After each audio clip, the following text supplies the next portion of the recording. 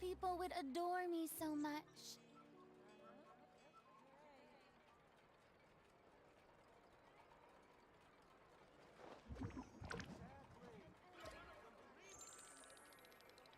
Hello, hello, hello, hello. Okay, let's do this. We're waiting for so long. I think it's okay. Yep, yep, yep, yep, yep, yep, yep. Okay.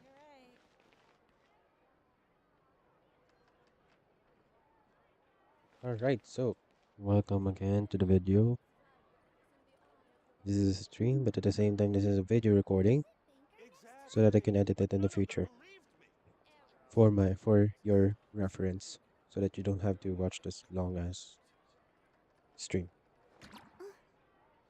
Anyway, once again, this is Aki. We will be doing the event, the 4.3 flagship event, the Roses and Muskets. So, with that, let's start with this quest. But for now, let's change into our preferred theme.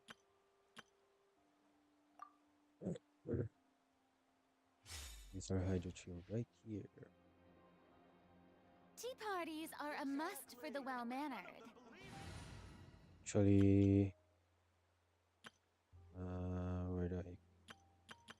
where the hell are you?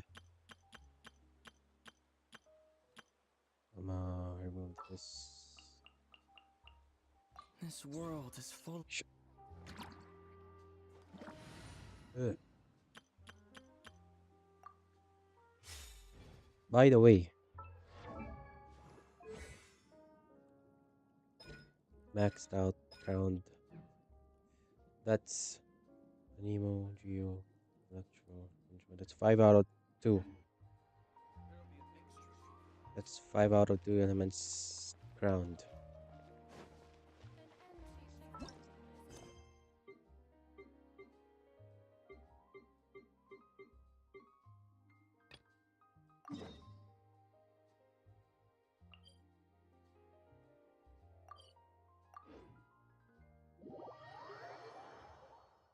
We'll be sharing it later on the page, maybe. Like I have all of the. Oh, that's nice. Okay, let's go. Seriously? But, Mr. Morris, I don't understand, sir. How can you only be telling me this now? I'm afraid that there's nothing really I can do. I'm really facing a crisis. My hands are tied. But what about my film? Well, I'm afraid you have to come up with something on your own. Take it from me. Sometimes you just have to let things go.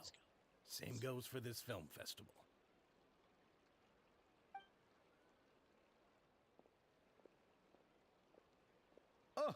Oh. Hey, isn't that Xavier? So he's back in Wait, Fontaine it's Reddit Xavier? Oh, I'm so dumb. Oh, why, if it isn't the dear traveler and Paimon. I really didn't expect to bump into you here at this time. It's been a while. Well, I was doing just fine until I received some terrible news just now.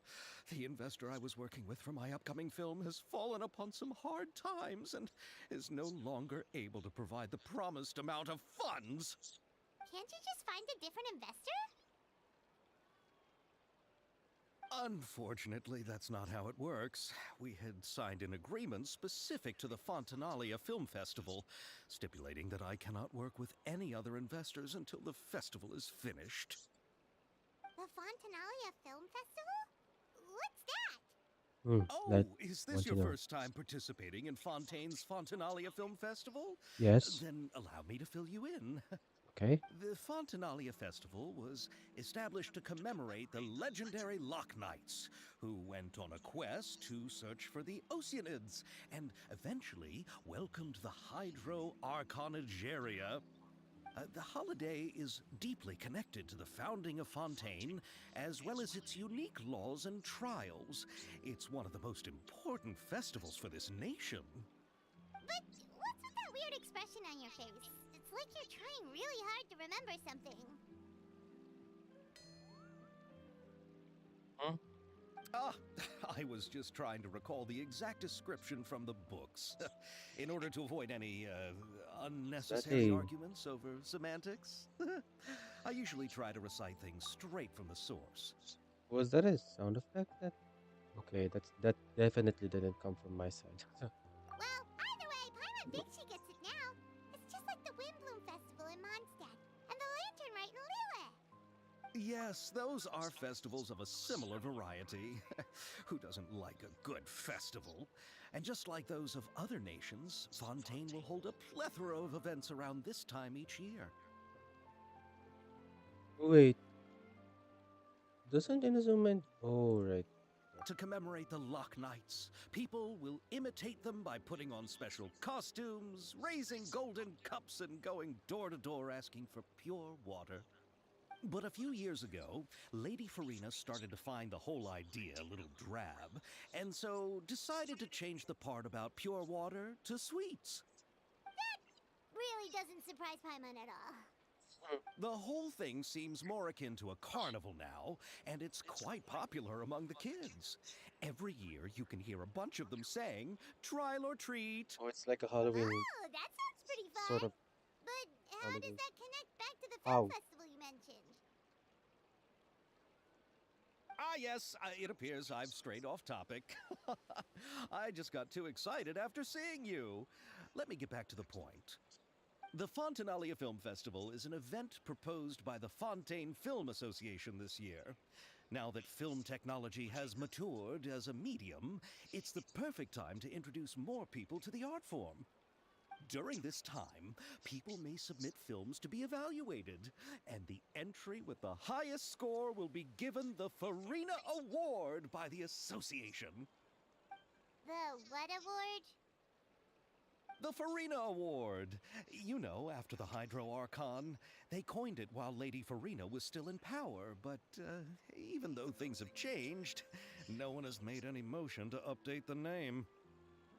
Perhaps everyone still thinks of it as a pretty appropriate name. Even though she isn't the Hydro Archon any longer, Lady Farina is still Fontaine's superstar. Anyone with eyes can see the way she shines on the stage. Ooh. Guess the name does work pretty well when you put it Yeah, that way.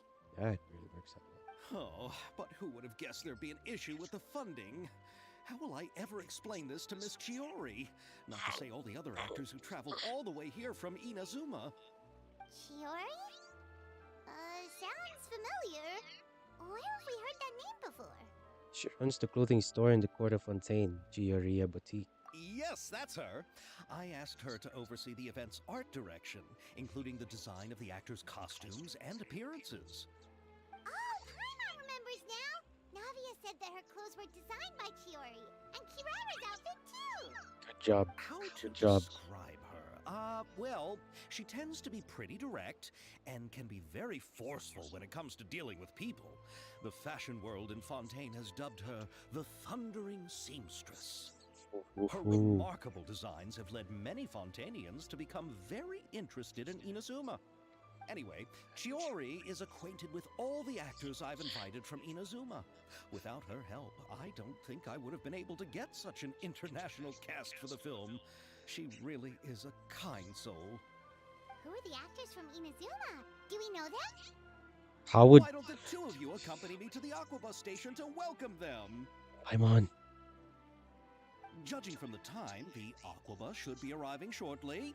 Chiori will be waiting to meet me there as well. The crack of muskets breaking the silence. Nice. So we're at the Act 1 now.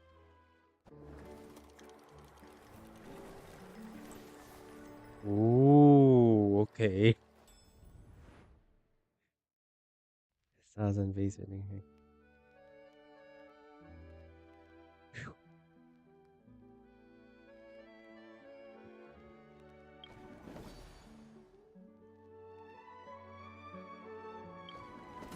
Thousand pace interdiction arc minute sharpshooting zone. During the Fontanalia Film Festival, you and Paimon encounter a special member of the guards. She seems to be looking for guests to partake in an event test. Trick shots, tricky lights. On the site of the Fontanalia Film Festival, an experimental film director, experimental quote unquote, film director dressed quite ostentatiously extends a sincere invitation.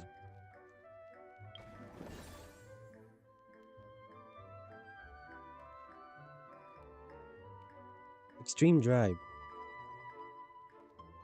Is it just me or does this? Oh, it's giving off that vintage feel. The music is giving off a vintage feel. Oh, that's nice. That's a nice touch. Okay, Extreme Drive. During the Joyous Festival, some involved with the filmmaking industry are bearing frowns. You and Paimon encounter an unfortunate contracted employee. Okay. Into the frame. The young, talented film director, Mr. Petit Lumiere, gave you his business card. He seems to have a unique understanding of films.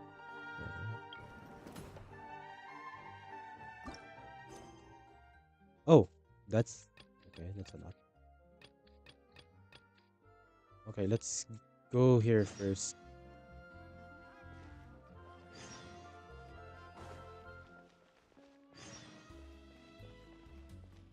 I wonder.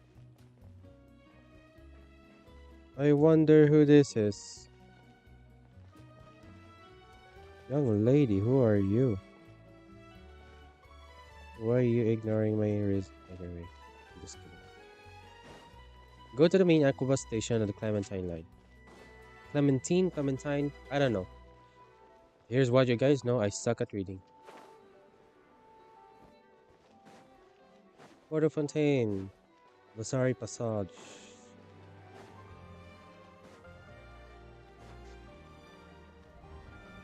Hmm.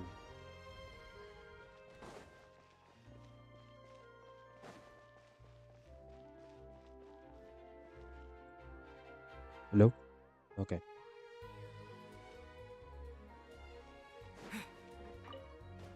No, no, no, no, no, no, no, no. Oh my god. No.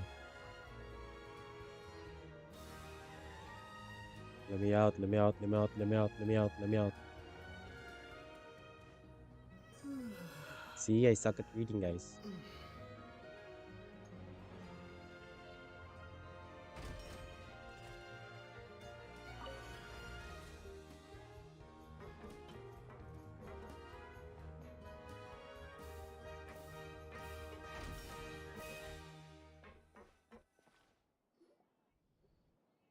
Oh? Excuse me? What's with those? Ooh. 4-star vibes, though. Miss Chiori? Your talk with the investor sure went fast. The aqua bus hasn't even arrived yet. Oh? And who are they? Wait, Allow wait. me to introduce you. This is the Traveler and Paimon. I have a feeling that the volume for the game is. I knew it. Yep, that's it. It was. Yeah, I was wondering. It was too soft. It's too low. Pleased to meet you. Oh my god, that's too loud. Likewise! We've heard the owner of Chioriya Boutique is a skilled seamstress, so it's a real pleasure to finally meet you in person.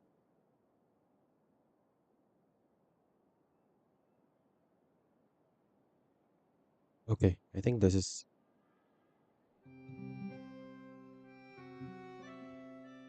Why, thank you. I strove to create an outfit that matched her high social station as the demoiselle. So tell me, what happened? I can tell the conversation didn't go quite as expected. Why does she speak so weirdly? Anyway. Well, it's like this. Yes! The investor backed out on me. Wow. Why does it sound like my job? I know, Chiori, you don't have to say it. You did remind me that this investor was a little bit sketchy. Yes, there's no doubt about that. But how could I pass it up? He offered me twice as much as the others. And therein lies the problem. Yes, but just put yourself in my shoes. After obtaining such an excellent script, it's only natural that I would want to make the most of the film. The budgets that the others had proposed were nowhere near enough. It's difficult to find someone willing to front such a large amount of mora, so... Don't be sad, Xavier. We might be able to help scrounge up some more together for you. Oh, thank you, Paimon. That means a lot to me. But the cost of the film is staggering. I'm afraid that any mora we can scrounge together in a short amount of time won't even be able to cover the actors' fees. Hello, traveler, We you're need rich. to move on. We're rich. What's happened has already happened, and there's no Obviously, changing we're it. rich. But now's not the time to give up. What? You're saying that you have a plan? No, that's not what I mean. I'm simply saying I wouldn't give up just yet. The actors I recommended aren't just after Mora after all.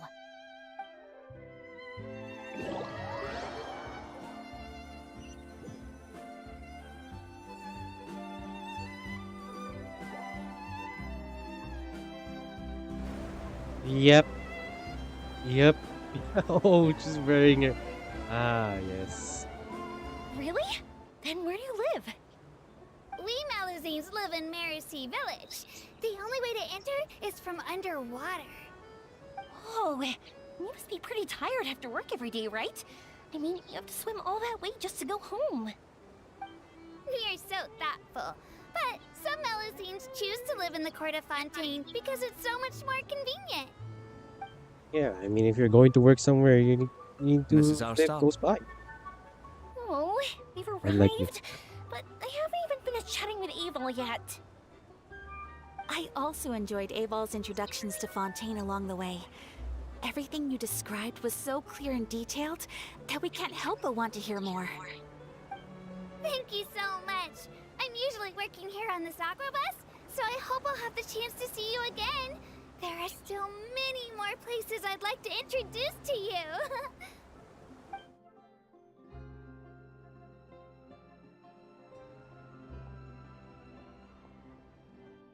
Welcome to the Court of Fontaine. Chiori, you sure have changed a lot. This is the first time we've seen you since you left Inazuma. I haven't realized it's been so long. I was in such a rush when I left that I didn't even get to say goodbye. Thank you for extending the invitation, Mr. Xavier. I'm looking forward to a fruitful trip here in Fontaine. Yeah, Mayato. Ah, it's an honor to have the head of the Kamisato clan visit us. So they're who you meant when you said you had actors coming from Inazuma? Didn't know you could act. Oh? It's the Traveler and Paimon. Wow, what a coincidence! Ayaka and I were just talking about you on the way here. Are you also here for the film? We just ran into Xavier earlier and came over with him. But I'm not an actress. Sir Kamisato and Lady Ayaka are the real actors here. I'm just tagging along with Ayaka to have a good time together. I thought I would always get the lead role. About that, I mean, how was I supposed to contact you when I was making preparations for the film? I figured you were probably busy, and I didn't want to disturb you. So I could only keep you in the back of my mind while I sought other actors to play the lead roles in the film. I had been thinking about a surprise reunion with you during our trip here, but you still managed to surprise me first. Mm-hmm. Oh, so you all know each other already! My, what a coincidence! What are the chances everyone could be brought together here like this? Why don't we go to Hotel de Boer and catch up over a meal? I've already made a reservation. Huh? Did you reserve 2 spots for us too? Yes, of course, of course. I'll be sure to tell the boss to serve a few more delicious dishes just to make sure there'll be enough food. Very well. Then please, kindly lead the way, Mr. Xavier. Mr. Xavier. Oh, wow, man. It's so... I always read it as Savior. I don't know why. Wow, the buildings in Fontaine are so tall. Just look at how big they are. And there's Yep. the fountain that Aval mentioned earlier. It really is a magnificent sight. And look at that huge spinning sphere. Where does it get its power? Wait a sec! Could it be one of those clockwork mecha we've heard so much about?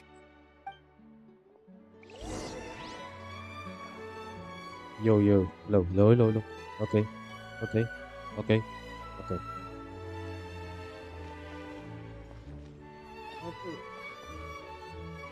Okay, so I don't have to max it.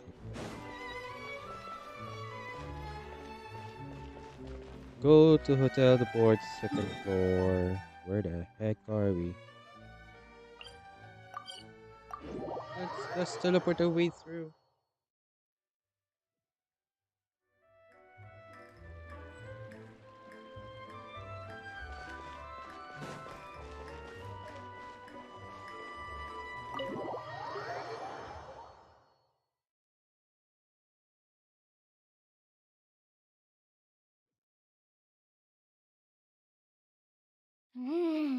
So this is what food from Fontaine is like. It sure is different from what we have in Inazuma. How should I describe it? It seems like you have to go through a lot more steps to make them. And the flavor has many layers too. Ah, yes. When I first went to Inazuma, I actually thought the food there tasted a little too bland. It took some time for me to get used to it. Let's get back to the purpose of this trip for a moment, shall we? How have preparations for the film been coming along, Mr. Xavier? Well, I've already assembled most of the film crew, a lighting specialist, a prop manager, and a costume designer. I've also bought the copyrights from the novel's author. Oh, it's called The Two Musketeers, right? I read the script you sent me on the way here. The story is pretty good. Originally, I was planning to start filming as soon as Sir Kamisato and Lady Ayaka arrived in Fontaine, but I'm afraid I've run into a bit of a problem. Oh? What is it? It has to do with the film's investor, Mr. Morris. He suddenly informed me this morning that he's encountered some financial trouble and will be unable to release to me the amount of funding agreed upon. It's said that Fontaine's legal system is well developed. If he has violated the contract, then can't you simply take him to court over the matter? Well, I'm still more concerned about filming. Even if I were to take him to court, I'm afraid it would take months before the case could even be heard. Then, is there a way we could raise funds ourselves to solve the problem?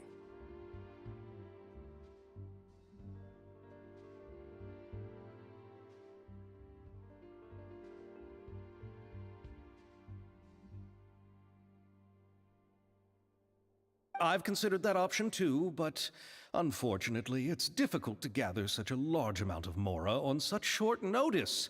Besides, we have to consider the film festival's submission deadline.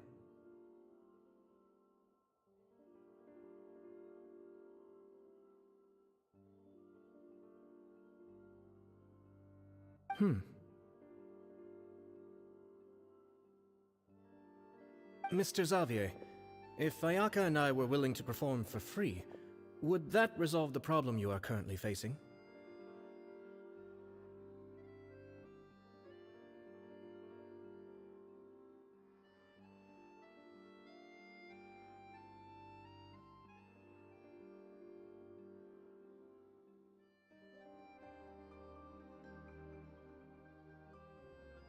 What? No, out of the question. To have you come all this way just to act for free? Oh, no, that won't do. There's no need to worry, Mr. Xavier. My brother and I had actually intended to work for free after receiving your invitation. Inazuma has only recently reopened its borders, and needs to strengthen its relations and cultural ties with other nations. We didn't have many collaboration projects with Fontaine in the past, so we hoped this trip would serve as a good start for the future. Indeed. You could say that's the real reason why the Yashiro Commission agreed to come to Fontaine. I understand, but having you two act for free just doesn't seem right. Not at all. While we're officially here to conduct a cultural survey of sorts, we must express our sincerity if we want to establish formal cultural ties with your nation. This film will serve as proof of friendly cooperation and cultural exchange between Inazuma and Fontaine. It's my hope that the film can be finished and released as smoothly as possible.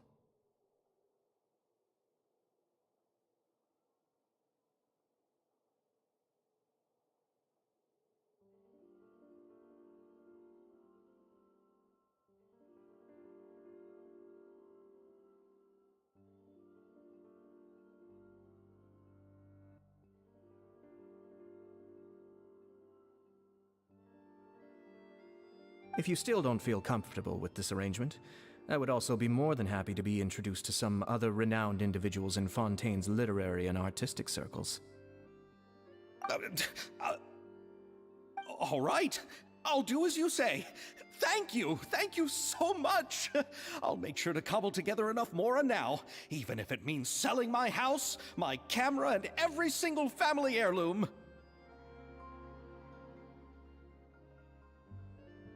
Come on now, no need to go that far. I'll also help you out as a brand sponsor. Me too! Even though I didn't bring much more to spend on this trip, it's still better than nothing.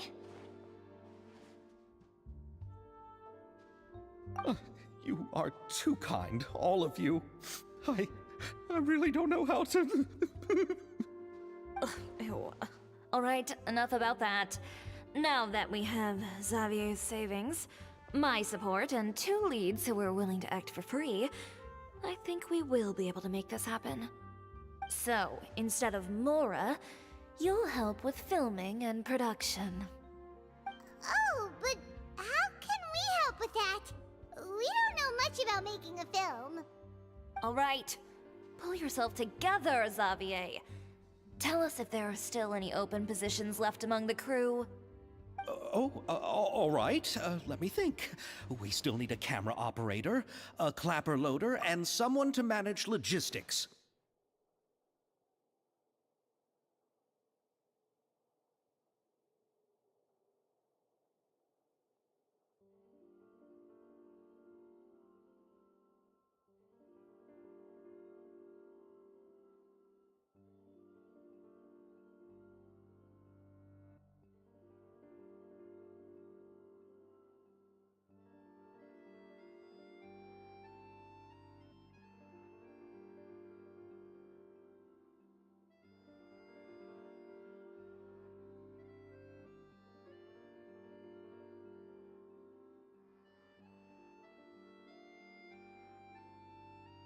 I originally wanted to personally serve as director, but I've been too busy working as the producer.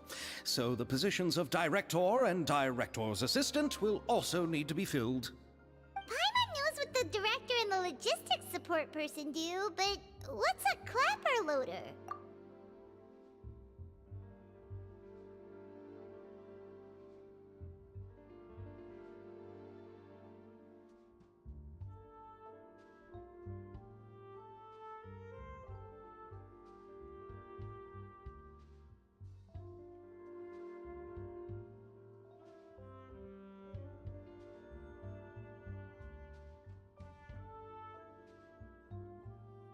The clapper loader is responsible for using the clapper board to record and organize the information of each shot when the camera operator begins shooting. The work requires both patience and careful attention to detail. A clapperboard? Oh, you mean the thing they hold that goes clap whenever they start filming? Yes, that's right. Are you interested in that job? For sure! Paimon's always wanted to try that! Alright, then you'll be our clapper loader. I can find someone from the store to help with logistics. What do you think, Xavier? Oh, fine by me. As for our camera operator, I was thinking of letting the Traveler take the role. Oh, he's great when it comes to using a camera. Paimon can't even count how many things we've taken photos of during our journey. Yes, that's also what I was thinking. I noticed the Traveler had an eye for photography and composition when we worked together previously. I'm sure that's due to the Traveler's journey across Devat and all the places they've seen. After so many adventures, using a camera must be second nature by now. What do you say, Traveler? Are you interested in the job? Thank you. It really means a lot to me. Come on, friend. Let me give you a big warm hug. So all that's left for us to find is a director and an assistant. Oh, me! I want to be the director's assistant! All we need to do is help the director, right? I can handle that! All right, then all we need is a director. Oh, all the well-known directors in Fontaine are probably also busy working on their own films these days. I'm not sure who will have time to help. Oh, Farina helped out a theater troupe recently by serving as an artistic consultant. She could be a good director, right? Besides, it's not like she has anything else to do right now. Farina?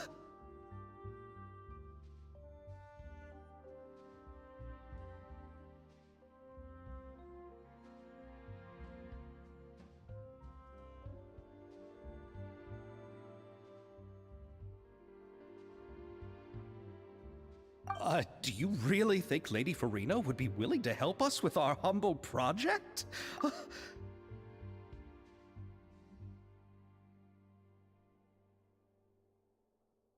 Isn't that the name of Fontaine's Hydro Archon? My brother has already informed me about what happened here in Fontaine. Yep, that's her. She helped out a a theater troupe not too long ago, and now she's taking up work as a director. Well, I saw that musical. Her performance was perfect, and the storyboards were also excellent. Don't let her former identity intimidate you. She's the best candidate we can think of right now. You'll never know until you give her a shot. fine. You're right, Shiori. I'll do anything for the sake of my film. Anything! Then I'll have to ask the Traveler and Paimon to show me the way to Lady Farina's residence. I just hope she'll agree to help. Do you need us to also come along? No, there's no need to trouble you with this. Besides, you've just arrived in Fontaine, and I'm sure there are many places you would like to visit. Just leave this task to me. It's part of my duties as the producer.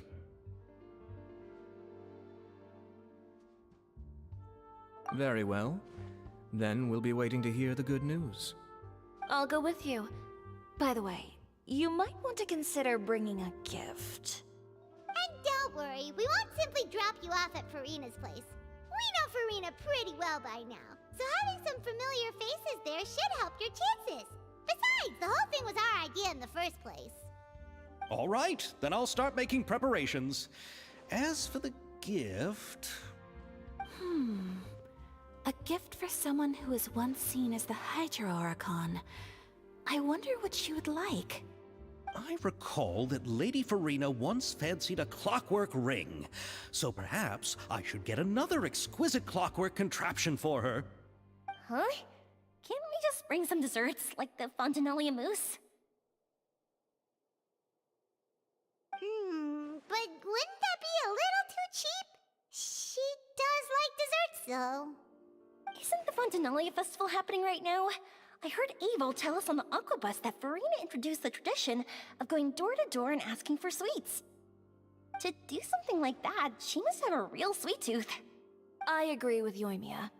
If the gift is too fancy, it might actually make her feel more uncomfortable.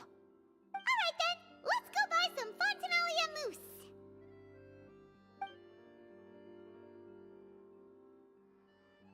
But will that really be enough? We'll be asking her to do a lot of work, you know. You're right. We need to further sweeten the deal.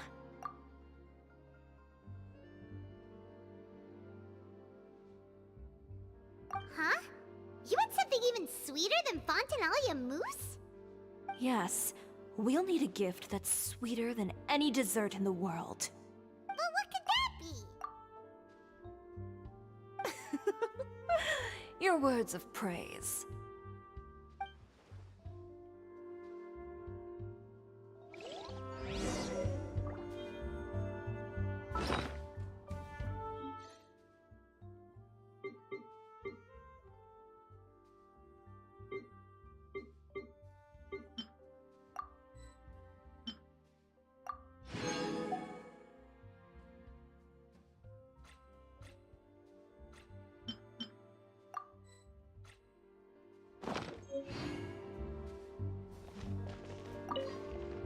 You go ahead. No need to worry about us. Oh, I hope Farina will like the gifts we prepared. Oh, and if you still think we should get something else for her, just let me know. I should be able to make some fireworks.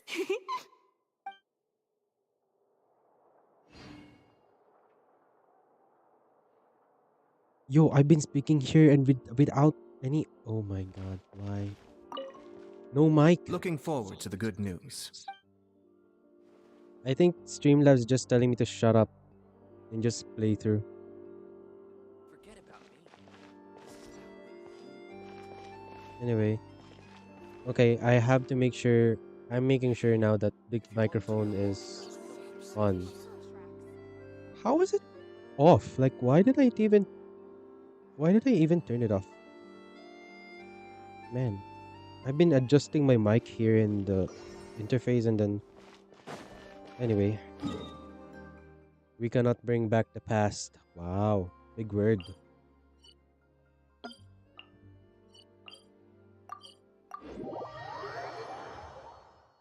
It's been a while, actually. I think it's been a while since I played Genshin. I've been playing mostly in Stardew because I was trying to catch up with the events. Speaking of Stardew, I haven't streamed. Maybe I'll stream in Twitch. Stardew.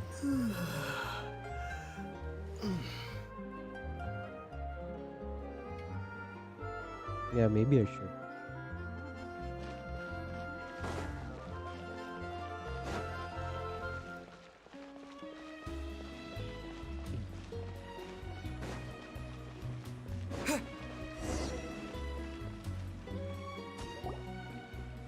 We're here! This is where Farina lives. Okay, I'll go knock on the door. Yes, sir. Go knock on the door.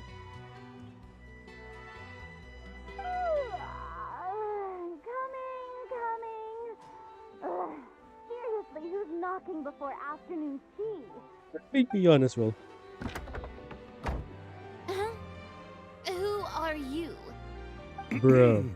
Lady Farina, please allow me to introduce myself. I am Xavier, a film director. Hello. Oh, is that the traveler in Paimon I see behind you? And who's this? I'm Chiori. Ah, the one from Chioria Boutique.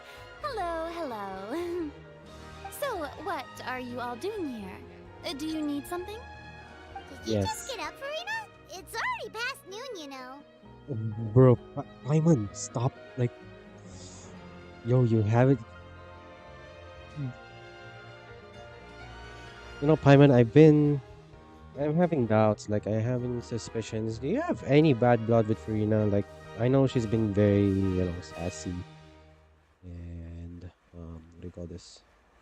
For the past few updates, for the past two updates, like 4.1 and 4.2, like, she's been very arrogant, but you don't have to be all rude. Huh? Oh, Paimon means the weather is so nice in the afternoon and the sun Oh is my so god, warm. that's so fake. Just like how you make us feel. Sleeping in late is a really smart idea. Bro, what the hell? No. I was just up late last night reading some novels. Oh, favorite. What does sleeping in have to do with the weather? This is a small gift we've prepared for you, Lady Farina. We hope you like it. No need to be so formal. I'm just a regular person like everyone else now. Oh, is this Fontinalia Look. mousse? It's one of my Look at favorites. her eyes, they That's sparkle. great. So, actually, there's something we need your Oh help with. shit, no, no, no, no, no, no. Given your renowned passion and Why understanding of would you be drama, I would like to ask that you serve as the director of our film crew.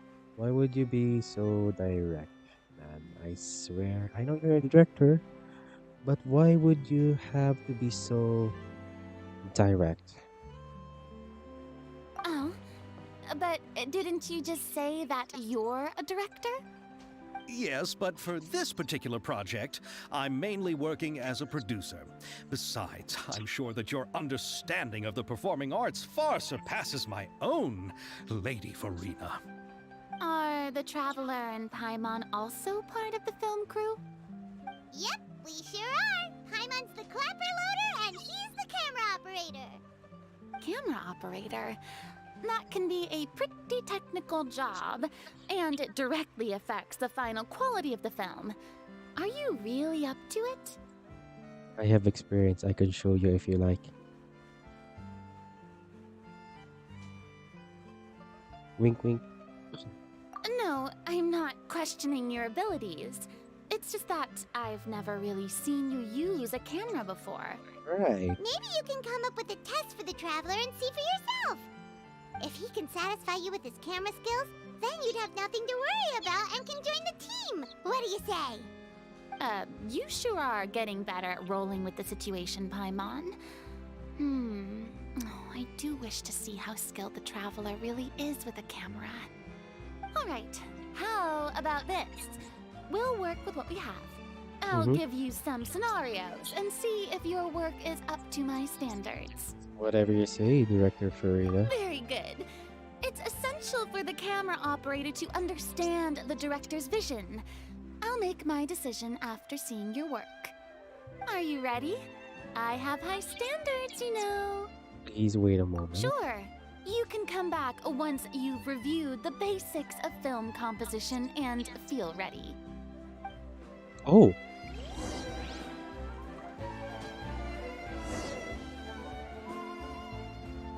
Okay. Wait, do I have to? Oh, that's nice. Wait, we have 1, 2, 3, 4, 5. What? Okay. Okay, that's fine, that's fine. We can... Are you ready? I have high standards, you know. Yep, I'm ready. Okay, grab the camera and I'll give you a scenario. Alright. Let's use our... Tel is the boss of Dumont Workshop and has always been proud of her forging machine, as it can not only precisely control strength of temperature but also takes no effort from the blacksmith. Let us film a promotional video for her workshop. Remember to emphasize the superiority of her forging machine. Okay, let's start shooting. You will need to film several shots according to the director's requirements and compile them into video. Camera positioning is key, and you should ascertain the camera position requirements beforehand. Yep, that's true. When filming, there will be a narration requirement. Select the most suitable narration according to the story. Oh my. Our video skills and script skills are going to be put to test. To try to satisfy all the director's filming requirements, after selecting the most suitable choices for all of the camera positions and narration, you may begin filming and see the results. Okay, let's view the script.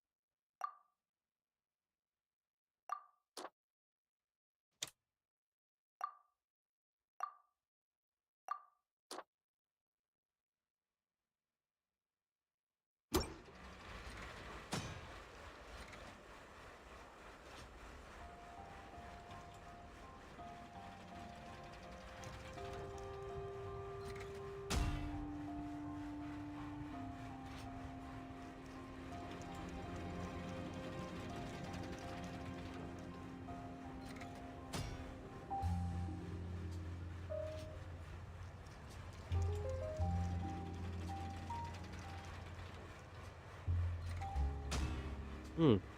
Okay. I'm sorry, I was in my video editing mode, so Oh, it appears that you have more skill than I thought. All the shots had a great composition, and I could really feel a connection to the characters and their lines. oh man, I can't believe my video editing. That's normally that's how I work on my videos. Like normally, that's how you should work with videos. You shouldn't be very noisy. Like that, you need to have certain focus when you are creating the video, and also if you have the script, also if you have the script, you need to also base your shots there. You need to have your storyboard also prepared so that you will know how to exactly take the video, and how you will exactly how you will exactly take the video and how it would look like. So yeah, so that's it's this is normally how I work with videos, and also with if I'm going to film a short film, that's how I would usually work. So what's the verdict? Yeah! Does that mean you agree to be our director, Farina? Did you think I would agree just like that? After our performance of the Little Oceanid, I've begun to make a name for myself again, you know. Oh, In fact, I've already had several troops approach me for the Fontanalia Film Festival. Unfortunately, the scripts were all pretty boring and didn't pique my interest. pretty boring. If others were to find out I agreed to work with you so easily, then, well... Hey, but don't we have a Yes. deal? What else do we need to do to convince you, Farina? Shut up, Paimon. Let her finish. Well, what about the pay? Huh? Of course. You know, how much you're willing to pay me to be the director? The pay is also an important factor for me to consider, you know. Yeah. Given that Well, she's I can offer you this much? given that she is also a very well-known person. So. What? That's all? If Nervilat were to hear of this, he could charge you with underpaying your labor. Bro. I'm sorry, but our crew is in a tight financial spot at the moment. I see. Well, even though it's highly unlikely now that I'll join your crew, there's still something I'd like to ask. Exactly what film are you planning to make? Oh, our script is an adaptation of The Two Musketeers. Wait, you mean the suspense thriller novel that was a #1 bestseller? Oh, so Farina's read it too. Of course I read it. I've always had a keen interest in artistic works that strike a chord with the populace. Meaning she reads mainstream. Not like us though. But hey, nothing's bad with mainstream work, no? I see. It all makes sense now. You must have used most of the budget to pay for the copyright. I have mostly here just continuing what I was saying. I have books here that are mainly mainstream. There's only few mangas because I haven't started collecting. I need a high paying job as well. So yeah. Anyway, let's continue. Not really. The novel's author transferred the copyright to me practically for free once he heard that I wanted to make a film adaptation of the story. The lack of budget is due to another issue.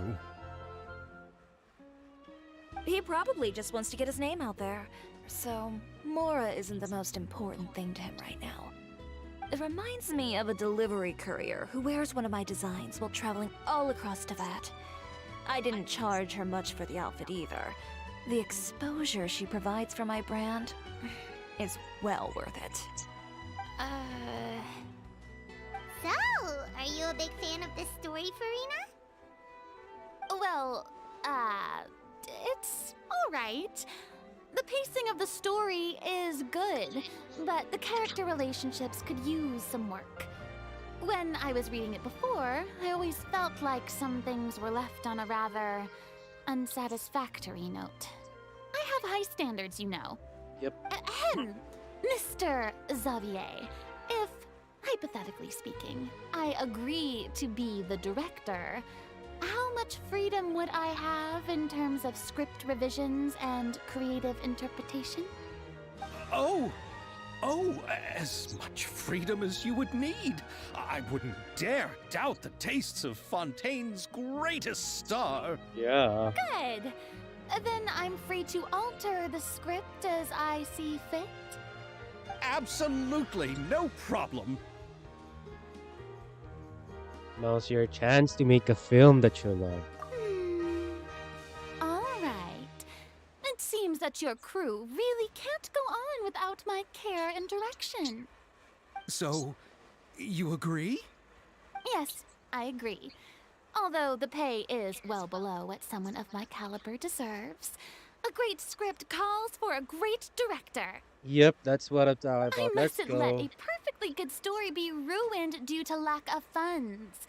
If you have fine cheese and bread, you wouldn't just let it sit on the counter and get moldy just because you lack an oven, right? Yep.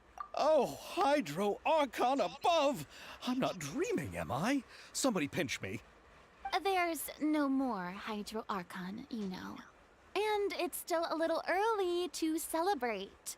Oh my. There's a lot that goes into shooting a film. Although the trickiest tasks of finalizing the script and casting the actors have already been taken care of, we'll still need to reserve filming locations. Not to say set up lighting and props. And by the way, since we'll be filming the two Musketeers, we'll need to find an action choreographer. Ideally, a professional who has actual experience with muskets. Yep. Yes, I've thought about this as well. I was hoping that you might know someone who could handle the job. Me? If this was before, I could have simply asked Glorand. But it's already been some time since I last talked to her. Oh. Navia can also use firearms, but unfortunately, her style is quite different from that of the characters in the story. Could we ask the Special Security and Surveillance Patrol? Oh, you mean the Special Patrol's Musketeers? Yes, that's right. They work with muskets every day. I can't think of anyone more qualified than them. Yeah. They would be under Nervilette's jurisdiction. Unfortunately, I don't have any connection with them at all. So, in the end, we still have to start by talking to Nervilette. Yes, Mr. No need to go to all that trouble. I know their Captain Chevres. Oh. Oh, you do? Wait, Chiari, how do you know the captain of the Special Patrol's Musketeers? I thought we were going to the Laboratories Mécanique de l'Analyse Cardinal guy. No particular reason. Running a business means dealing with some trouble from time to time, and she's helped me out on a few occasions. In return, I've helped her handle a few situations in which the Special Patrol couldn't get involved directly. So, we've gotten to know each other over time. So you're saying there's been times when the Special Patrol needed a fashion designer to handle a situation? Your work is becoming more and more mysterious. I mean, you need to have a uniform, right? It'd be best to keep it that way. Anyway, enough about that. What do you all think about asking the captain to be our musket action choreographer? She sounds professional enough. She is a captain after all. I have no objections. Me too. But I imagine the Special Security and Surveillance Patrol must be busy with their duties. Do you think she'd really have time to help with shooting a film? And then there's the issue of pay. Well, it just so happens that she's also not the kind of person that's just after Mora. As for whether she has time, I'll have to go and ask her first. Then I'll leave that to you. Macaroni's on sale today, so I've got to go. You can just tell me how things went when we discuss tomorrow's plan later. Oh, macaroni. Oh my gosh. Oh wait, I remember we were at yesterday we left. We went somewhere in Palm Jumeirah to celebrate my brother's birthday. And we went eating macaroni and cheese. Which was really good, by the way. I forgot the name of the restaurant. I think it's called Malibu. Not sure. But anyway, their mac and cheese are really good. It's only a few though. It's very small. No problem. Having Farina join feels like a big boost to our team. course. Just wait until the day of our premiere. You'll witness the true power of my name in these lands. You'll be so glad I agreed to help. I can guarantee that even the standing tickets will be sold out. There are standing I'll be tickets. sure to ask some people I know to see if they'd be willing to act as extras. Seems like you're finally getting more comfortable with your own reputation now. I didn't ask for the Clapper Loader's commentary, Paimon. I can't wait. Oh my god. Oh man. Now she can find. Now she finally answers back. Beat that, Paimon. Okay, I can't wait to see our film's premiere. Then let's get going. I happen to know where Chevreuse is today. Yeah, I happen to By the know that as way, well. I'm curious. If my pay is so low, then what about our two lead actors? Didn't they travel here all the way from Inazuma? Actually, they told us that they see the trip as part of a cultural exchange, so they didn't ask for any pay. What? So is every person in Teyvat who doesn't want money gathered here to shoot this film? Don't tell me Chiori isn't being paid either. I already knew Xavier from before, and he's also agreed to give my brand some good exposure. It seems the gods have really smiled upon you, Xavier. And that certainly doesn't include me, mind you. Bro. Wait, what? Did I hear some... Oh, wait. Besides the macaroni, I should also pick up some tomato sauce. Actually, I want to try the macaroni that she cooks. Do we have the menu for it? Do we have the ingredients for that? Anyway. I know where you are, Chevreuse. You're here. You didn't even left. You didn't even leave, sorry. Wow. I don't know how to read. I also don't know how to speak in English. Wow. Very good. There she is. There she is. She's still there. Why? All right, this is the place. But where's the captain? I'm really sorry about the background right now. She's over there. The one with an eye patch reading in front of the newsstand. Oh, her! Paimon could tell there was something different about her. She seems kinda intimidating. Please wait here for a moment. I'll go fetch her. She's working now, so you might not want to get in her way. Working? But isn't she just standing there and reading a novel? Yeah. Isn't she? Just trust me. Bro. Oh, alright, let's see what happens then. The 4-star vibes are Joey very... sure is a mysterious person. She claims just to be a fashion designer, but she knows all these powerful people. Of course she will know. Like, she's probably designed... Oh. She's probably designed the clothes of these powerful people as well. By the way, I'm also playing Honkai Star Rail at the same time. I'm just playing the event.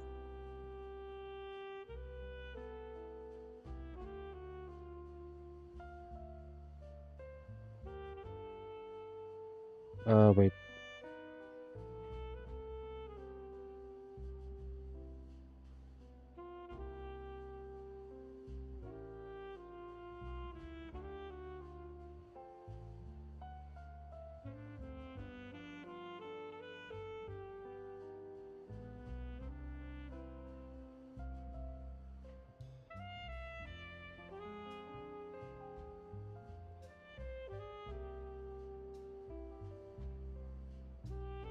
Okay. I think I'm good. For now, I think I'm good.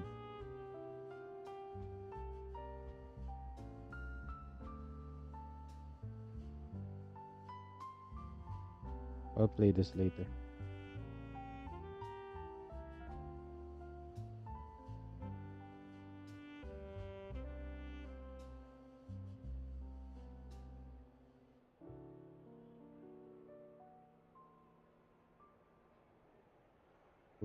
Okay. The court of Fontaine isn't particularly tolerant of visitors from overseas, so it isn't easy for a foreigner to promote their brand here. Even more so in the competitive world of fashion. Even a local like me just trying to make a film has to face all kinds of challenges. So I can only imagine what Chiori has been through to get where she is today. Mm. I'm sure that having more connections has definitely worked in her favor. Reading on the job? Detective novel. One main character? No. Multiple. Branching storylines. I see. How's the plot coming along? One of the main characters is about to make a choice that will affect the rest of his life. I'd wager he's going to make the wrong choice. Any way to speed things up? There's something I need your help with. You know that doesn't Really? depend on me. It all comes down to what the character chooses. Yo. Something's fishy here. Which is exactly why I'm here to help.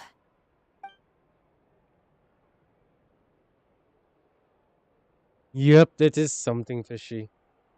There is something fishy here. All right. It appears he made the wrong choice in the end. Yep, he Halt! did.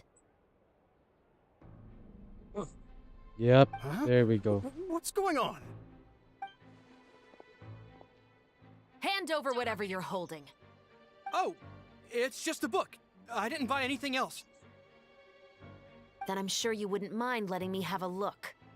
Excuse me, officer. I don't mind you standing around here, not purchasing anything, but I'd prefer if you didn't disturb my customers.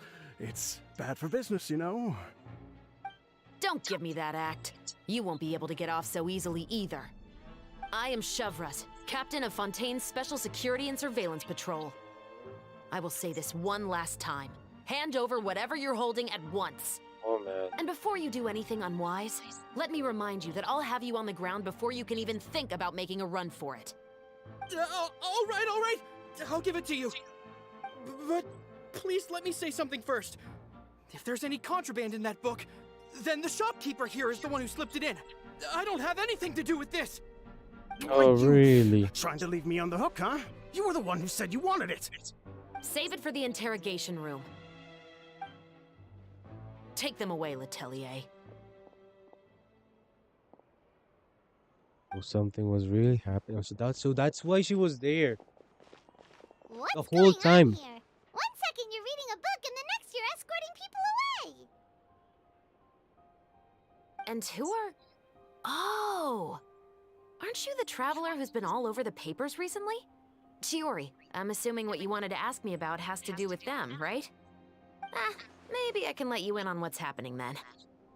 Now that Vache has been brought to justice, no new shipments of synth will be made and distributed to sellers.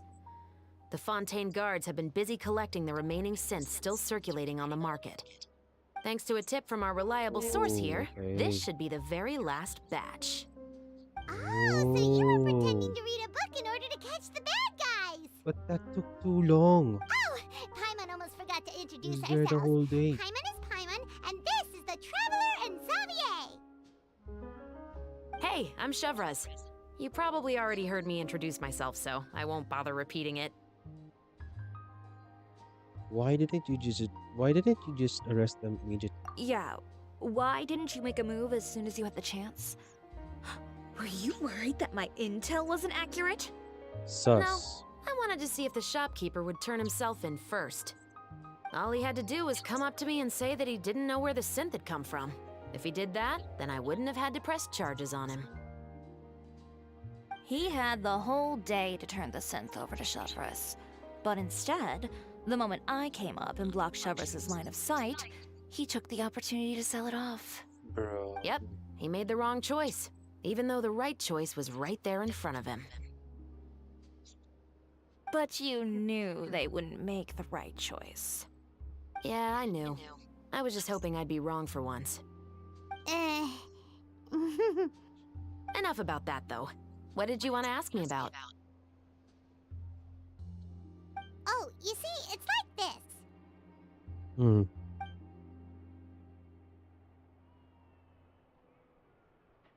The Two Musketeers. You certainly have a good eye for a story. So what do you need me to do? Just be the action choreographer for the actors? Yes, that's Yep. right. I want to make sure we get all the details right. I want the actor's posture and understanding of firearms to be as realistic as possible. Yes, professional. However, I'm afraid this work will Professional. require a bit of your time, since you'll have to be present whenever we're filming. Also, as for the pay... No need to say any more. I'll join. What? Huh? Just like that. What? Really? Really? Just like that. Really? You're willing to help us with our humble film project? Sure, it's no big deal. As I said, we've wrapped up our investigation here, so I don't have any other tasks on my plate for the moment. Damn. Besides, I personally really like this novel. I even have the collector's edition at home. Stories where justice prevails over evil never get old for me. Nice. Then we've got a deal? Yes, I'll see you on set tomorrow. Oh my! I can hardly believe it! I should tell Lady Farina immediately.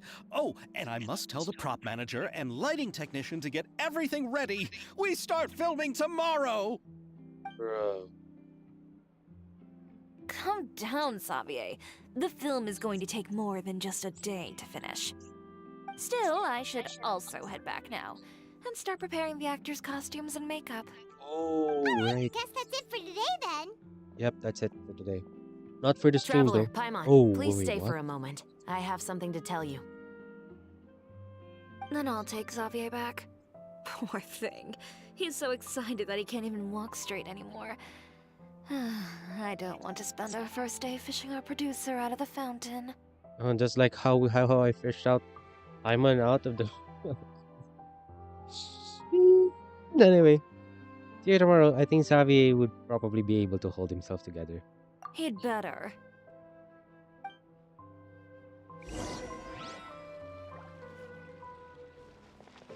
Okay, let's talk to Chevreuse.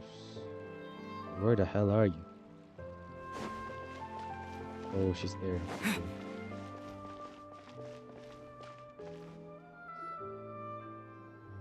So what did you want to tell us, Chevreuse? Have you read The Two Musketeers? I haven't read The it story yet. is about a pair of children born into the household of a baron and their struggle to survive together and take revenge for their mother. Mm-hmm. They were raised at the baron's estate, where their mother worked as a maid. The two were illegitimate children that the baron had with the maid, so they were never treated well by anyone. One day, upon returning home, they found their mother had been murdered and left dead on the floor. What? It was quite evident that the culprits were the other members of the baron's household, who never had any kind words to say to them. However, the baron was able to exert his influence and keep the whole thing under wraps. The mother's death was eventually deemed as a suicide, and there was no chance of bringing her murderers to justice. The two siblings decided to flee and someday avenge their mother. Many years later, members of the baron's family suddenly started turning up dead one after the other, all killed by gunshot. A rainbow rose was found on each of the victims' bodies, being the flower that the kid's mother liked best. The baron believed that the mother's soul had come to take vengeance on him, so he lived in fear each day. But it was actually those two siblings who had fled all those years ago. They relied on each other to survive and trained day and night, eventually becoming adept musketeers. They used all of their abilities to collect evidence and clues before executing their plan and exacting revenge on the baron. Their actions let the truth behind their mother's death be known to all. That's quite an exhilarating story. Yep. That's quite a Yep. story. The baron got what he deserved for his evil deeds, and justice was able to prevail. It was just the kind of story I enjoy. Oh, so is that why you were so willing to join our crew, Chevreuse? You could say it was one of the reasons. Mm-hmm. Oh, you mean there were other reasons too? I've read the reports about you. Whether it was at the trials or when you lent your hand to resolve our nation's crisis, you've shown that you've got a strong sense of justice, as well as a great mind for deductions. Wait, so what you're implying is there's a case that you need our help with, Yes, right? you're as sharp as I expected. It seems you've experienced many similar situations before. There's been a recent murder case involving Muskets. The perpetrator's methods appear to be very similar to what is described in the novel. Damn. Huh. Really? But Paimon didn't see anything about that in today's papers. I don't even read the The newspaper. Marechaussee Phantom hasn't yet released any information to the public because the investigation is currently at a standstill. The murderer is extremely cautious. See, if the media in the Philippines is like this, then there wouldn't be any issues catching the drug lords. Oh my god. A murder involving firearms? But not that many people use those in Fontaine, right? Could it be someone from your platoon? Impossible. We perform a routine inspection of our firearms and ammo reserves every day. If one of the weapons had been fired, it would stick out like a sore thumb. Besides, I trust the members of my platoon. However... Well, that's all I can disclose about the case today. Huh? What do you mean? I hope you all can go back and get some shut-eye. You can decide tomorrow whether or not you'd like to join the investigation with me.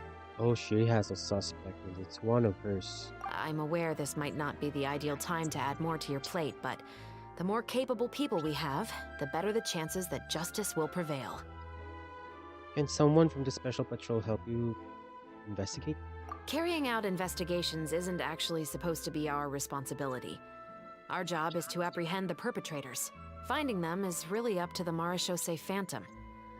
You could say I'm taking part in the investigation out of personal interest. Okay. I don't want people to see Muskets in a negative way, and also, I'm concerned about the similarity between the crimes and the story. You mean they might be connected somehow? Most probably connected. I suspect so. Just to make myself clear, this is not an order, nor is it a deal of any kind. It's a request, nothing more. If you two have any interest in the case after we finish filming tomorrow and are willing to assist me, then I would be most grateful. What do you think, Traveler? It's already been quite a day. Let's give it some thought tomorrow. Yeah, you're right. Paimon's getting a little tired, too. We've really been hustling all day. Your hustle. You'd better head back and get some rest. It's good to keep a calm mind, especially when you're about to make an important decision. Otherwise, when the moment comes, you might end up like that shopkeeper and not even realize that the right choice is right there in front of you.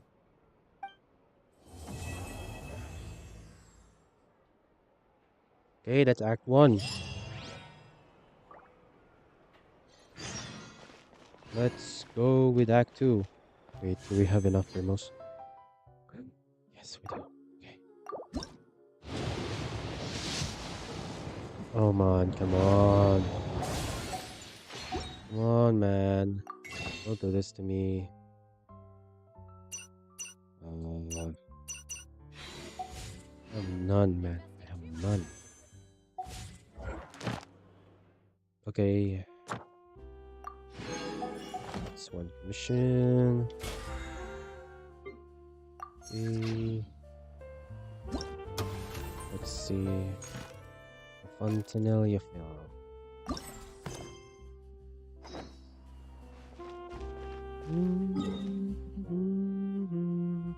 Let's collect the rewards first. Ad Astra Abyssosk. Add Astra Welcome to Abyssos. the Adventurers Guild. Yes. Thank you for completing today's commissions. Here is Here's your your reward. reward. Okay, now let's Add see Astra and try. I'm going to set characters for this. Okay.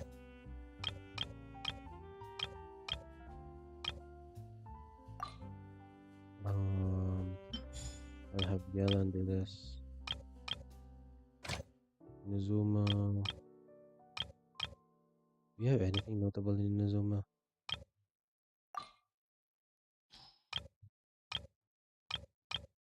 Let's use this. Not we do this. Okay.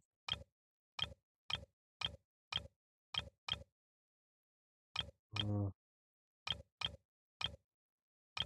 think I'll settle with this.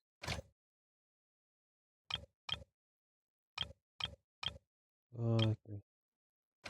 5. Yeah. Okay.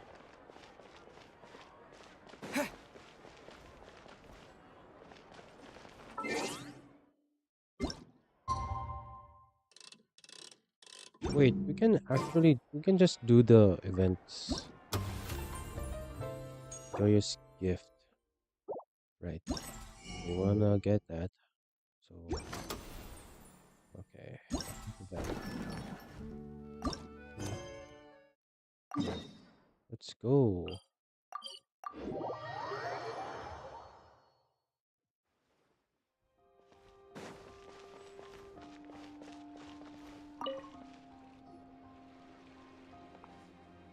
Okay. Now take part in the special security and surveillance patrol special event and experience the joy of being a musket sharpshooter.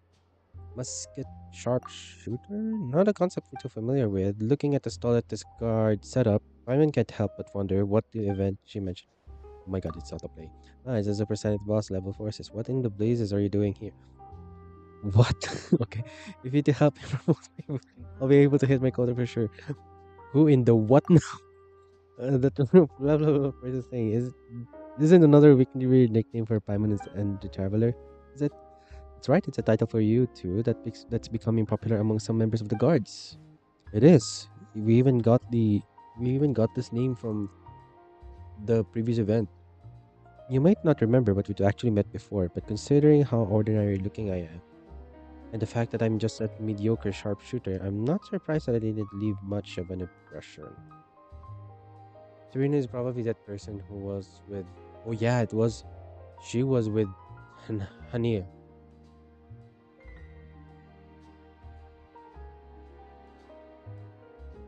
Okay. Anyway, let's just pretend that this is our first time meeting. I'm Trina, special security and surveillance patrol trainee, and I'm in charge of handling all sorts of odd jobs over the patrol. Given how popular the film festival is, the special patrol is hoping to ride on its coattails by running a publicity campaign with the aim of spotting hidden talent among the citizenry. So, ta-da! Behold the shooting simulator on the table in front of you, known as the Thousand Pace Interdiction Arc Minute Sharp Shooting Zone. That's a long name.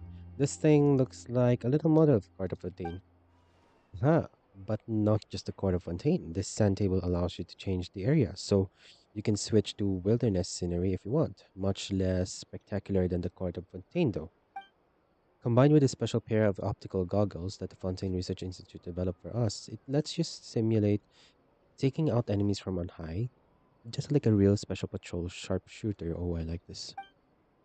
Basically, it's a game where you simulate using a musket to aim and fire at targets, right? The name is so hard to wrap your head around. What are interdiction and arc minute supposed to mean? I came up with the event name based on a famous line that Captain Chevreuse once exhorted us with, which aptly expresses our lofty aspirations. An outstanding musket sharpshooter always strives for pinpoint accuracy. At a distance of 1,000 paces, your shot grouping should be less than an arc minute. In reality, though, based on the current processing precision of mass-produced muskets and the eyesight of our sharpshooters, achieving a dispersion of less than a single arc minute when firing from any further than 100 paces away, let alone 1,000, is wishful thinking, to put it mildly. But if we're talking about Captain Chevreuse, I wouldn't put it past her. Whoa, slow down a second. You're making Paimon dizzy. Don't get too hung up on the technical terms. All we need to do is have fun. To present at the boss level force is right. Oh my god, that name is so weird. Sometimes it's not worth overthinking things. Just give it a go. When I first joined the patrol, Captain Chevreuse told me that too. Anyway, please take these goggles, and when you're ready, you can start playing with the simulator on the table. Yep, let's go. After talking to so much, why don't we try it out? I'm just curious what it felt like to fire a musket anyway. Looks like it might be fun. Uh,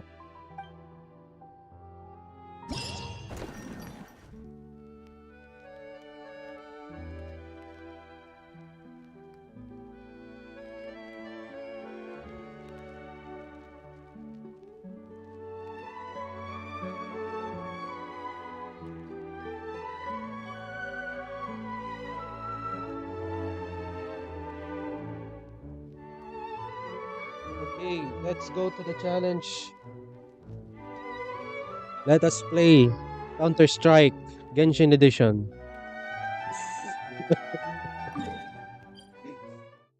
You know, when it comes to first players, when it comes to shooting games, I'm always selecting what do you call this? I'm always selecting I'm always selecting the snipers. Okay. Defeat all opponents have at least 10 munitions remaining, have at least 20 munitions remaining. This is easy, man. It's easy.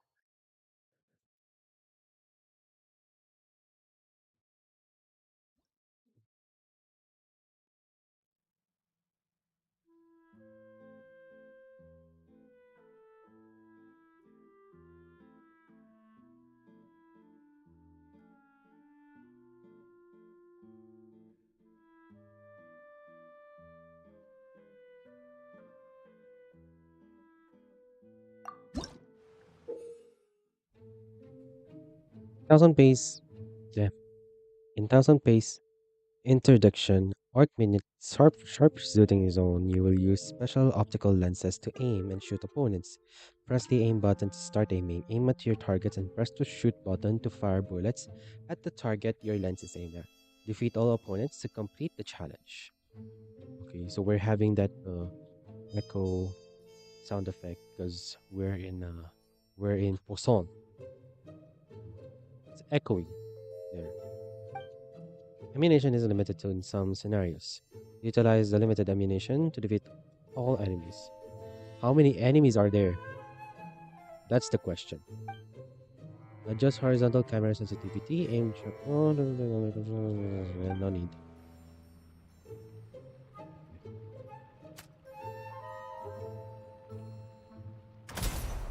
One.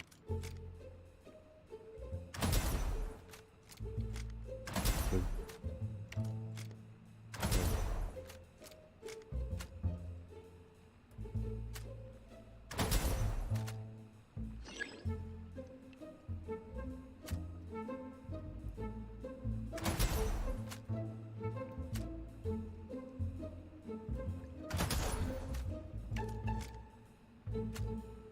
Damn.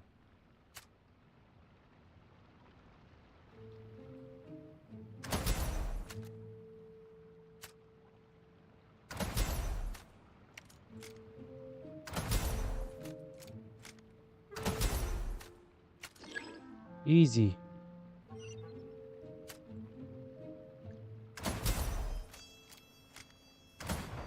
Boom.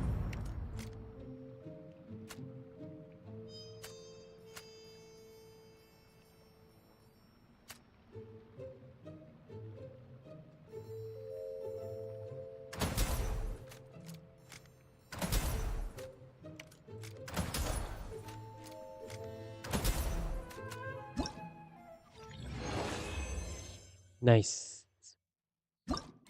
Okay, next stage. Next stage. Next stage.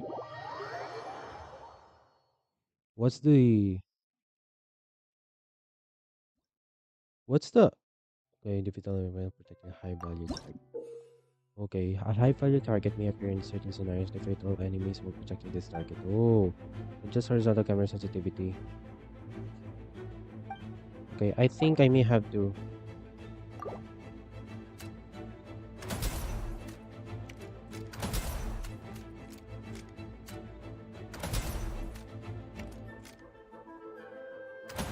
Shit. Missed it.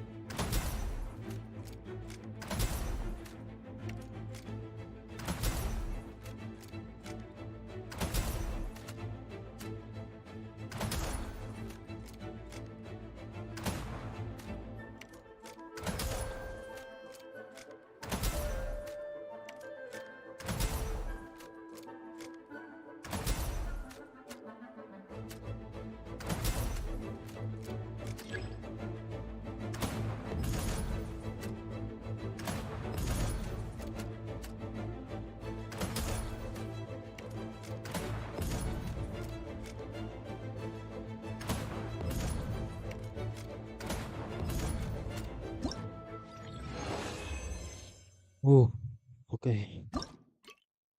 I mean, that's easy, but you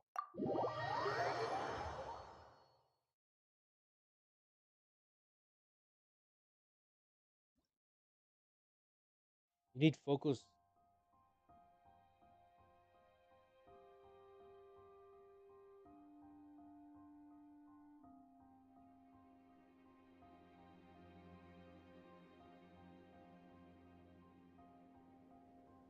Use limited number of munitions to defeat all enemies. Okay.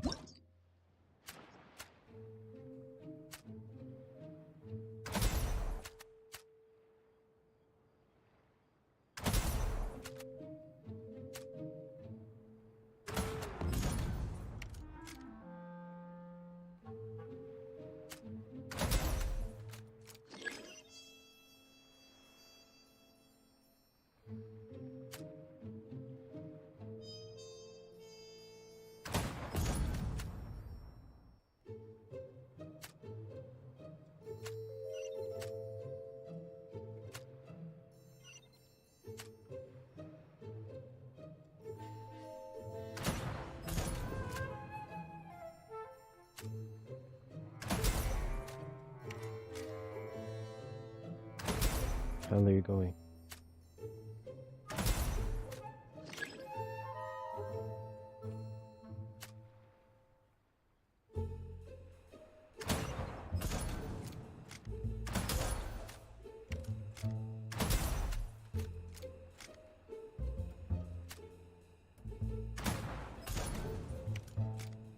Missed the target.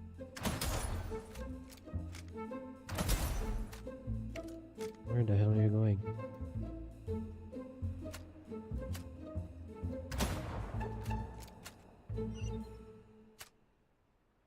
No.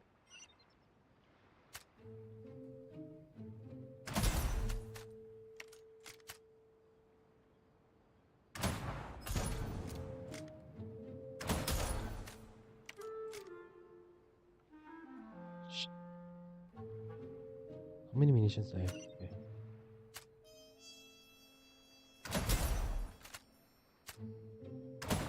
Oh.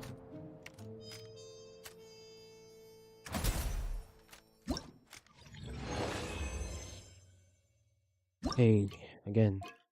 Man, I'm enjoying this.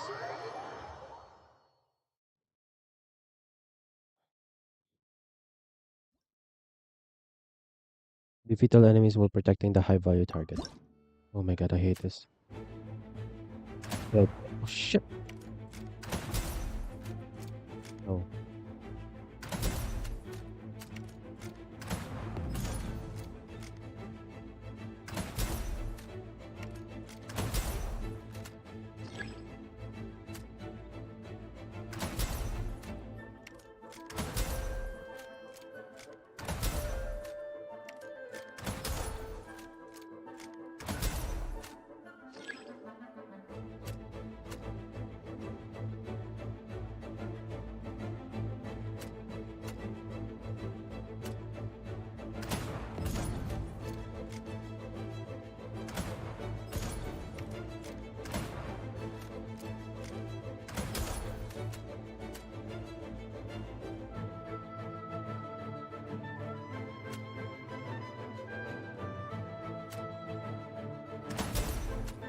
What are you doing?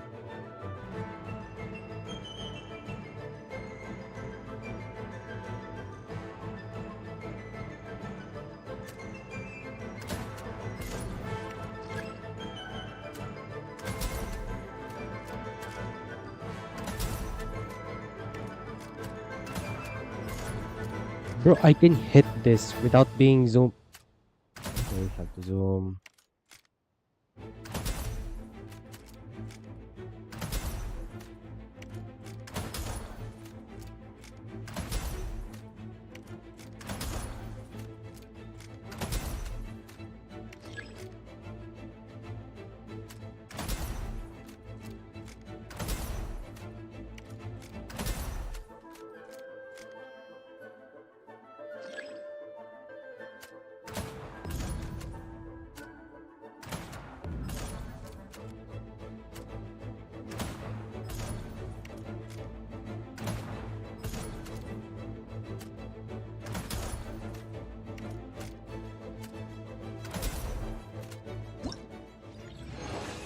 Ooh, okay. That's all? Damn. Okay. Man, I want that. No, I wish I could do that with Chevreuse. I will pull for her. We'll get.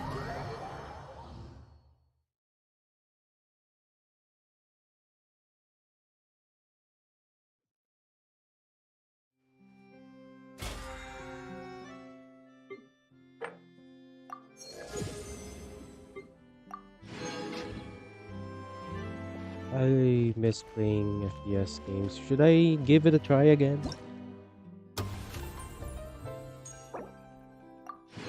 Oh, nice.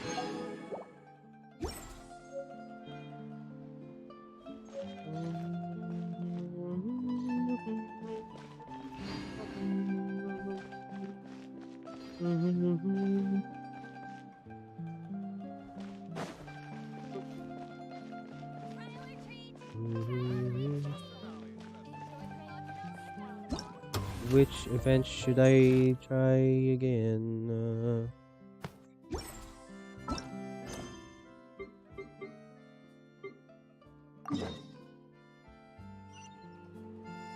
Oh, okay. I'll go to the hotel.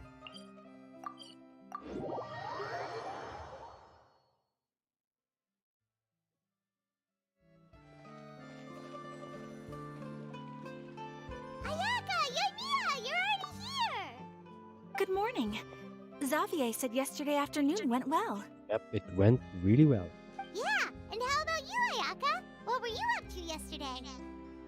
After we split up, Ayato went to see Udex Nervillette at the Palais Mermonia. Oh, he went with Mr. Orochi's Mechanic Danalis Cardinal and share his boba tea? We have a cannon. So that video is now canon. Miss Monsieur Novilette drinking boba tea. Ugh. Excuse me.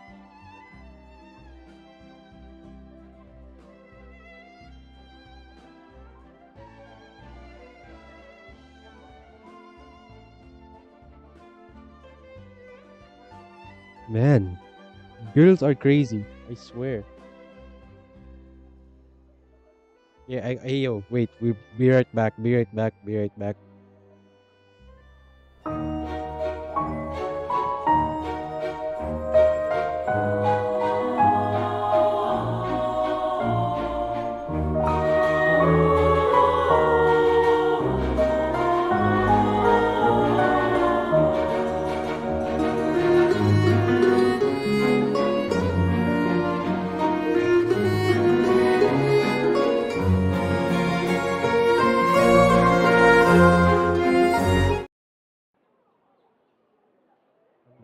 I'm back. I was originally thinking of going with him, but he said he could manage it himself. He told me to go see the sights around Fontaine and to enjoy the local culture. So I rode the aqua bus with Yoimiya and visited the opera house on Aranias Island. Yeah, you wouldn't believe what we saw there! Two mechanical puppets that were dancing together! You've already seen them, right? The Dirge of Capelia and the Nemesis of Capelius. Yeah, those two! Amazing, aren't they? Yep. We sat and watched for quite a while. It was mesmerizing. Like we could keep watching them forever. I mean, they're robots. Oh, it was the same for us the first time we saw them, too! Afterwards, we went swimming at the beach! Well, diving, to be exact. It was the first time I ever breathed underwater! Bikini skins. Bikini summer skins. I held Ayaka's hand and we counted down together. 3, 2, 1, and then splash! We were beneath the waves.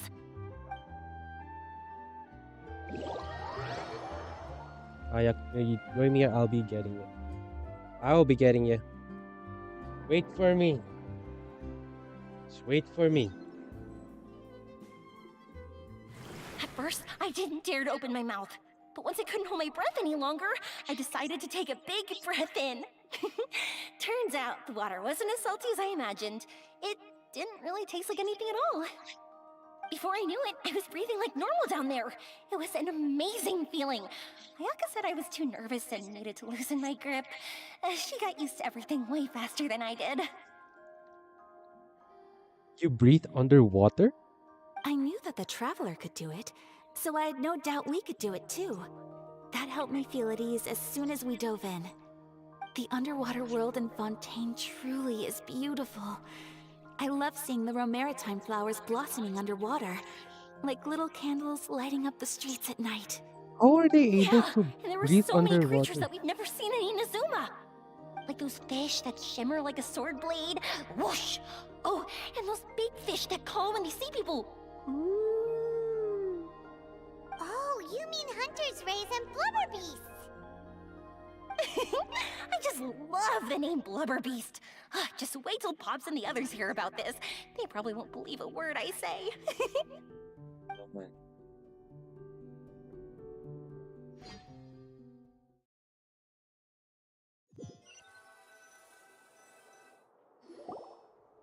Yoimiya was down there for quite a while. It was dark before we finally rode the aqua bus back to the city. I figured she'd want to sleep in today. Yeah, even I was worried that I wouldn't be able to get up. I still felt like I was drifting in the waves when I went to sleep last night. But as soon as I woke up today, I remembered that we'd all be shooting a film together, and I was ready to go. Speaking of the film, where's everybody else?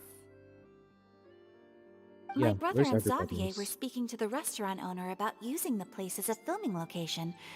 They should be here soon. As for the others, What? We're here. Oh. Please excuse my tardiness. I just finished the Special Patrol's 6-mile morning jog. What? Wait, 6 miles? I'm so tired.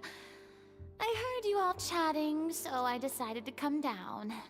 I sure could use some of that endless energy everyone else has. Good morning, everyone. Morning. Can someone fetch me a cup of coffee?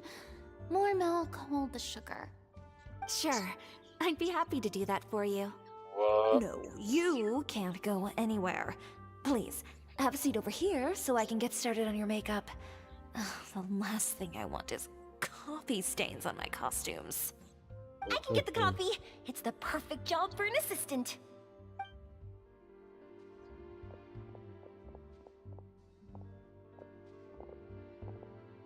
So much energy. Seriously, what's her secret? She Oh, sleeps yeah, early. always like that. But you sure look exhausted, Farina. It's because you're not used to waking up so early, huh? Of course not. Yeah. I spent the whole night reading the novel from cover to cover, marking sections that either need to be omitted or adapted. Wow, Paimon didn't expect you to be so thorough. Well, I was the biggest star in all of Fontaine after all. It takes more than just a pretty face to earn a reputation like that. I know how to get serious when the situation calls for it. Mm-hmm. I went all out when I was acting as an Archon, so why wouldn't I do the same for my own life? Here's your coffee, Director Farina. What?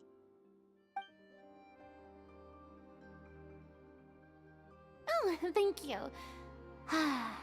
The sound of being called director and the aroma of coffee feels almost as refreshing as hearing the birds chirping in the morning.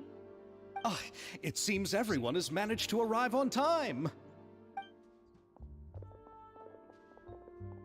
We've reached an agreement with the restaurant owner. We are free to use the second floor to shoot our film. Oh, Really? nice. That's great! He is really looking forward to our film and hopes that providing his restaurant as a filming location will attract more customers. Well then, Mr. Xavier, I'll leave the rest to you. Okay, thanks. First, I'd like to introduce our new members. This is our prop manager, Veronique. She'll be in charge of all the film's props and items. Veronique. And this is Bono, our lighting technician. He'll be in charge of lighting and illumination to set up each scene's atmosphere. Wow. Sure feels like we have some real professionals joining the crew now. Yep. First of all, please allow me to first express my sincerest gratitude to everyone in the crew. When my investor informed me yesterday that he wouldn't be able to provide the funds, I really thought that this was the nail in the coffin for this film. I had no idea that I'd find so many people willing to help me on such short notice. Thank you. Thank you all from the bottom of my heart. No need to be so cordial, Mr. Xavier. We're all honored to be a part of this. Your works made a profound impression on me when I saw them back in Inazuma.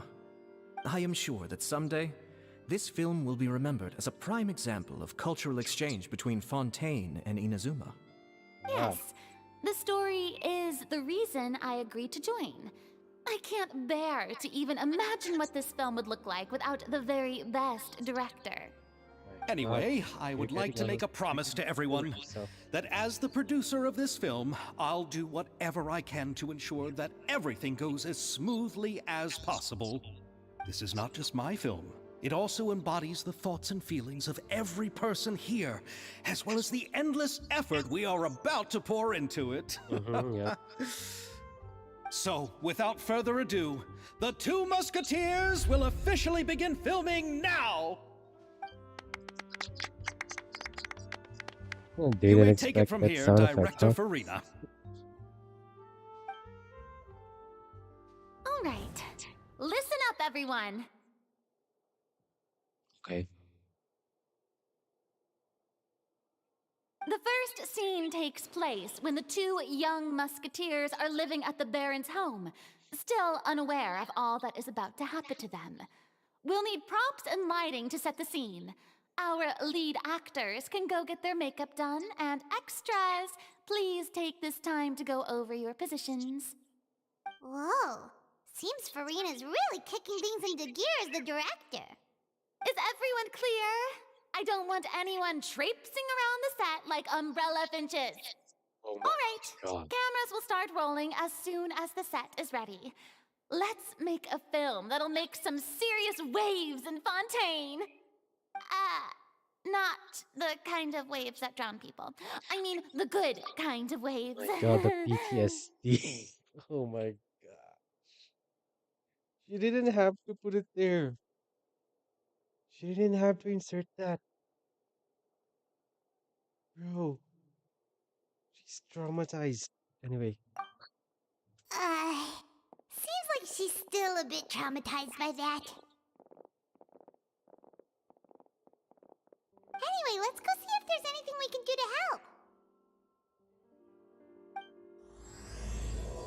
fiction and reality inside and outside the.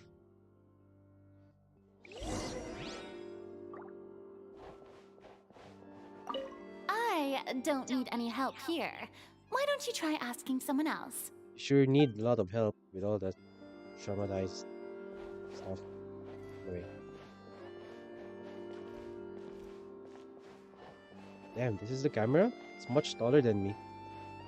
Or this is just the light. Anyway.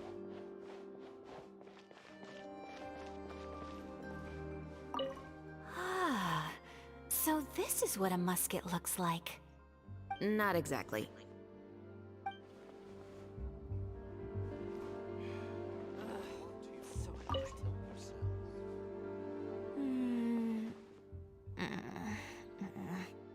Hayaka has mentioned you to me before. She said that you two were great friends when you were kids. No talking. I'm thinking about how to do your eyeshadow. Ah, yes. To help me really look the part. To achieve a more young and naive look for this scene. Are you saying the wrinkles around my eyes are too deep? You just have too much of a calculating look in your eyes. You sure don't mince your words. It seems you really haven't changed much. Quiet. Do they have a history? No, wait, never mind. Don't. I'm just cooking.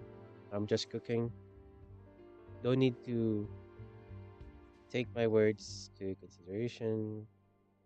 Yeah, just cooking. Take it with a pinch of salt. Anyway,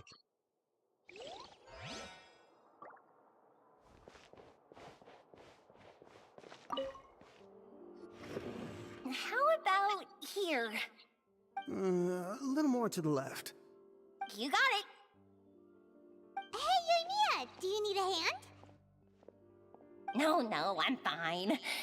You know, doing the lighting is kind of like designing a fireworks show. It's interesting to imagine what kind of atmosphere the lights will create.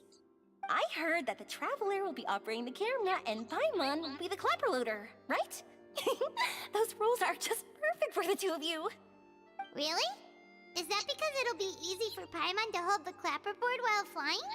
yep. Well, sure, there's that, but that's not exactly what I meant. I mean, that's I just good. think that after all your journeys That's good together, with you two must have how I developed a view it. super close bond and just naturally know how to work with each other. If I'm not mistaken, the director will want the cameras rolling as soon as the clapperboard goes clack.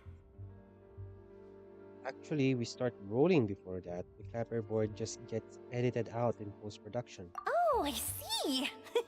It's amazing to see the magic behind filmmaking.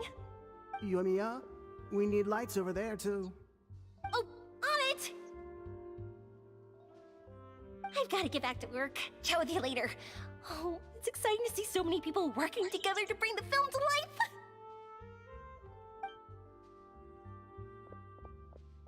Seems like Yamiya's really getting into it.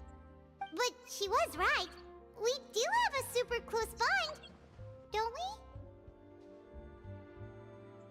Of course. Paimon's really happy to hear that.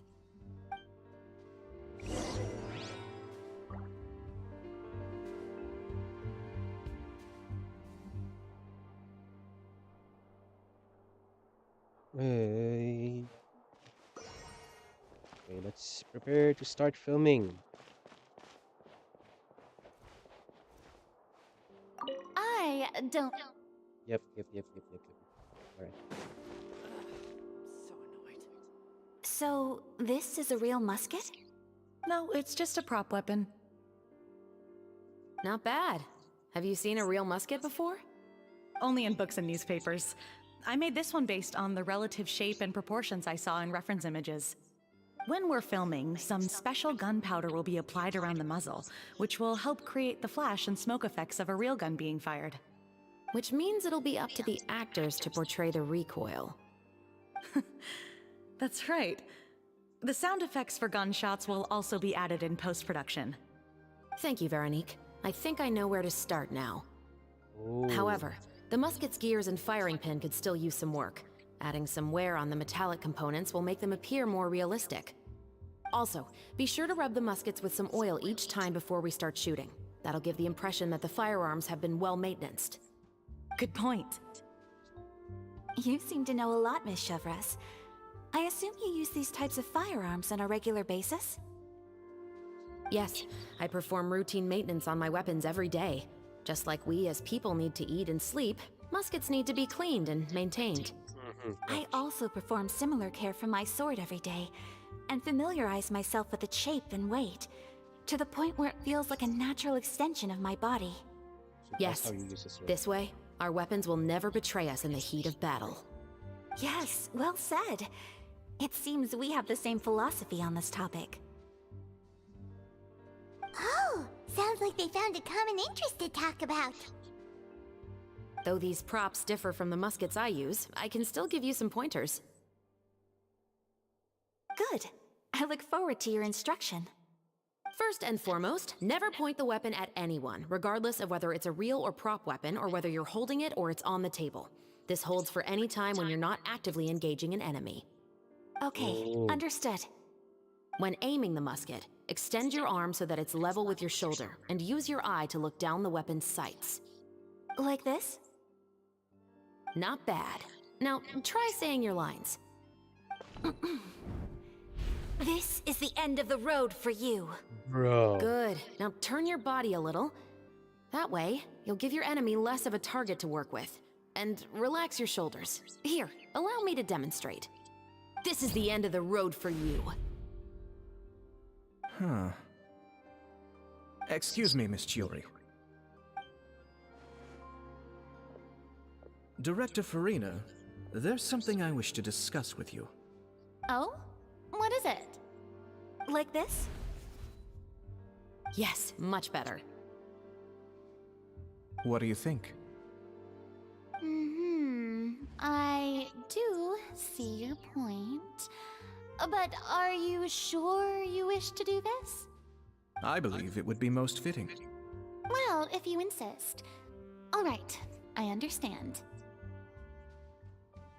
Miss Ayaka, Miss Chevres, could the two of you please come over here? Huh? What's going on? Are we gonna start filming now? Let's go see. What is it? I have a question for you, Miss Chevres. Would you be willing to play the role of a musketeer?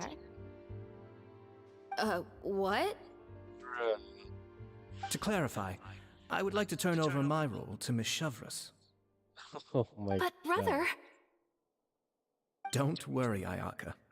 I actually view this as a good thing. I was becoming troubled trying to set aside some time to speak to the staff at the Palais Mermonia.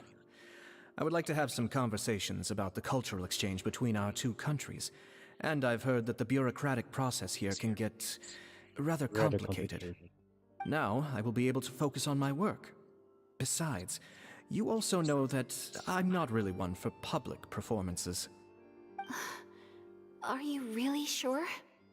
From a director's point of view, I also felt like the relationship between the two musketeers in the original story could be improved. The older brother in the story plays the lead role with his overbearing character, but this causes his character to overshadow that of his sister, and the theme of the two supporting and relying on each other isn't conveyed very well. But if we were to change the siblings to two sisters of a similar age, then that aspect of the story might come through more clearly. Also, I've seen you instructing Ayaka. That cold and dignified personality is exactly what we need for the older musketeer. Of course, even with all these insights, the decision should still be made by Miss Chevres. Chevres mentioned that she really likes the story, right? Paimon bets that she'll take the role. But she will still have to prioritize her work. And we still don't know if she's a big fan of acting. All right, I'll take the role. Oh damn, she took that. Good. It's decided then. I'll get started on making edits to the script. We'll also need to make some immediate adjustments to the lighting, props, and costumes. I have a feeling that our adaptation will be even better than the original story. You're doing a great favor for me, Miss Chevres. You have my gratitude. Don't mention it. I like this character, so if anything, I should be the one thanking you. Well, since my brother is the one who brought up the idea, I suppose there's no need to worry. Let's go, Miss Chevres. I look forward to working with you. Please, just call me Chevres.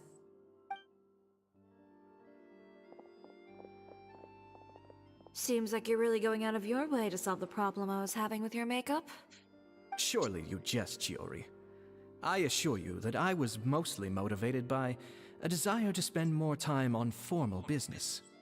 Oh, come on. You really think I'd buy that? According to what I've heard from Ayaka, her brother is someone who can juggle 10 different matters at the same time. I'm sure you have other reasons for backing out. Perhaps. Ayaka always said she wanted to go out and see more of the world, just like the Traveler. But I feel that she needs not only to see other nations, but also to make some different kinds of friends. I think it would be harder for her to make new connections with me constantly by her side. I would like to give her some space. What a good All photo. right, go on. Spoil her some more. Yep. Ayato, it's too bad you're stepping down from the role. Paimon really wanted to see you act as a musketeer. It's just the punishment you deserve. No need to poke fun at me. I'd wager that you also felt that I wasn't the best candidate for the role. No, not at all. It's a little hard for Paimon to imagine you saying those lines. Damn, I mean, you don't really hold back. So, are you going to go back to work now? Yes. I've made an appointment to meet some people from the Palais Mermonia. Now, I will have some more time to prepare. Traveler, get the camera ready. Paimon, get the clapperboard.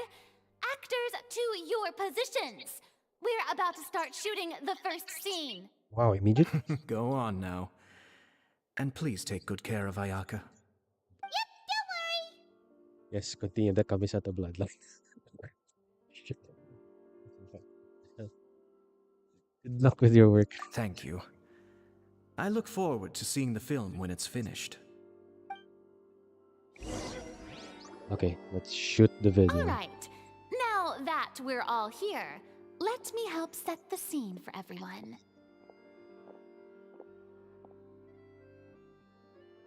The first scene takes place when our two main characters are still living at the Baron's estate. They've been ostracized and verbally abused by others in the household, but they still have no idea why.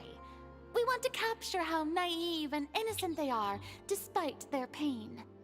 Chevres will be playing the role of the older sister, Tulip, and Ayaka will be the younger sister, Iris. Be sure to get close-ups of the main characters at the right moment. Silence on the set! Lights, camera, action! Let's go!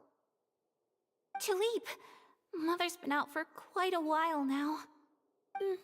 Perhaps she went to pick some flowers on the way home. You know how she loves flowers. Iris, Tulip! I'm home! Mother! You were out for so long, we were beginning to worry about you. I'm sorry, but I'm back now, safe and sound. Here, I brought your favorite treat, apple turnovers. Mother, what are those bruises on your hand? Huh? What bruises?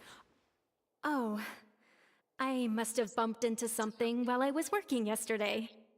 But I didn't notice them this morning. Then perhaps they're from when I accidentally tripped when I was out just now. By the way, did you have fun playing at home? What's the matter, Iris?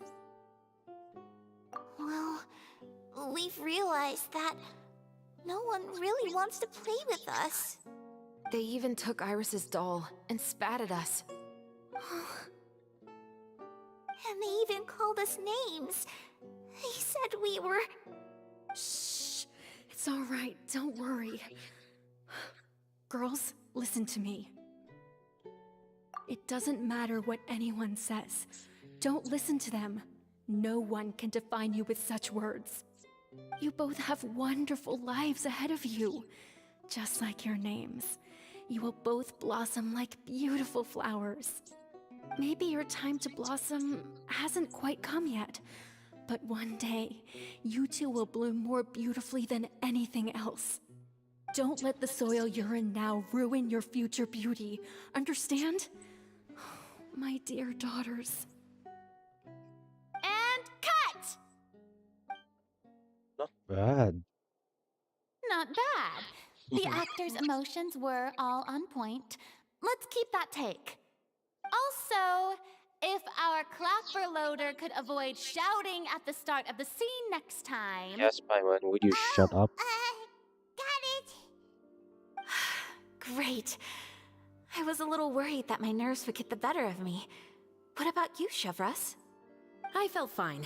The lines weren't too difficult at all. Seems like Farina must have adapted the role nicely. You two were great. I couldn't tell it was your first time acting in a film. You should have more confidence. Thank you for your encouragement. Positions, everyone! We'll move on to the next scene after we try a few more camera angles. Okay.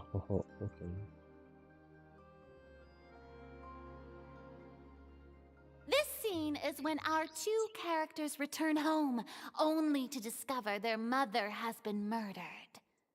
Ready? Lights! Camera! Action! Mother, we're back! Mother?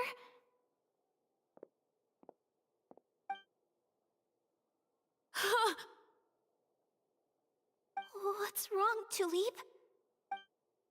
Iris, stay away! Huh? Why? What's... Mother! Mother... She's... Huh? There's poison in this cup. Huh? I could have sworn I've seen this kind of cup before. Those aristocrats. They didn't even try to cover up their actions.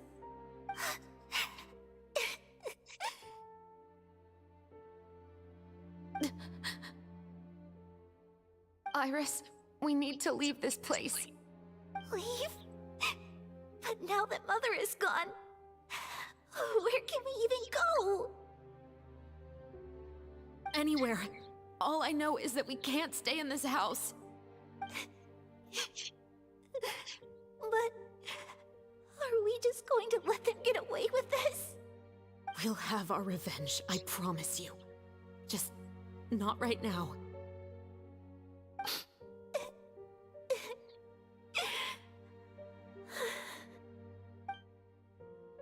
Come on, let's go. No, wait. We can't just leave Mother here like this. At least let me leave this rose with her. That's why we went out in the first place. To buy her this flower. All right. Goodbye, Mother. We'll avenge you. Someday. And cut! Beautiful! Whoa. Great performance! Oh my, you're so amazing, Ayaka! And were those real tears I saw? How did you do it? I was surprised too. Thank you for the kind Oh. compliments. Actually, as soon as Director Farina said action, I told myself not to think about anything. I just felt the weight of the moment and became the character. It's quite similar to practicing the art of the sword. You clear your mind and focus only on what's happening in front of you. Ayaka's performance was amazing. Have I discovered an acting prodigy? Damn, Pipe Ayaka. down, everyone! We need to move on to the next scene!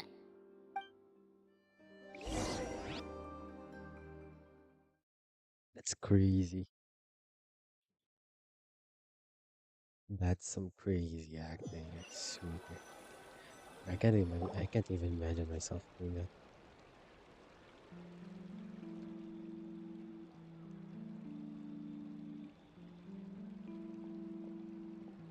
Huh? Are we done already?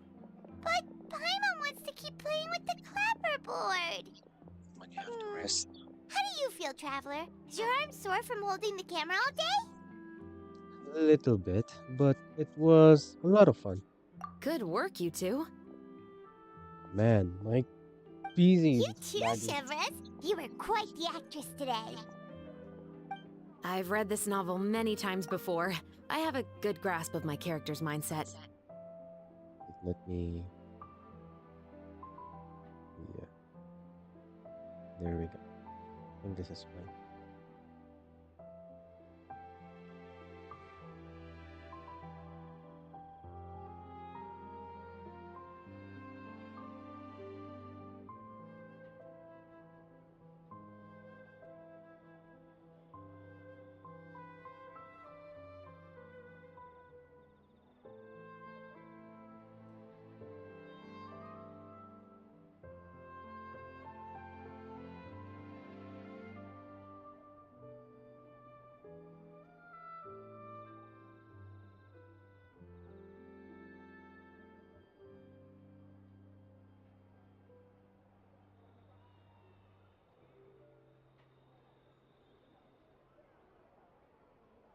Anyway, do you remember my request from yesterday?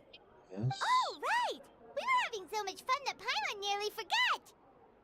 You have a case where the murders seem really similar to the cases in the novel, right? So, how are they similar exactly? In the story, the main characters grow up to become two musketeers, always using their guns to carry out their revenge. And on each of the victims, they place a rainbow rose as a signal that they've returned. So you mean there were rainbow roses in your cases too? In your case too? Yes, that's correct. We found rainbow roses just like in the novel. Seems like you're connecting the dots now. Oh, that does sound pretty concerning. Especially after seeing the script today. Oh, now Paimon can't stop wondering what kind of ulterior motive the murderer might have. What do you think, Traveler? You're smart. Paimon wants to hear your thoughts. If we're only there to assist, then I think we can join the case. Good. On behalf of Fontaine's Special Security and Surveillance Patrol, thank you for your dedication to justice. There's no time to lose. We should start investigating right away. Follow me. Huh? Right now? But we just got done filming all day. Paimon's so tired. The most valuable intel always comes after nightfall. They are like small, remote islands in the middle of the sea. If you don't stay vigilant, you will pass right by them in the fog. That's how one of my favorite books always puts it, at least. Okay. So, where are we going right now? Go to the shop. Let's start by checking out some workshops that sell mechanical components. If the culprit is making their own weapons, it's very likely that they'll visit those sort of places. Okay. Where do we go now? It's way too far. Okay, let's go here.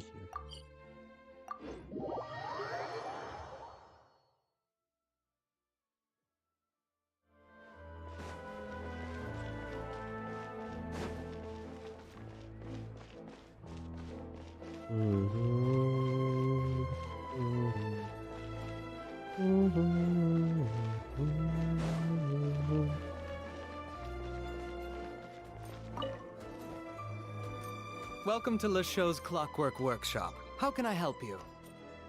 Hello. I'd like to know if anyone has purchased some special components lately. Special components? Sorry, could you be more specific? I mean the kind of components that aren't typically used for clockwork toys, but for firearms. Huh? For firearms? No, we don't sell those sort of things here. Don't misunderstand. I'm not here to cause any trouble. We are merely investigating a case, and we're hoping that you could cooperate. Well, to be completely honest, I'm not even sure what kind of components that would entail. Has anyone ever purchased components here as an individual rather than on behalf of an organization? We have a lot of customers who buy toys, but those who buy components are all regular customers who buy in bulk on behalf of their organization. Is that so? I understand. Thank you for your cooperation. You're welcome. It's the least I can do.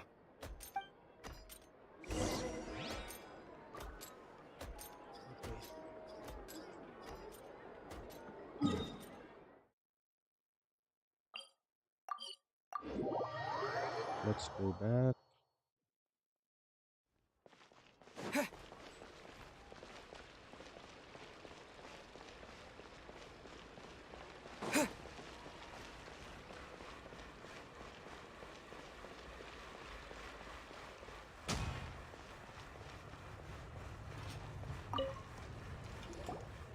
Oh, hey, Chevris.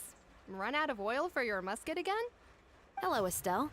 I want to know if anyone has come to your shop recently to order some firearm components. Oh, is this another case? Let me think. I don't think so. Some people have requested that I make some prop guns for the Fontanalia Film Festival, but I refused all of those requests. Oh? Why's that? Because there's no profit! I only make things here that can do some real heavy lifting. I don't have the energy to make some new molds just for the festival. Then has anybody come specifically looking for mechanical components? Well, I usually sell off my scrap to the Fleuve Cendre. I don't typically give them to one specific person. I understand. Thanks for your cooperation. Don't mention it. Always happy to have the Musketeers' patronage. Seems like we haven't found any leads to go off yet. Yeah, unfortunately. Alright, let's head to Fliv Sandra next. Yep. Huh? Are you sure? People might not be so thrilled to see the captain of the special patrol there. You think so, huh? Then I guess you don't know. Huh? Know what? That I grew up in Fliv Sandra. Ooh.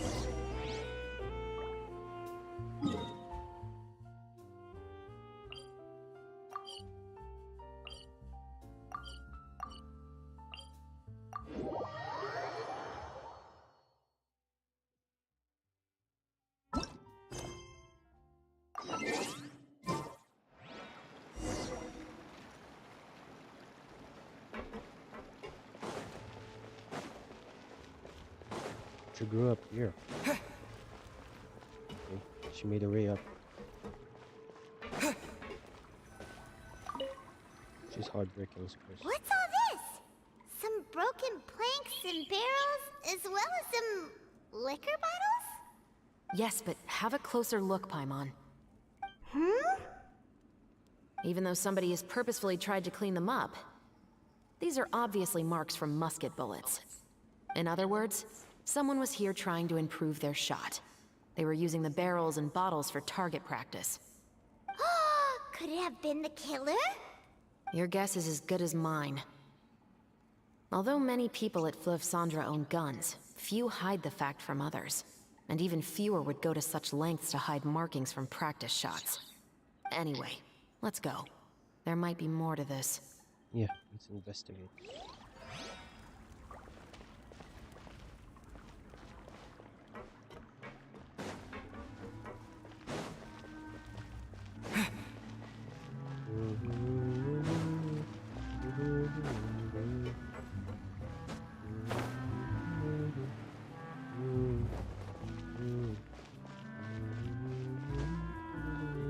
What the heck was that?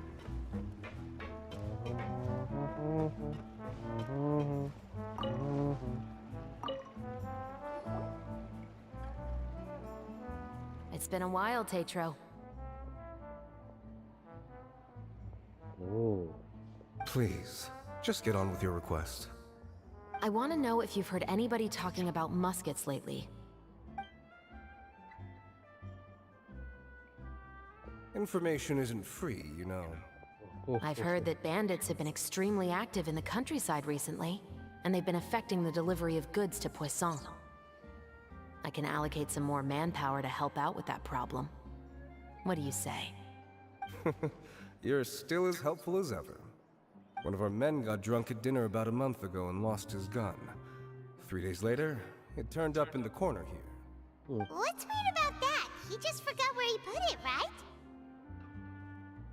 This is Fliv Sandra, my friend. Anything of value left in the tavern won't ever make it to the next day. But that gun turned out to be an exception. It didn't get any new wear and tear on it, and didn't even appear to have been fired. We were quite mystified as to what could have happened. I suspect it came back because the weapon was already known to the guards. You mean, a criminal was afraid the Marechaussee Phantom would use the shot marks to track them down? Maybe. But if that's the case, the culprit really took great care to avoid getting caught. May I acknowledge that the VA for this one is probably the same VA as Dainsleif. I don't know what's with me, but the voices I hear, it's kind of very familiar. Like I could distinguish who owns that voice, whose character is the same with it. I don't know. I didn't say anything about a criminal. In Fliv Sandra, knowing who was killed is as easy as knowing what clothes you're wearing today. It's the guy living in the east side, isn't it? I've never liked him. Every time he's here, he just orders a drink and sits there with a nasty look in his eyes. So, who was the one who lost the gun in the first place? Don't bother. Even if you ask, he wouldn't admit to owning a gun to some strangers. Not to mention the captain of the Special Security and Surveillance Patrol. He's right. I know you grew up here, Shoveless. Even though you're on good terms with the Spina, you've still been gone too long. Not many people know you here now, and a lot of people don't like the Special Patrol. I know. So take my advice and don't show your face too much around here. It's for your own safety. I'll come and go as I please, and I'm afraid I'll be appearing more often due to my work. All right. Don't say I didn't warn you.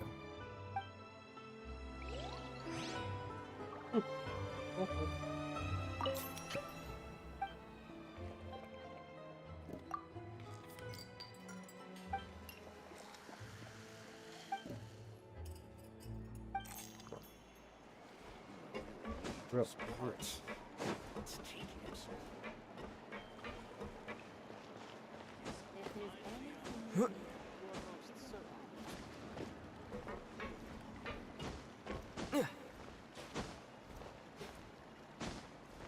Wait, what? The wrong way.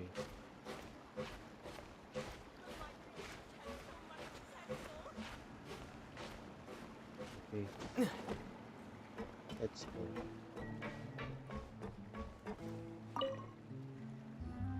Hello, I'd like to ask some questions. I don't know anything. What? Don't worry, I'm not here to arrest anybody. You say that now. It's the truth. Here, take this as my guarantee. Wait, did Paimon just see what she thinks she saw? Is the captain of the Special Patrol bribing a citizen? Shh. Keep your lips sealed. No one will ever know. Besides, it's called buying info. Seems you're different from the other guards. What do you want to know? Have you heard anything related to Muskets and Fleuve Cendre lately? Anything at all? Muskets, huh? All I know is that about 2 weeks ago, we started hearing some loud noises at night. So loud that it's been waking me up. Were they gunshots? Possibly. It's hard to tell around here. Someone's house collapsing, a pipe exploding somewhere, it's all the same. But the noises I'm talking about definitely happened after I fell asleep. Do you know where the noises were coming from? I don't remember clearly. Is it that you don't remember, or that you need to think about it some more? You tell me. Then please, think about it some more. She's giving her even more Mora! I didn't see anything. Maybe she's just giving out some hate. Hot the fruit. What? How do I even read that? The noises came from the end of the Southern Waterway. I came out and had a look for myself when I wasn't sleeping well, but I didn't dare get too close. That's all I know. Okay, it's where we All came right, from. I'll take your word for it. Thanks for the pâte de fruits. Oh, hot the fruit. That's how you would hot the fruit. No need to be surprised. I grew up here, remember? I know how to get people around here to talk. Hot dog. I want some hot the fruit too. My apologies, I'm all out of sweets. Damn. Though I do have some other tempting snacks in my custody. Fries, fried chicken, and even onion rings. But taking care of junk food is my responsibility. You're better off sticking to your normal, nutritious diet. Now then, let's keep going. Seems like that's all we'll be able to uncover for today. Paimon feels like we managed to learn a lot more here than up on the surface. Yes. Assuming that everything we found is indeed connected to our suspect, then their timeline was probably something like this. A month ago, our suspect found a gun and took it home to disassemble it. Once he'd figured out its mechanics, he brought it back.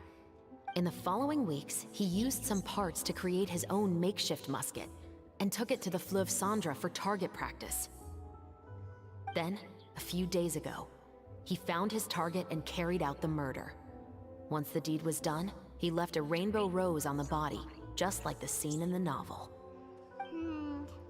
That all makes sense to Paimon, but we're still no closer to figuring out the killer's identity.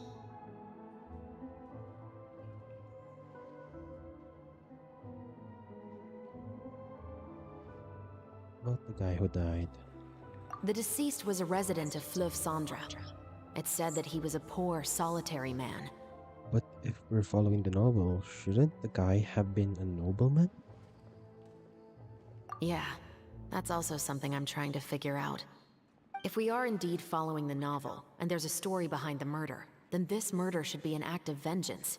But according to our investigation, the deceased didn't have any enemies. He was no saint, but no one's heard of a rival who hated him enough to shoot him dead. Much less care to leave a rose on his body. What message is the killer trying to convey? And to whom exactly?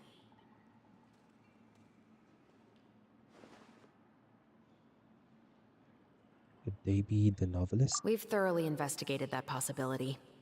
He claims to have spent the whole day at the Opera House on the day of the murder, and the staff there have confirmed his account. Okay, so he has an alibi.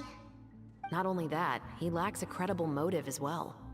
He has a family of his own, and both of his parents are still alive. I've looked into his records. He was adopted at the age of 6, and all the proper procedures were followed. There are also records of him at an orphanage before then. In the story, the mother of the 2 musketeers was murdered after the children turned 10. Of course, he could have changed the children's ages, but I don't want to assume anything without evidence. More importantly, I've also had a chat with him in person. He didn't seem like the kind of person who would pull the trigger to kill a man. Then, what should we do now? We have all this new information, but it doesn't help us move forward. Investigations take time. I didn't expect us to catch the culprit in just a single day. How about this? Let's spend the next few days filming with the crew. We can continue the investigation once we're done with the film. I'm sure that given time, new leads will present themselves. Yeah. Wait, but weren't you saying Intel is like small, remote islands in the middle of the sea just a moment ago? Wouldn't you just miss them if you were to stop looking? Ah, but the book had more than one reference to the islands, Paimon. Oh? What else did it say then? As long as you spend enough time sailing through the fog, you'll eventually come across an island. The Act 2 is complete. Okay.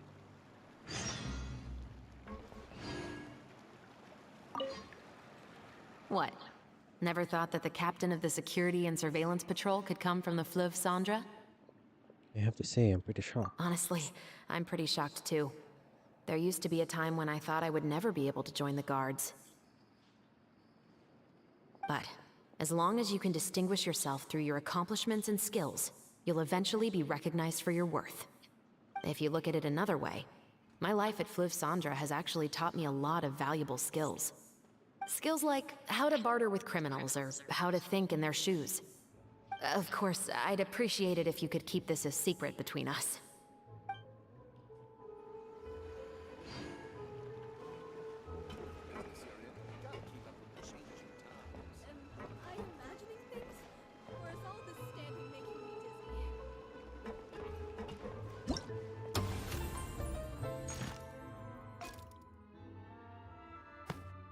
Okay, let's do one of the events.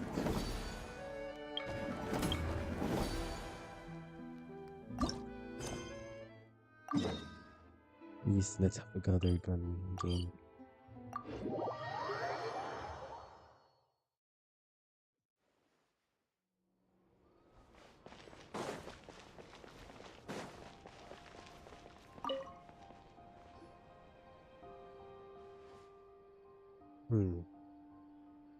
I will not read this. Do you need our help? Not just want to accentuate, but also use of strange adjectives. Sometimes it feels like everyone we've met goes straight out with such flattery ends up asking us to do something for them.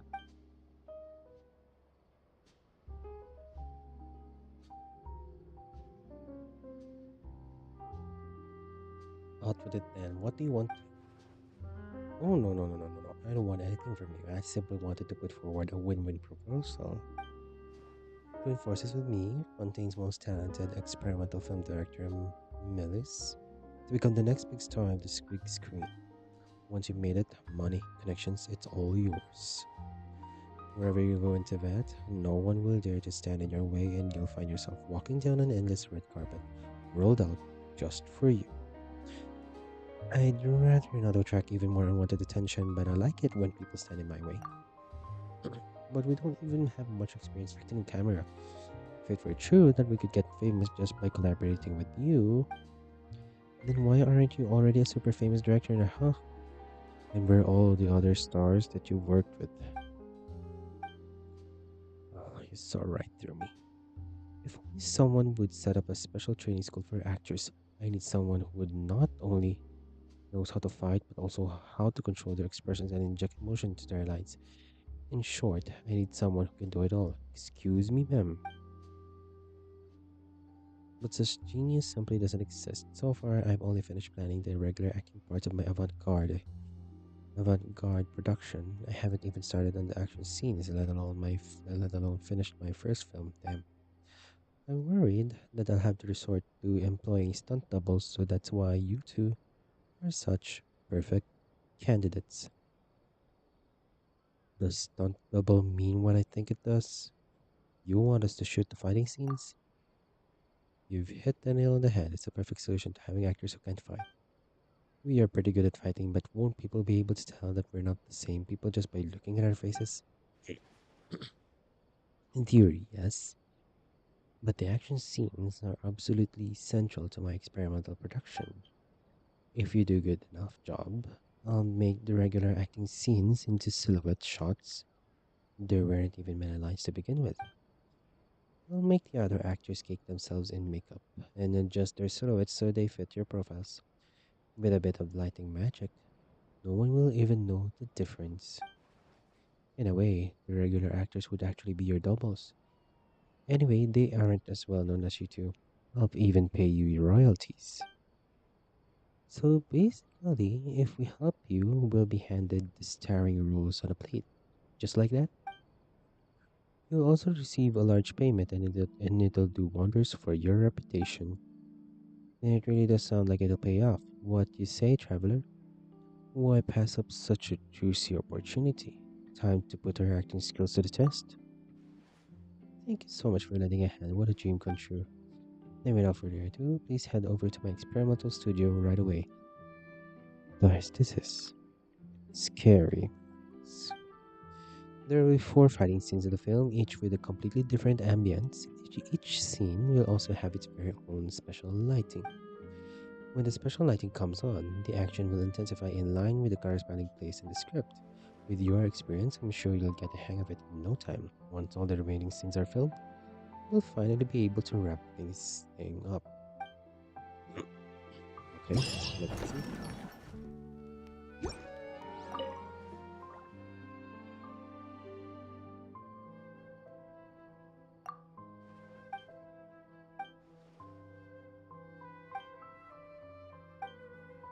Where the hell do I go?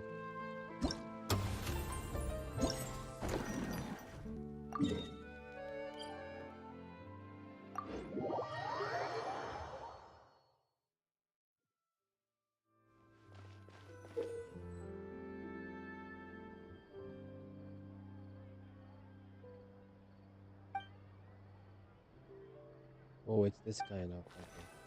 Okay.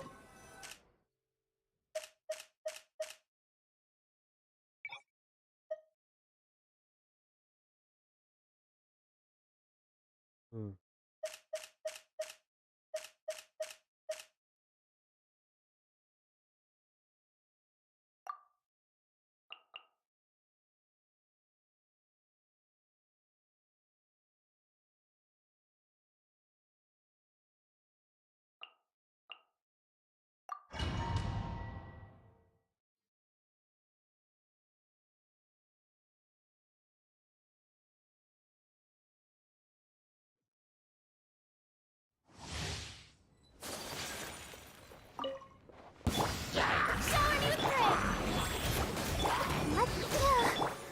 Take flight!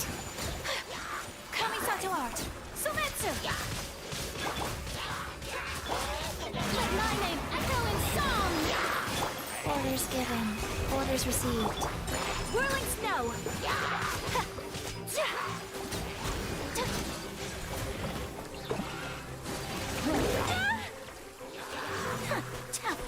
Embrace the ice! Time to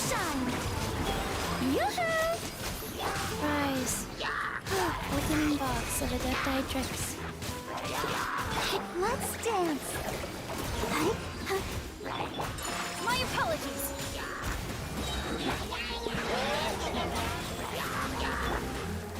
Let my name echo in song. Kamisato art. Sometsu.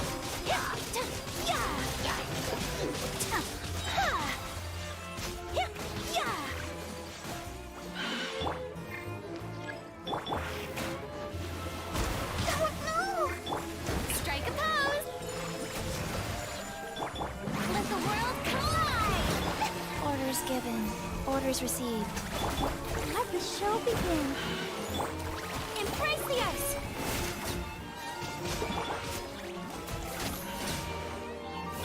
Wheel of life.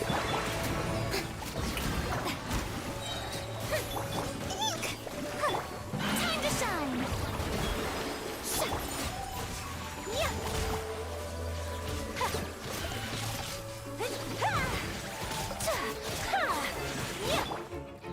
Oh.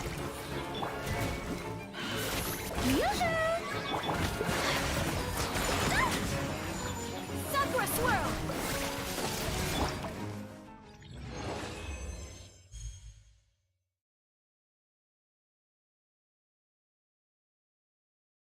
Put this back and use the other.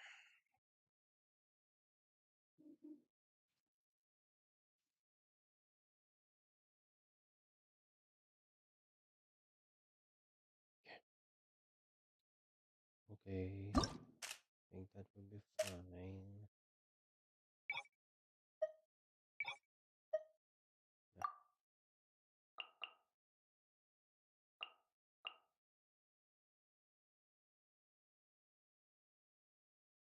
Normal attack. Normal attack. Who does normal attack?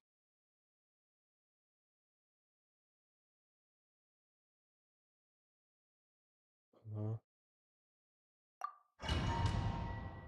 Let's see.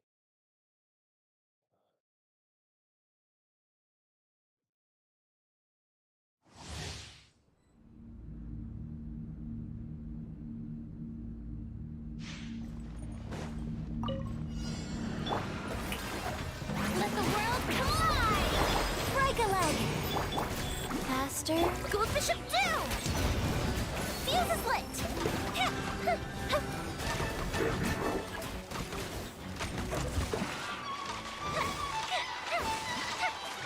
Oh, that's nice. And step. Strike is one. Strike a pose. Let my name echo in song. Life goes on. Sacred name. Fortune preserver. Here come the fireworks.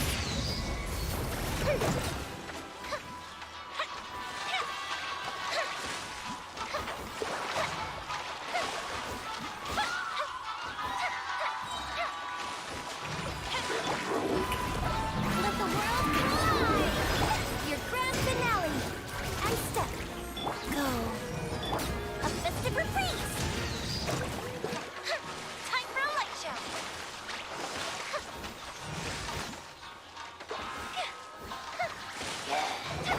Orders given. Orders received. Wheel of life. Strike is one! Let my name echo in song! Gold Bishop 2!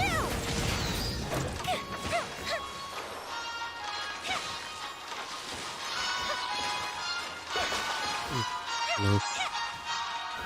Advantage for music. Really good. Observe!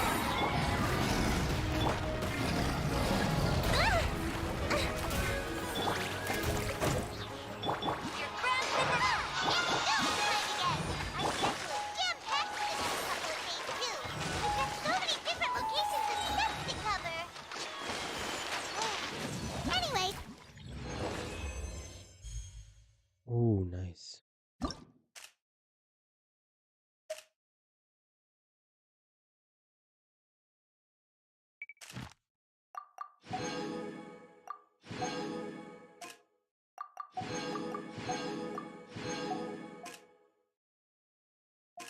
I just need to score 4,000 points, right?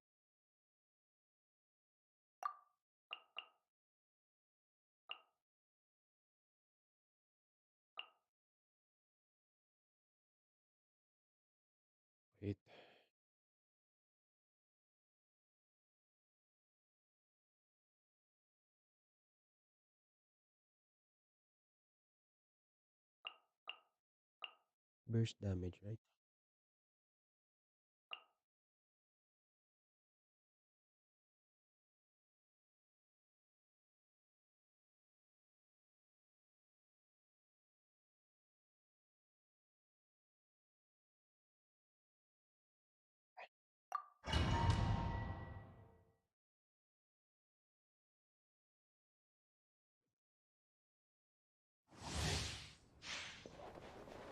There is no escape! Leave it all to me. Time to shine! Yoo-hoo! As a good knight should.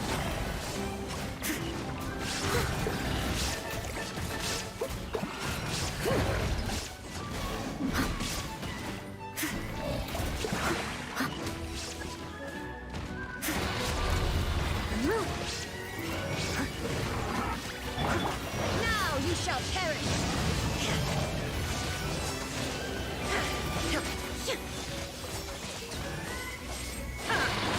Shower me with praise!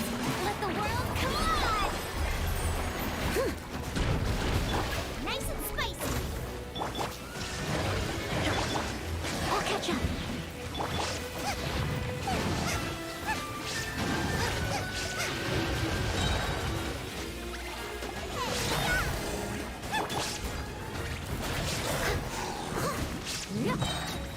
As a dutiful maid would.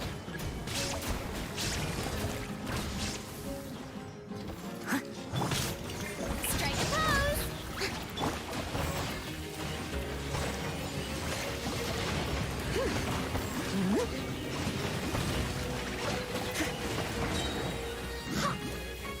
I must leave no stone unturned, as a good knight should. Let my name echo in song! At the frying pan,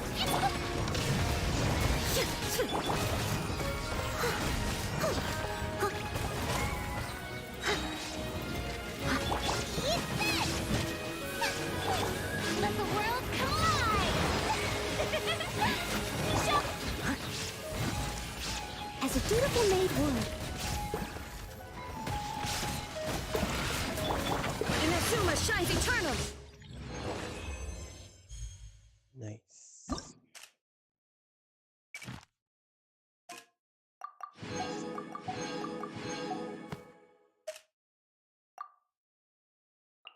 Ooh, Navia. Okay.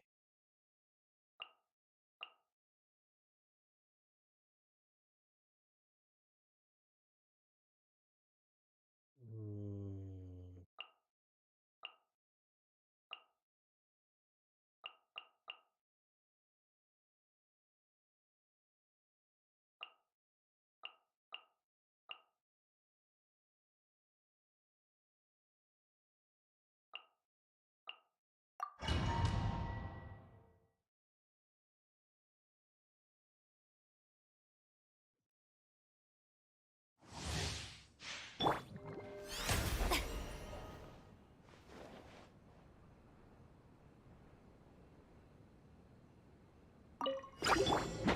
Advance! Everyone on me! Crumble! Let my name echo in song! May I present fire! Well, with rocks. Hiya! Hey there! Enough! Hiya! Ha! Attack! That's oh, brilliant! Time to shine! This is order!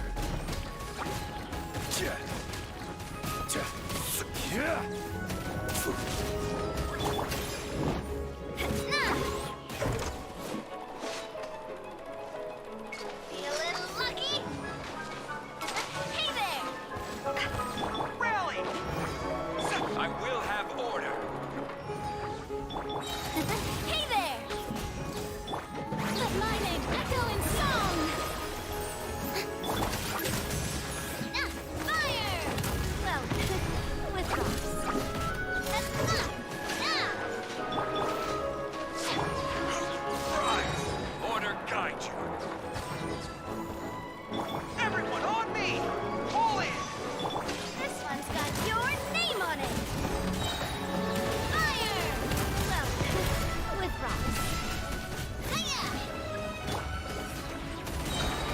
fortified! This is order. Yes, I'm still here. I'm still here. Time to shine! Watch out! Press the advantage! Follow my lead. That's the way! Here, come on, come on.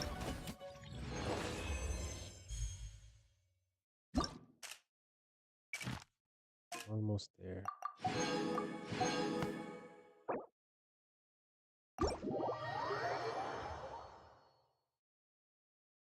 Let's try wood.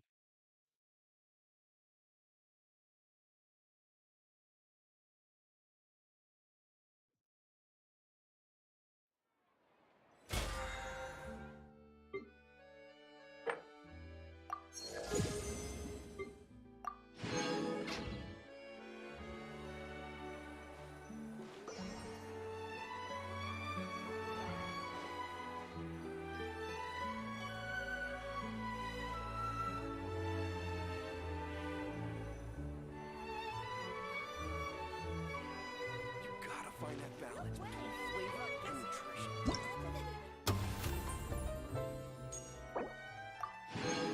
That's good.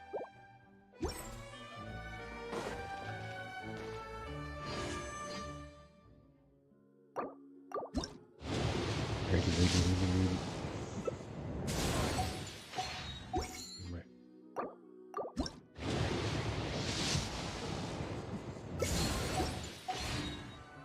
There's no point worrying about the future.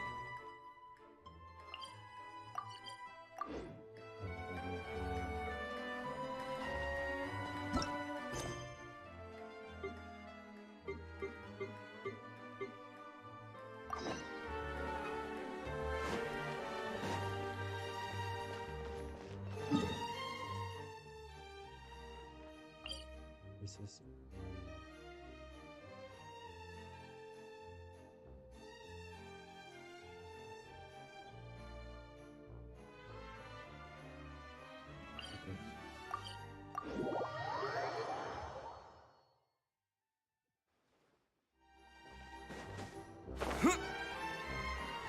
Yes, I should.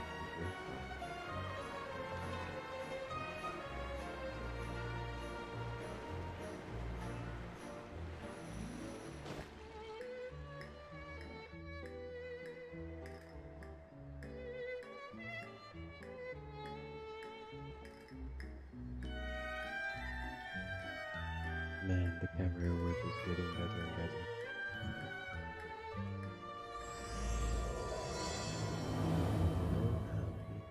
It's truthful.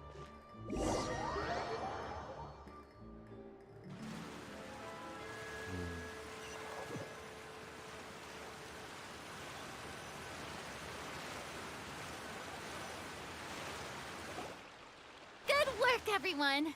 We're looking to wrap with our two main ladies today. I can already smell our success. I can also What smell do you mean, looking to wrap? it means completing the filming of all their scenes. Oh, aren't you the expert now?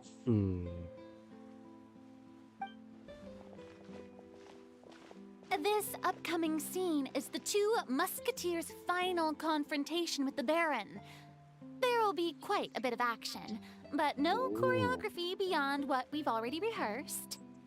Anyway, get ready. Lights, camera, action! The view is beautiful tonight. It reminds me of that fateful night 10 years ago. And now that I've said it, I can even make out the faint fragrance of herbal tea in the air. Enough, villain! It's time that you pay for the death of our mother!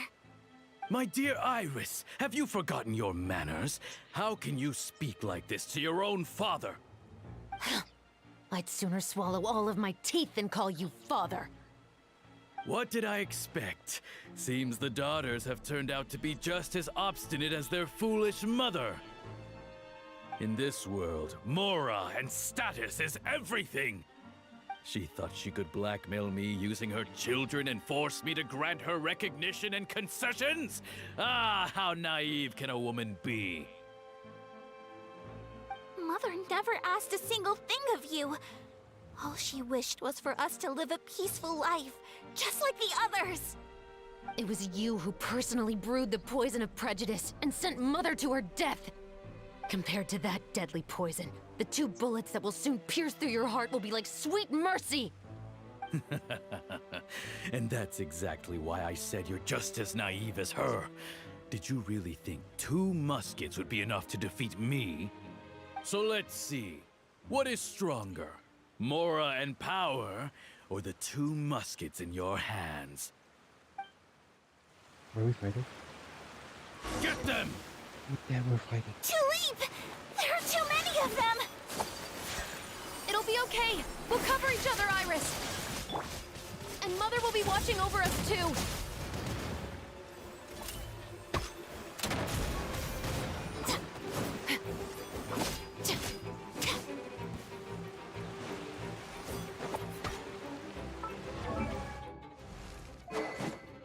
Rightful reward. These skills and okay.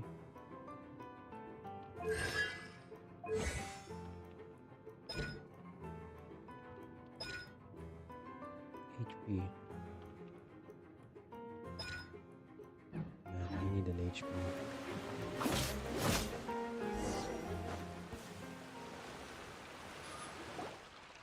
You've lost. To think I'd lose to my own 2 kids. We are no children of yours, and we'll never call that place our home. Then tell me, what did you do all this for? You lost your mother, and will soon kill your father as well. What will you gain in the end, other than sentences for your crimes? We will gain our long-awaited justice.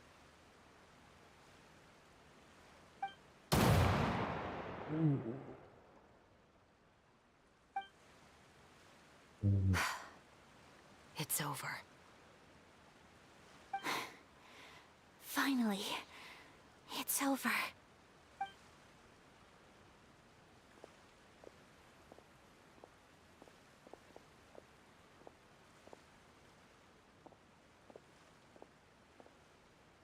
So, where will you go now, Tulip? I'm not too sure, Iris. Maybe somewhere with lots of flowers? After all, Mother always did love going where the blossoms were. What about you? I want to go visit Mother's grave. Yeah, that's not a bad idea. Huh? Tulip, look! What is it? It's Mother's favorite. The rainbow rose. Look, it's blooming again.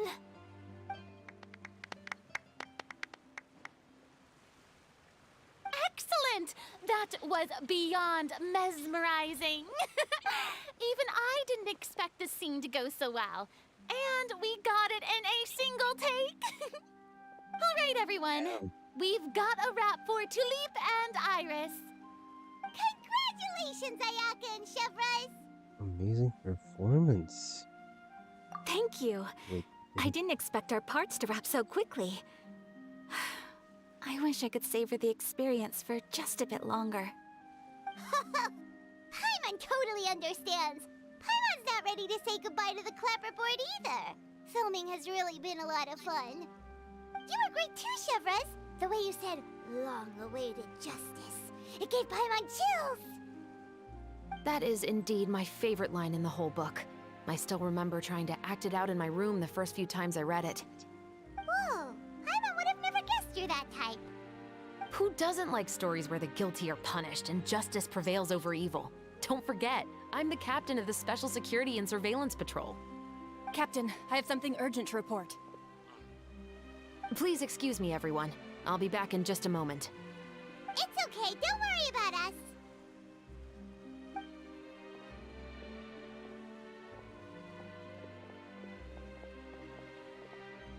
Oh? Was she whisked away by work already? I was just about to tell her how great she did. It seemed like some urgent official business. Then perhaps we should thank the stars that we were able to wrap both of your parts so quickly today. Switching around the filming schedule would have been a real pain. Anyway, I actually came over to let everyone know that we're all done for today. You can go home and get some rest. And one last thing, Miss Ayaka. Your acting skills today were immaculate as always. Are you sure you won't consider taking up full-time acting? See, I just happen to know this great troupe that's still looking for a lead actress. Thank you for your kind words, Director Farina. Unfortunately, there are still many matters that I have to take care of back home at the Yashiro Commission. I cannot remain in Fontaine to pursue an acting career. Nevertheless, I will make sure to treasure this incredible opportunity in my heart. Me too. Oh, that's a shame. But I understand. Just let me know if you ever change your mind. I believe it's also about time for me to take my leave. But hopefully I'll see you on set over the next few days. Even though my part's wrapped, I'd still like to swing by and help out the crew. See you tomorrow, Traveler and Paimon. Yep, see you tomorrow! Well, what should we do next? Maybe we'll go investigate the case some more with Shivers today. Traveler, Paimon, please come with me. Oh, speak of the devil. Huh? Where are we going? You could say that our ship has finally chanced upon one of those small, remote islands of intel.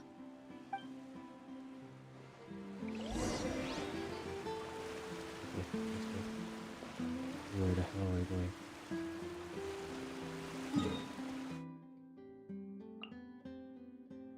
Oh, what?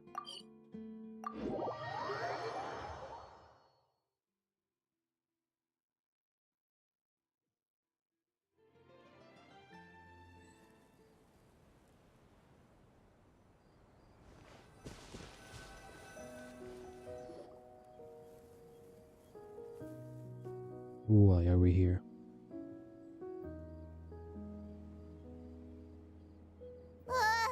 Paimon's exhausted. Paimon definitely didn't expect having to float this far after a full day of filming. So, Chevres, why did you take us here? Affirmative. It wasn't anything conclusive, but it should show us a clear way forward. Have you ever heard of someone by the name of Emily? Oh, you mean that famous perfumer? She's a good friend of mine. She's lent me her aid several times in the past to resolve some difficult cases. After I discovered the rainbow rose at the scene of the murder, I sent it to her. After all, she's probably the foremost expert on flowers and scents in all of Fontaine. And then? There was nothing remarkable about the flower or the trace amounts of soil left on it. But according to Emily, the rainbow rose left by the killer was derived from a very rare cultivar. Huh. Paimon didn't know that there were different varieties of rainbow rose. Paimon just thought they grew everywhere in the wild. Flowers that are deliberately cultivated will always show some different features from those that bloom in the wild. We already knew that the rose left at the scene belonged to a special cultivar, but with Emily's expertise, we were able to pinpoint the place where it was first picked from. Just from that? Oh, Paimon gets it now. So whoever first planted that rainbow rose was probably the killer. Precisely. And after we checked what we learned against some sales records from the past, we discovered that there's only one person in all of Fontaine who could grow and sell this specific cultivar. Really? And who is it? It's the novelist. What? But didn't you say he had an alibi? To be clear, I haven't changed my mind about him. I still don't think he was the one who pulled the trigger. However, that doesn't mean the true culprit never visited him at his home or never purchased a rainbow rose from his garden.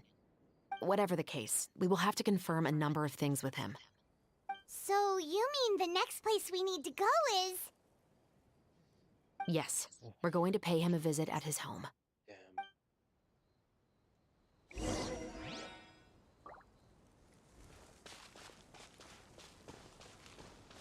is finally the scene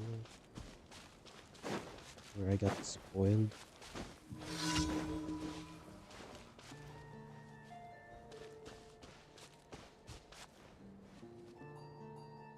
Actually, let's see how strong we are.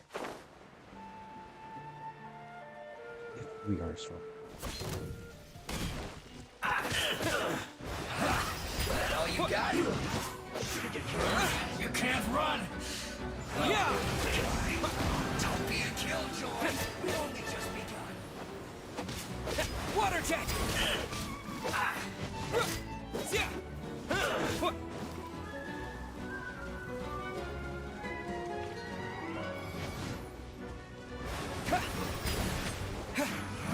You can't run!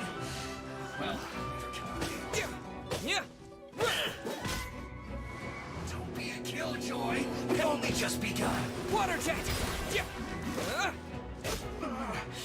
Looks like I went too far.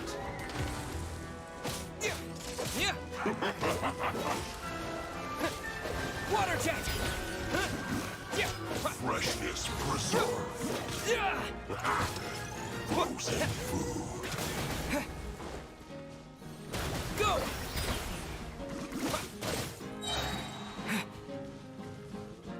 Bombs away!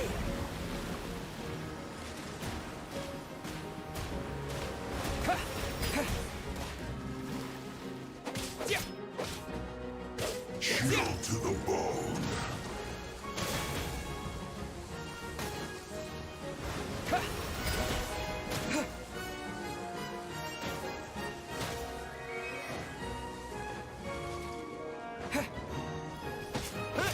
Go! Yeah! Frozen food.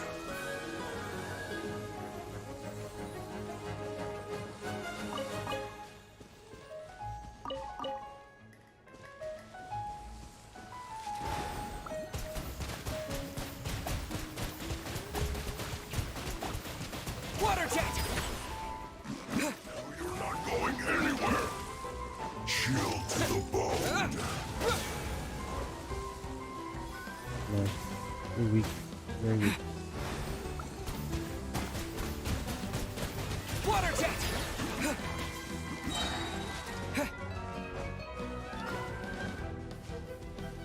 Yeah! Water jet! Yeah! What? Yeah!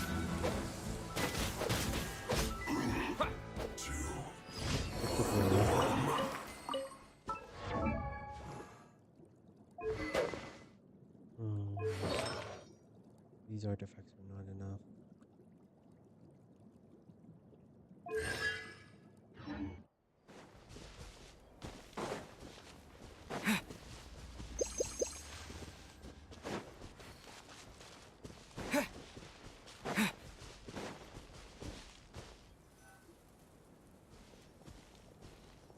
That should be his house. There are so many Gardamex stationed around the place. That's pretty unusual, right? Yes, that's really According to weird. what he told me last time we spoke, he hired them so he won't be harassed or disturbed. Huh. So there are a lot of flowers in his garden, but Paimon doesn't think we'll be able to pick one without alerting the Gardamex. Right. Which is exactly why I think there has to be a special connection between him and the killer. So, should we knock? Just wait here for now. I'd like to take care of a number of those Gardamex first. Let me try. Let me try. let me They're try. so far away. How are you planning to do that? Paimon, you Don't stupid. forget, You have a Paimon. gun. I'm actually the real-life captain of the Musketeers. Yes, we have muskets there. Can I try?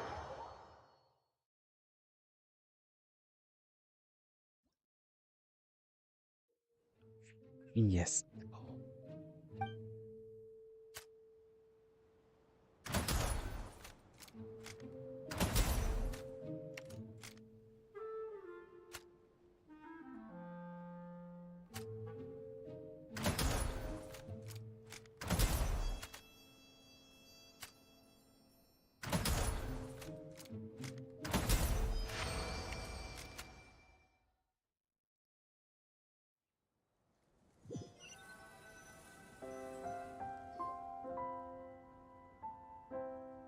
All clear.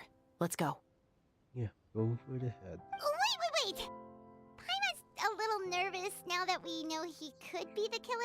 Can we go over our plan of action again? I'll go knock on the door and make sure it's safe inside. Once we're sure that we're in the clear, I'll ask him to come with us for a quick round of questioning at the guard's headquarters. But can't we just arrest him? We still have no evidence that he's the killer, or that he lent the killer any direct aid.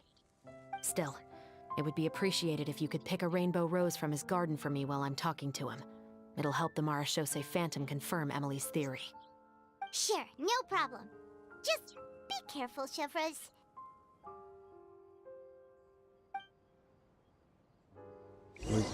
Flowers or...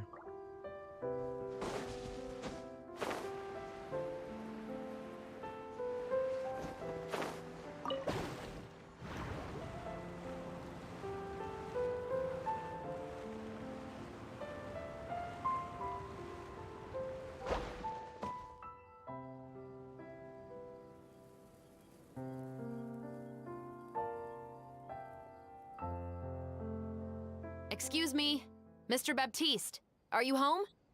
Who could it be at this hour? Oh, it's you, Officer Chevros.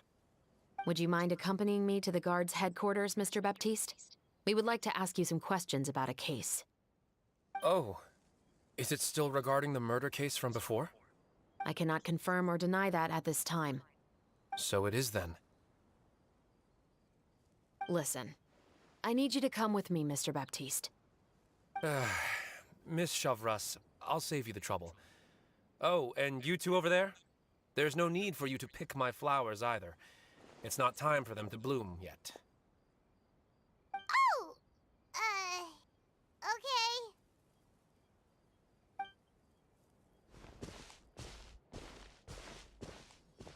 Okay. By saving me the trouble, you mean... I will confess. I was the killer. Huh? He just admitted he's guilty! Please relax, everyone. I'm not armed. The musket you're looking for has been buried in my backyard. Then it's my responsibility to inform you, Mr. Baptiste, that everything you say right now will be used as evidence for the inevitable trial. Yes, I am perfectly aware of that. I must say, I hate this feeling. Oh? Is it because I confessed? Or because you've been proven wrong? Both, I suppose.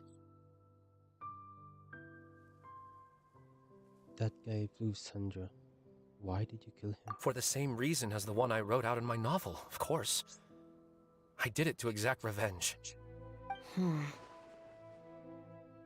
I know you haven't figured out the link between the two of us. Had you done so, I'd have been taken away to the headquarters a long time ago. But that won't stop me from always remembering his grotesque face. After all, he was the one who killed my mother. Your mother is still healthy and well. You know, I was adopted as a child. I was referring to my birth mother. That was never recorded in the orphanage's records. Please forgive a 6-year-old child for concocting some lies to protect himself after watching his mother die right in front of him. So, your novel, it was like a record of your life? No, of course not. It was a work of fiction with many embellished parts. But I am indeed the illegitimate son of a wealthy and influential man who abused his power to murder my mother. That part was 100% real. But the man you killed didn't have a Mora to his name. He was a hired assassin. An irredeemable beast who sank his fangs into a defenseless woman just for a few bags of Mora. But if that's really the truth, you wouldn't be telling us any of this now. You still haven't managed to take revenge against your father, the true mastermind behind it all. I never thought I'd hear that kind of thing from the captain of the Special Security and Surveillance Patrol. I'm simply skeptical about your motives. It's simple, really. I've grown tired of everything and don't want to shoulder this burden anymore. You may have considered me too soft to pull the trigger. Well, as it turns out, you are exactly right. I've become overwhelmed by the aftermath of the murder. So you're going to call a stop to your revenge, just like that? The true mastermind is too rich and too powerful for me. I've accepted that I will never be able to avenge my mother alone. And so what? The characters in your book never gave up. Now, Officer Shavras, I'm the one who has killed a man, aren't I? Are you trying to convince me to commit another crime? What's your father's name? How do you plan to prove the veracity of all of your claims? Well, I'd like to speak with you privately. Sure. Why don't we speak privately at the guard's headquarters? No, it has to be here. I must ensure that we won't be overheard. Fine. Let's talk here. When I said won't be overheard, I meant by anyone. I would like to speak with you and you alone.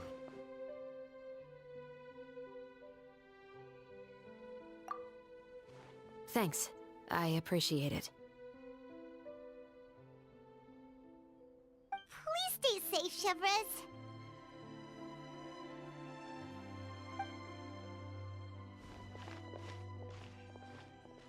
All right. Let's hear it. Will you really believe what I'm about to say? Well, that depends on what you're going to tell me. Fair enough. Fair enough. Then listen closely. I wouldn't be shocked if someone will shoot him. So that's how it's all connected. So, it seems you believe me after all. Do you want me to go public with this? No, of course not. At least, not right now. Then why did you bother telling me? You've read my work. What do you think? Even if you were to go public with all of this right now, he'd simply deny everything. It's been too long. Almost 20 years. Anything that could be used as evidence has long faded away. Even if there might have been a solitary island of truth once upon a time, it has long sunk beneath the waves by now. Justice will never find him. Not if you don't try. I know that as the captain of the Special Security and Surveillance Patrol, you will always stand on the side of justice. But do you really think a cushy life in prison really constitutes justice for him? I bet he could lead an extremely comfortable life in the fortress of Meripede. What are you trying to say? I've been observing you from a distance. Your portrayal of the musketeer was exquisite. Pull the trigger of justice against him. Let the villain get what he deserves. You want me to let you go so you may complete your revenge? No, Officer Shavras. I know that would be impossible. No. What I'd like is for you to perform the deed on my behalf. What an ass. Oh, Chevres sure is taking her time. What could they be talking about anyway? Oh, Paimon's worried. What if he decided to attack her? I have full confidence in Chevru's fighting skills. If anything, he's the one I'd be worried about. Oh, you do have a point. Still, do you have any idea who the rich person might be? And why the novelist doesn't want us to hear what he's saying to Chevres? Sorry to keep you waiting, you two. Hey, how did your talk go? Did you figure out who the rich person he mentioned was? What should we do next? I've already sent someone to escort Baptiste back to the headquarters for questioning. He wasn't lying about the musket. It was indeed buried in his backyard. But what about the name? Did he tell you the name of the rich guy? Yes, he did. But for now, I have to return to the Special Patrol. There are still a few loose ends I need to tie up. What's going on? It feels like she's keeping something from us. I'll probably be quite busy over the next few days, so apologies if you don't see me on set. All right, Paimon understands if you can't tell us everything you know. on the Steambird then. Actually, there's still something else I need your help with. Okay.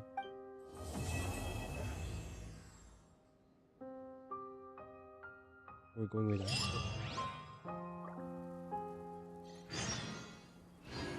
Where the roses.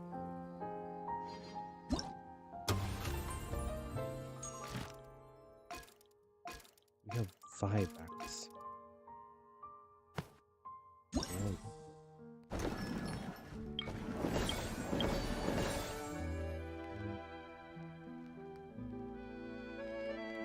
So here.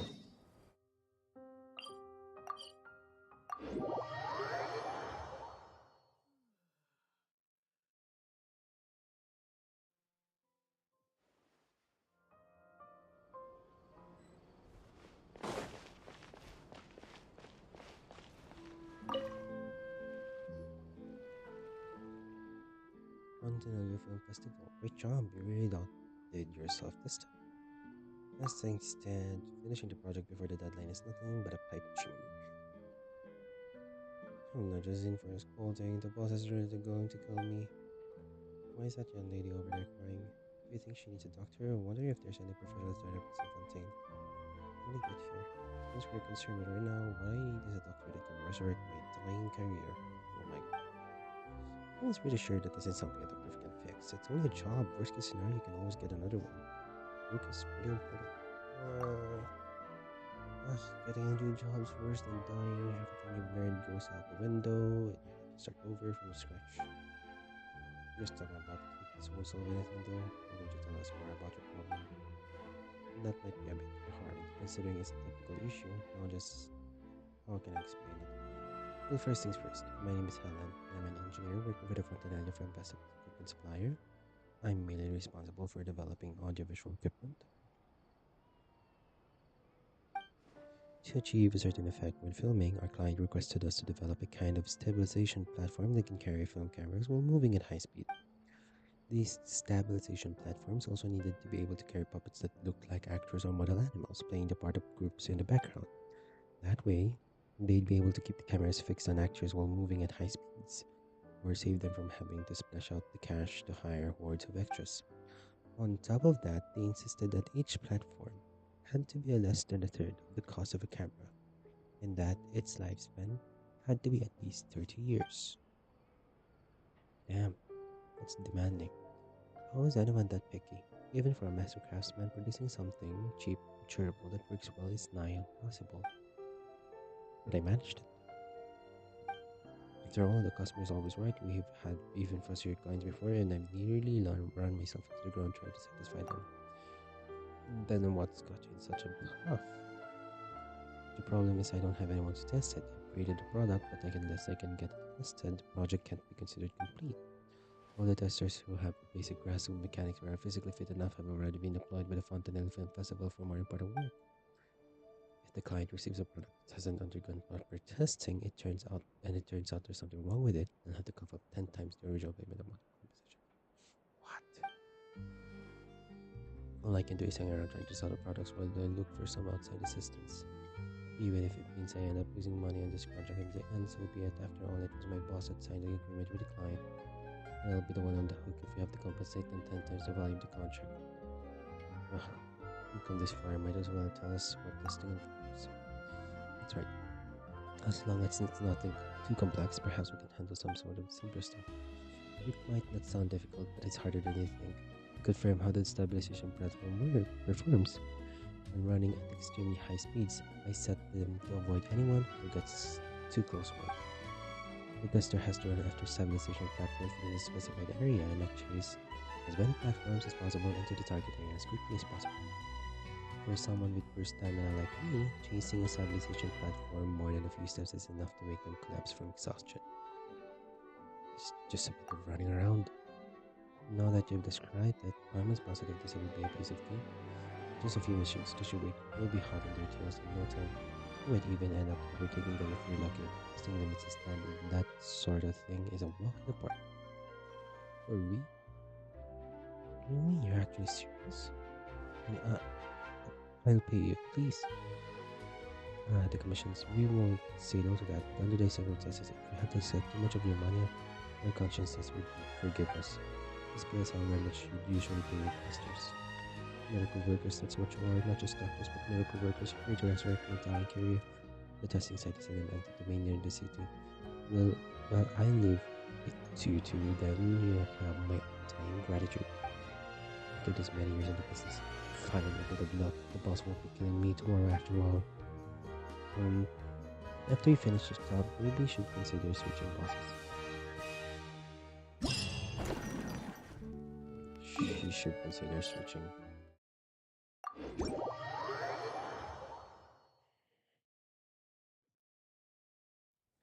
Stabilization mecha balls automatically avoid testers and move in the opposite direction of motion just to... Okay. Stabilization mecha balls movement is influenced by all testers. This is a characteristic to send as many stabilization mecha balls as possible into your zone within the time limit. In addition to the stock wall, glitz balls will also spawn. Stock balls are worth 1 point each, and glitz balls are worth 7 points each. Jump boosters can be found in the testing ground. Pick one up to perform an extreme jump. It goes higher up water. It's perfect for rapidly moving to the other side of the stabilization mecha balls, so use it well. I didn't get that at all. This will be carried out in 1 of 5 locations at random. I didn't get a single thing.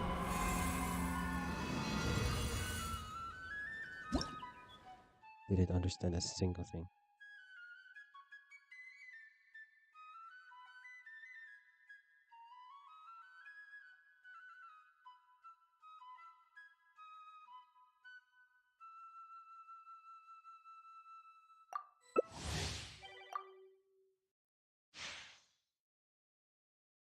I didn't know this is a multiplayer game.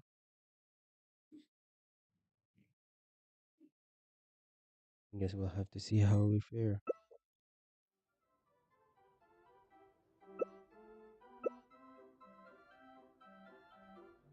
Target area, blue zone.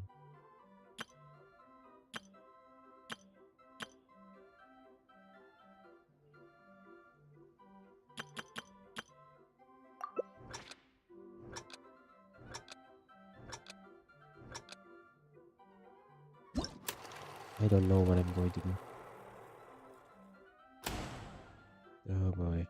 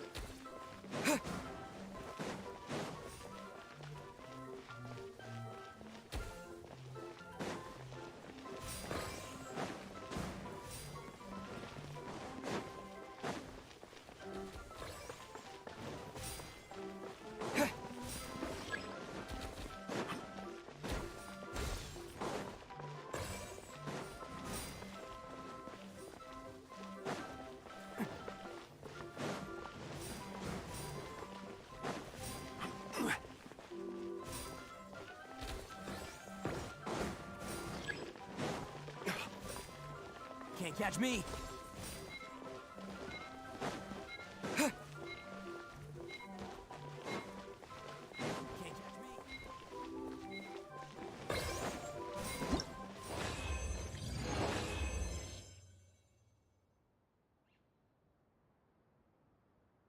Bro. I suck. Okay, maybe.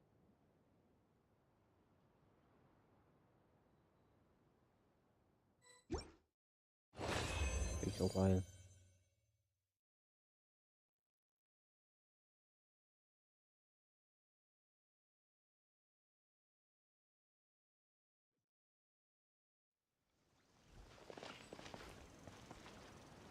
I'm going to pass on that.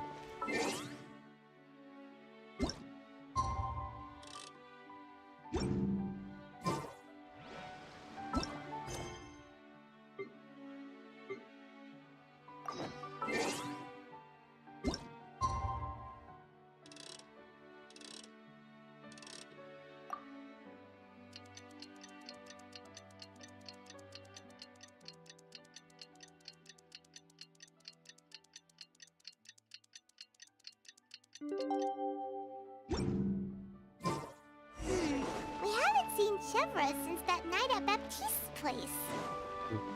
Well, guess there's no point in worrying about it now. Let's go join up with the others. Yep, let's go join them. No. Bro.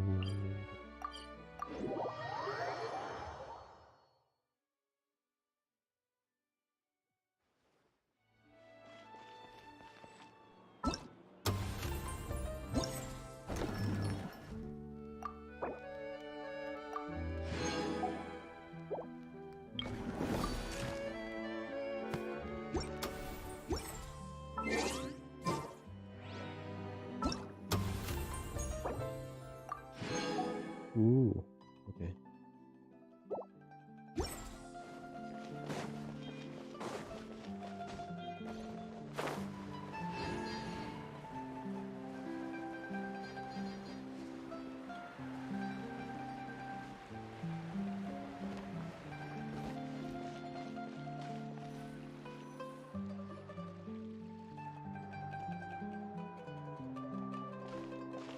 Good morning!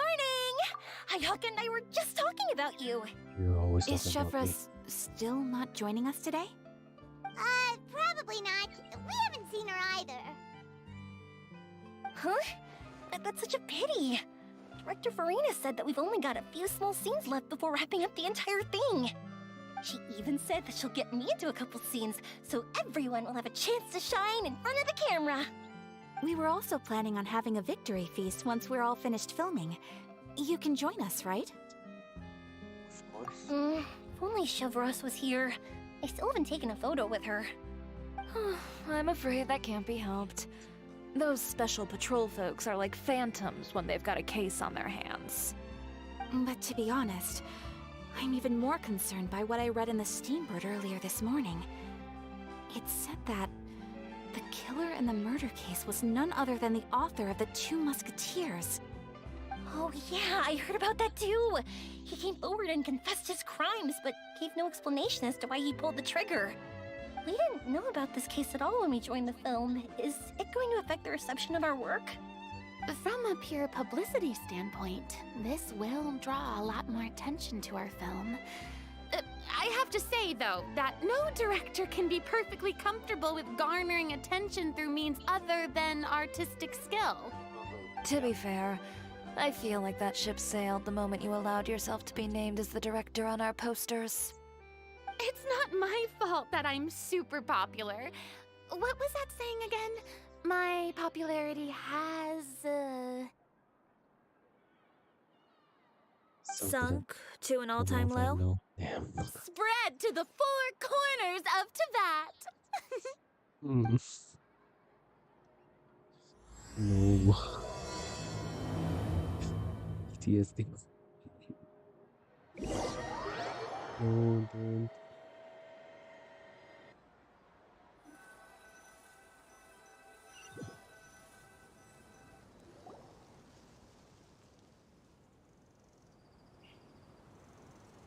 Huh. Excuse me, everyone. Xavier! Feels like it's been ages since we last saw you. I've been talking nonstop with the Film Association, and I'm absolutely swamped trying to coordinate the film's marketing. So forgive me for not being around more often, but please believe me when I say that I will make sure everyone's hard work gets the exposure it deserves. Oh, seems like you've been fighting your own battles. Yes, that's one way to put it. Oh, and before we begin the final round of filming, please allow me to finally introduce you to the original investor of our film, Mr. Morris. A pleasure to meet you all. Yes, glad to make your acquaintance, Mr. Morris. We've heard about the issues you've encountered with your financial situation, and genuinely hope that things have taken a turn for the better.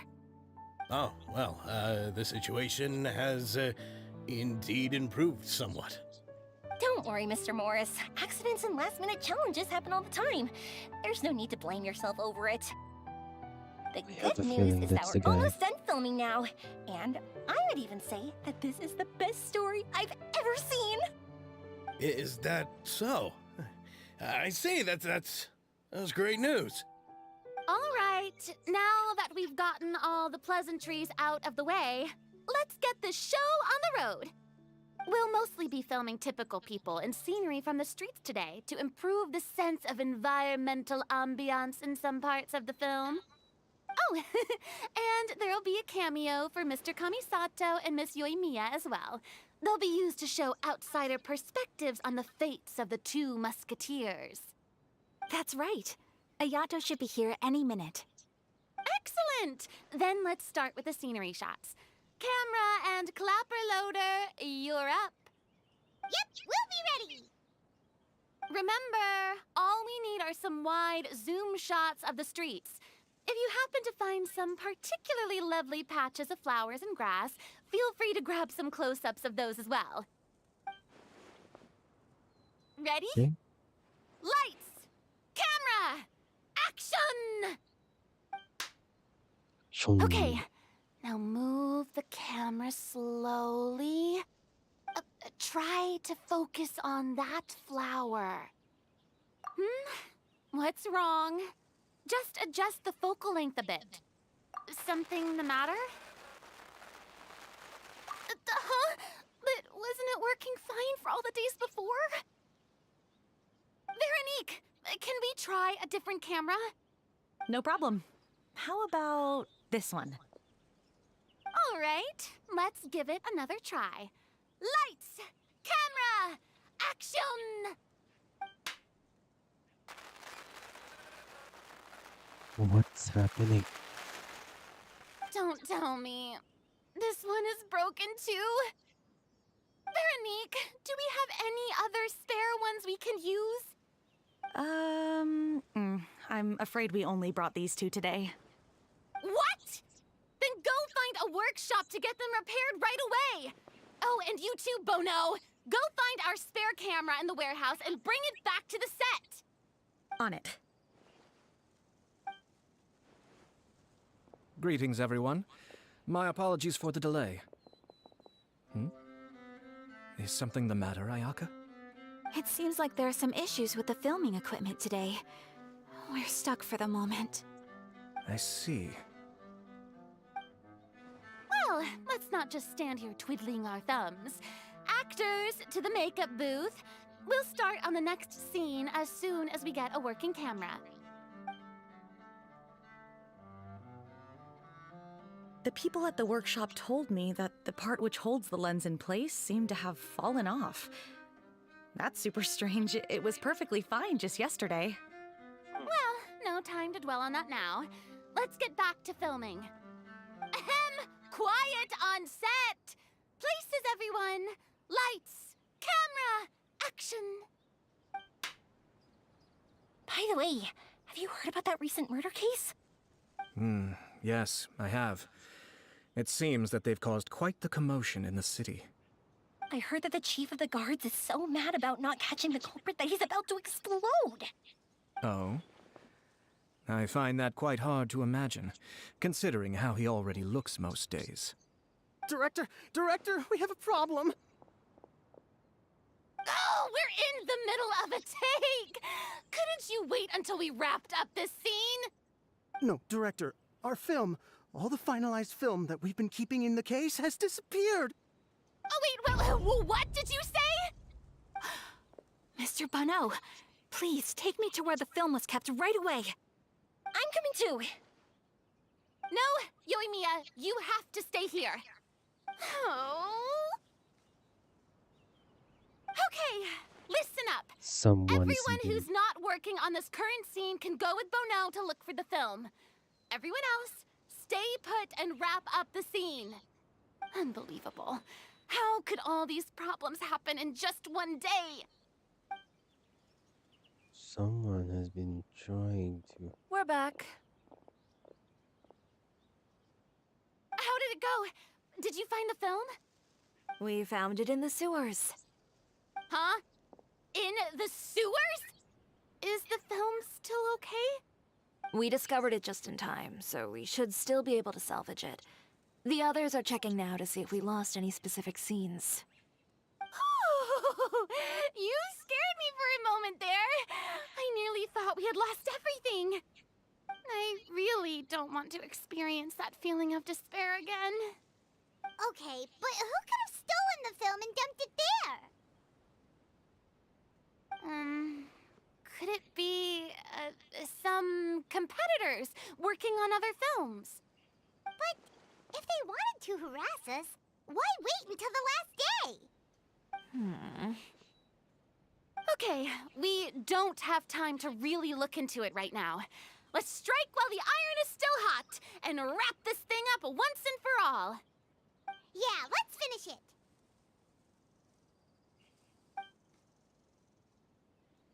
Thanks to everyone's efforts. I would like to officially announce that our entry to the festival, The Two Musketeers, has now concluded filming! Bravo, bravo, bravo. Paimon is spent. It's so late already. Yeah. Even though the filming process proved to be extremely challenging, everyone provided valuable and unique contributions to the final product. Thank you all for your dedication and support. And just like Director Farina, I would also like to extend my most heartfelt thanks to all of you. Really, you've all helped me so much. I just... All right, let's save the awards speech for later, and hopefully also get some rehearsals in before the real thing. Anyway, now it's time to party! Let's all make our way to the beach and have a celebration feast so loud and fun that even the blubber beast will want in. Party, party! Paimon wants to party!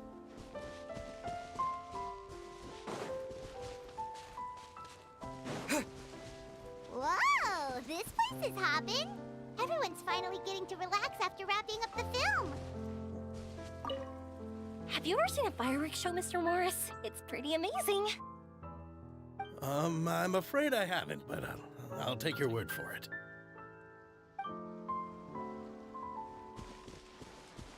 Let's go chat with someone.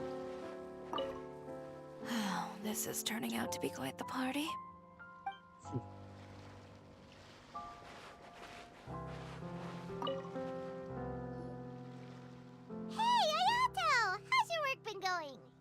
Everything went rather smoothly. Thank you for your concern.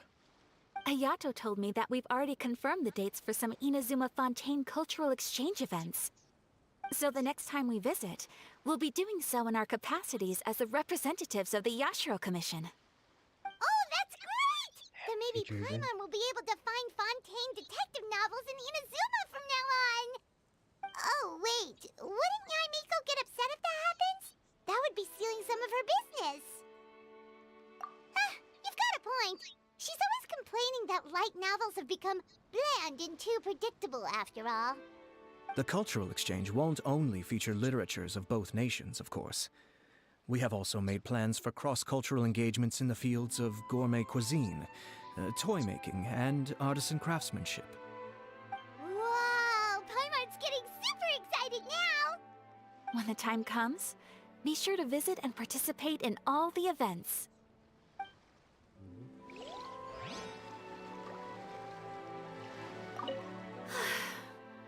I wish we could have spent some more time here. Don't worry. It won't be long before we're back again. Oh, they will be back. They'll be back, man. They will be back. I was thinking, if this film turns out to be a success, could I ask the two of you to stay and be a part of my crew? Of course, I'll definitely increase the pay for next time. I'd be more than happy to, Mr. Xavier. Thank you for the offer, Mr. Xavier. But I've made some plans to go on a journey to the other nations once the festival is over. Is that so? Well, then in that case, bon voyage, Miss Veronique.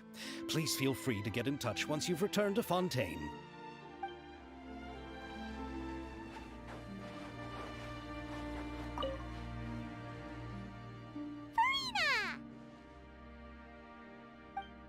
Oh, my darling clapper loader and camera operator. You've both worked really hard. Paimon thinks you worked even harder than us. Honestly, Paimon was getting a little tired of playing with the clapperboard by the end of it. Worst of all, Paimon started having dreams of you shouting, "Lights, camera, action!" into Paimon's ears. The actual dream can't even start until you've yelled that. Hey, if anything, shouldn't I be more grand and delightful in your dreams? We've been through so much together, and that's how your brain remembers me? That's not Paimon's fault. We've just used the clapperboard too much lately. Anyway, what's most important is that we've wrapped the film. I'm pretty confident that we'll take first prize. You mean the Farina Award? Hey, no need to mention the official name. Wait, now that you mention it, if we did win the prize, would Farina just get a statue of herself? Come on, I don't need that kind of attention. Xavier can accept the reward on our behalf. But just imagine! Farina accepting the Farina Award and holding a Farina statue. I'm going back to my dessert now. You all can keep discussing that on your own. But really, seriously, fish and chips. Fish and chips.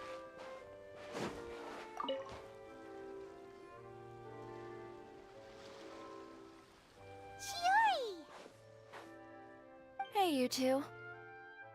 Are you not really into these kinds of big social occasions? Yeah, Not particularly. But this is still better than Fontaine Fashion Week. But if this film becomes a big hit, people will definitely come flocking to your shop. Yes, that's highly likely. As long as the film can premiere as planned. Are you still worried about the case? That and all the obstacles we had to face today. You're right. It's as if all our bad luck just manifested at once. But why today of all days? No. No, it's nothing. We've already delivered the film to the editors, so there should be nothing more to worry about. How are you doing, Mr. Morris? You having a good time? Well, you could say that. Do you happen to know when the party is scheduled to end? Judging by how much fun everyone's having, I'd say probably not until well after midnight. Is there something that you still have to take care of at home, Mr. Morris? Oh, well, I'm just not a late night person, so I might take off shortly. Oh no! Silly me. I almost forgot something super important. Oh, what is it? I prepared a whole batch of fireworks for the party, but I forgot to bring them over from the warehouse. Fireworks, you say? That's truly a pity. Sorry things didn't go as planned. Could you help me carry them over, Mr. Morris? I won't be able to fetch all of them by myself. Me? Are you sure that you can't find anyone else? I just wanted to make this surprise for everyone. The warehouse isn't far from here. We'll be there in no time. Pretty please, Mr. Morris. These are some of the best fireworks I've ever made. So I also want you to see them before you leave. They're stunning. I promise that they'll be a once-in-a-lifetime experience that you'll never forget. But... It's okay. Just come with me. If we're sneaky enough, nobody else will see us leaving. It's a sus behavior. All right. It's a very sus behavior. The warehouse is right over here. I moved the fireworks there in advance, so it shouldn't be too much work bringing them back. It's still a ways away from the party. Yeah, of course. Sorry about that, Mr. Morris. It's probably because I'm used to carrying fireworks all the time, so it doesn't feel like a lot of work to me.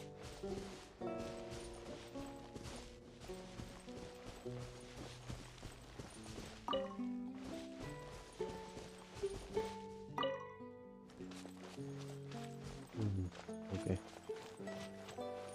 He'll be here.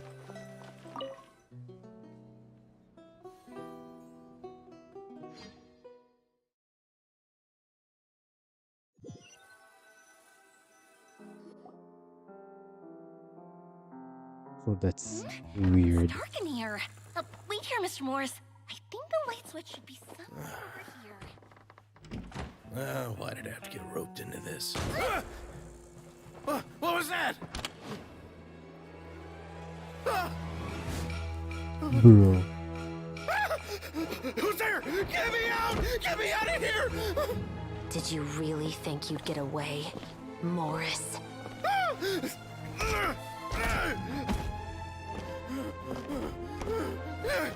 You've got the wrong guy. It What wasn't the me. heck? I'm not the killer. You know, Eliza died a far more heroic death than this. She fought your assassin to the end, to save the children she had hidden beneath the floorboards.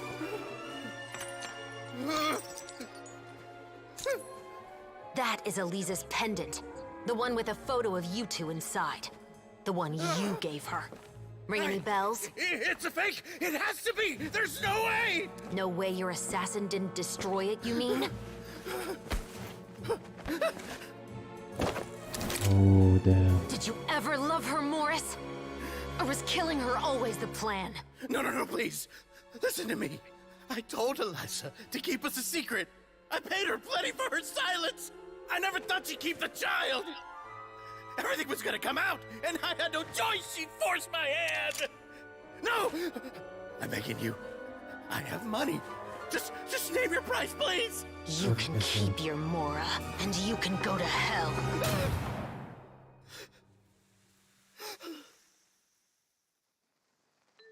I'm Captain Shovraz of the Special Patrol. Morris, you're under arrest for Eliza's murder. Huh? Hmm?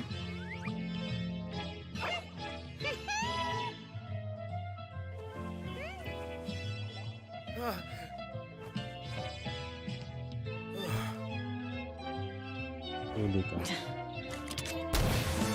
Oh, damn.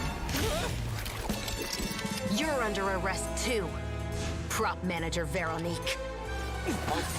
Or perhaps I should call you the Second Musketeer.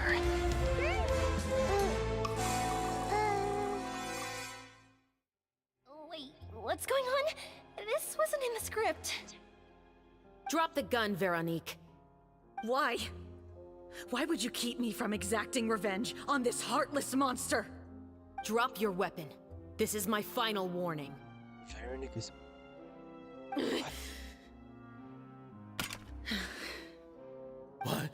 What is going on? Do I have to spell it out for you, Morris? Everything that took place just now was staged to get you to confess the truth. But this last part is all improv, of course.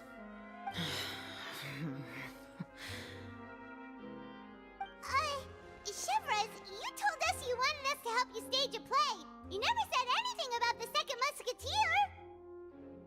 It's because even I had no way to confirm my theory until now.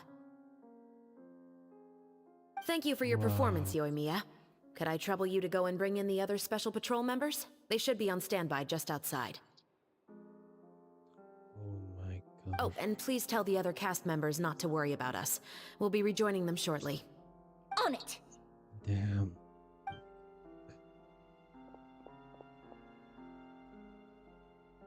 So what do you So think, Veronique Morris? was on it too. Care to talk about what happened 20 years ago? The My investor. patience is limited, you know. Don't force me to take you back to the interrogation room. I'd wager that you wouldn't last for more than a minute in there. With the recording we made, you have no chance of winning in court. Cooperating with us now is the most practical move. All right. I'll talk. I hired an assassin to murder Elisa. She once worked as a maid on my family's estate. She was very beautiful, and after some time I fell for her.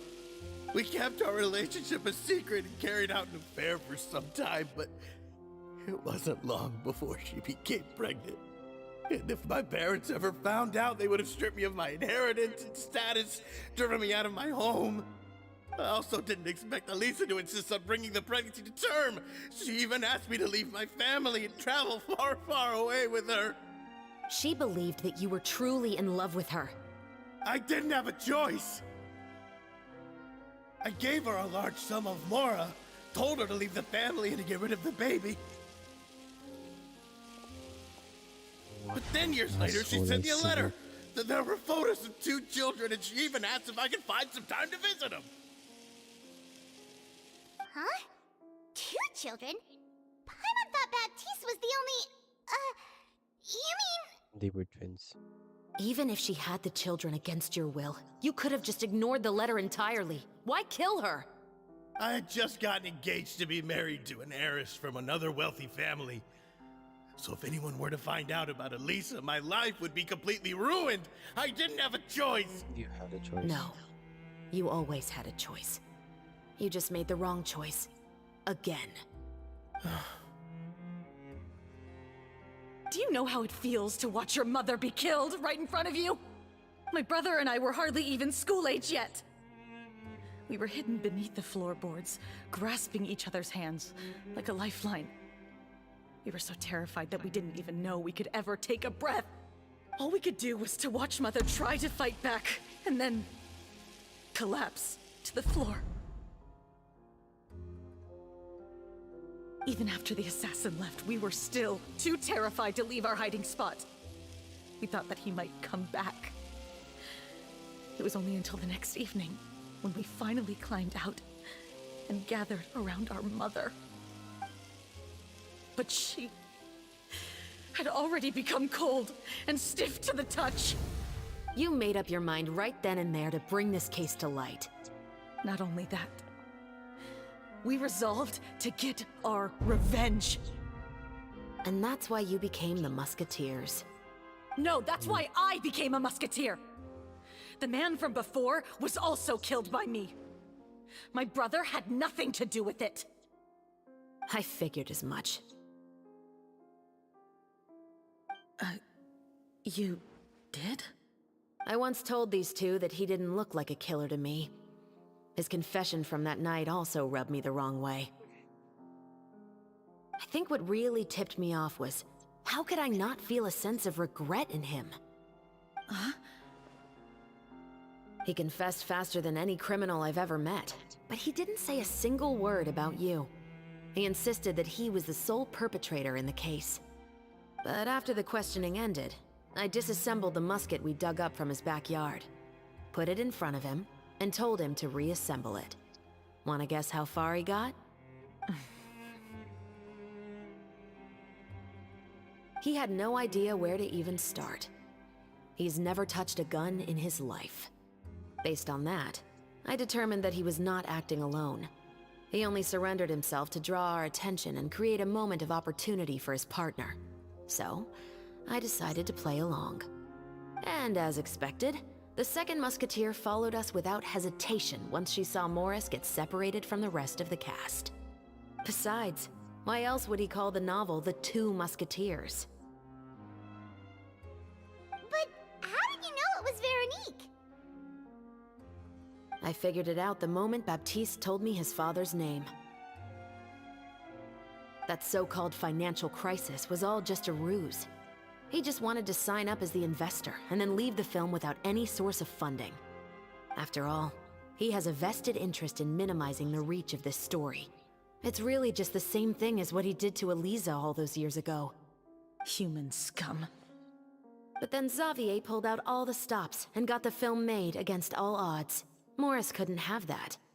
With the killer in custody, he figured it was safe to act. And so he came to visit the set today, just as I expected. Wait, so you were behind all those mishaps today?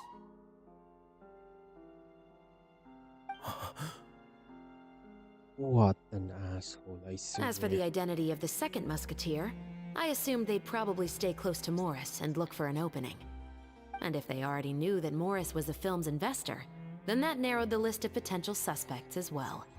Furthermore, being the props manager would allow the culprit to avoid scrutiny by purchasing mechanical parts in the name of the crew. With that hypothesis in mind, I went back to check Baptiste's orphanage adoption records. Guess whose name I saw on the same page, just a few lines from his. My brother. He trusted you. As in, he trusted me to perform the deed on his behalf? He trusted you to stand on the side of justice. I am. I thought you could do it as well. Oh, the look on your face when you told him to go to hell. I really thought you'd put a bullet in his brain. You know what he has done. Are you telling me that you'd rather see him spend the rest of his life living like a king in the fortress of Meripede? I will never be able to forget the feeling of my mother's cold, lifeless hands. And you would call this ending fair? Is this what you call justice? I won't lie, Veronique. I did hesitate when your brother first told me about the truth. I wondered. I agonized over whether I should really put a bullet in his head. So why don't you? Because that should never be how justice is carried out in this world. Perhaps, to you, justice is simply reciprocated. An eye for an eye, and a life for a life. But everyone has their own understanding of justice. If everyone were to pursue their own definition of it, there would be no more order in this world. Today, you'll kill Morris, and tomorrow, his children may come for you. The world cannot render judgments based on a desire for revenge. That will only lead to a cycle of revenge, as well as the destruction of order and civilized society. Yeah. Fontaine is founded on a set of laws and a standardized code of justice. That is why we are the nation of justice. But with all that said, I will promise you this. Morris will not lead a cushy life in the fortress of Meripede. Chevreuse, the rest of the special patrol is here. Thank you so much, Yoimiya. Letelier, Terena, please take them away.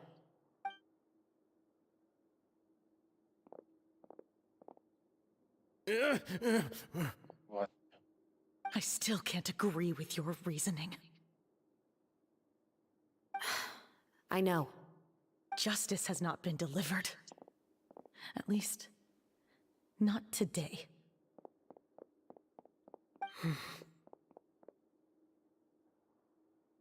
Chevreuse. Let's go. We should give an explanation to the crew. Are you okay? Thank you for your concern. I'm fine. I'm just thinking about the things in life that have driven people to take justice into their own hands.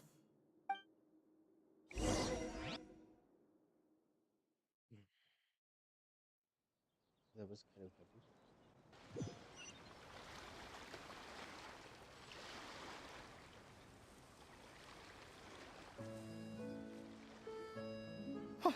Who would have thought Morris would turn out to be... I'm at a loss of words. How could he have done something like this? I'm just glad that you're all safe and sound. Who knew that such a labyrinth of cases would be behind this story? Yeah. Well, what should we do now? We have a finished film, of course, but should we still go ahead with the premiere? Yes. What do you mean? Shouldn't you be even more motivated to spread the word now that you've learned the truth? Chiori is right. I'd also like more people to see this story for themselves. But the real ending of the story seems to have deviated somewhat from the one in the script. Is that still acceptable to you, Miss Chevreuse? The call is yours. We still have time to reshoot an ending if that's what you'd like. No, it's fine as is. I like what we have for the catharsis. Romanticism is what gives works of art their appeal. Fiction is able to explore means of restitution that could never work in real life. Just like the real world, the world of stories also has its own set of rules and justice. These I different bet has his own possibilities are what life. initially drew me to reading in the first place. Sounds good to me. I support your decision. What about Veronique? Will she be okay? She will soon face her judgment alongside her brother and Morris. If I had to guess, they'll probably all be sent to the fortress of Meripede. I'll make sure to give Risley a heads up about it. Oh, you mean that kind of heads up? Exactly. Ahem. All right, then the matter's settled. Now that everything's been taken care of, there's no reason for us to keep looking all gloomy and grumpy. Let's get back to the feast and enjoy each other's company. We'll be starting the post-production process tomorrow. You should join us, Chevres. You missed the first few hours of the party, didn't you? All right. Count me in. Then I'll wait for you over there. The most grueling There's part still of the some good video news that production. I'd like to share with Chevres. Traveler, Paimon, could you wait for me by the sea after the party ends?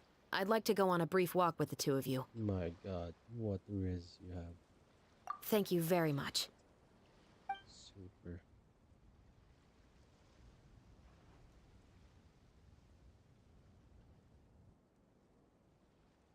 They're playing TCG.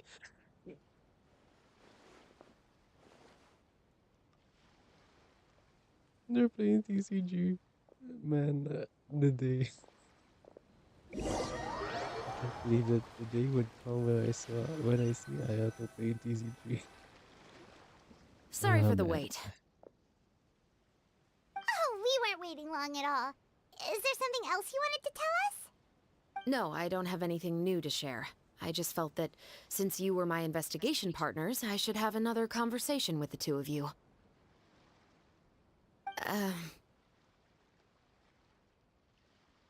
Traveler, how would you have responded to Baptiste's request if you were in my shoes?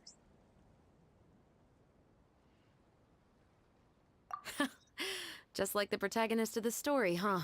Can't say it doesn't suit you. When I was young, my father often took me here to swim. We'd come rain or shine, even when it was freezing cold. He told me that swimming was the best activity to train one's strength of will. You could never give up before reaching the shore, especially when the water was cold. Oh? Why's that? Because the moment you give up would be the moment you die. At that point, I still hadn't received my vision. One winter, the chilly wind felt almost like knives on my skin, and the seawater was so frigid that it numbed my toes the moment I stepped in. I cried and begged my father to spare me from having to swim across, but he wouldn't listen. He used to be a member of the Special Patrol as well. You could say it was his way of educating his children. That sounds awful. When he saw that I wouldn't stop crying, he just picked me up and tossed me into the icy water. The bone-chilling cold took away my senses. I couldn't feel anything but fear and rage. I waited for my father to save me, but one look and I knew he'd already started swimming for the opposite shore. I realized that if I were to give up, I really would die right then and there. I used all of my strength to try and catch up to my father. Those few minutes felt longer than my whole life up until that point. I did, however, make it to the other side. I've never felt afraid about anything in my life after that, nor have I ever cried again. That way of teaching would have never worked on Paimon. Yeah, I don't think that was the right method for anyone. It's just that, working now as I am in the pursuit of justice, I still sometimes feel like I've been tossed into that winter sea all over again. The anger and the helplessness. Chevres. But the worse I feel, the more I know to never give up. The alternative would be to forever lose myself among the waves. Anyway, how about a race? Neither of us will drown, but we can still see who swims faster. Game. You guys go ahead! Paimon will grab the clapperboard to mark the start of the race. You really need the copy board.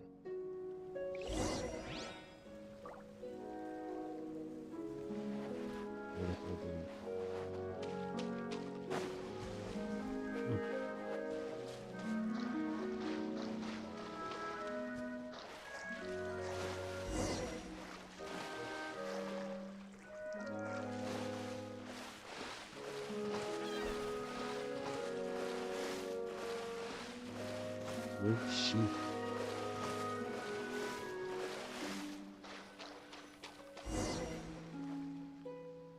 Whoa, that felt good. You were so fast in the water, Chevres! You were swimming even faster than Paimon can fly! So, about the Special Patrol, did you join because of your dad? Partly, but I'd say I was more inspired by the heroes I read about in stories growing up. Oh, so it's due to your love of stories!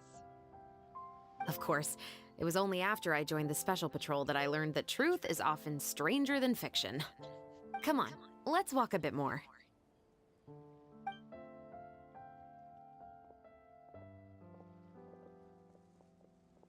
To be honest, I do sometimes question whether the decisions I make are the right ones.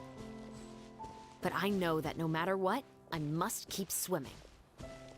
Because the only thing I've got my eyes on is the shore in the distance. Just keep swimming, just keep swimming, just keep swimming, swimming, swimming.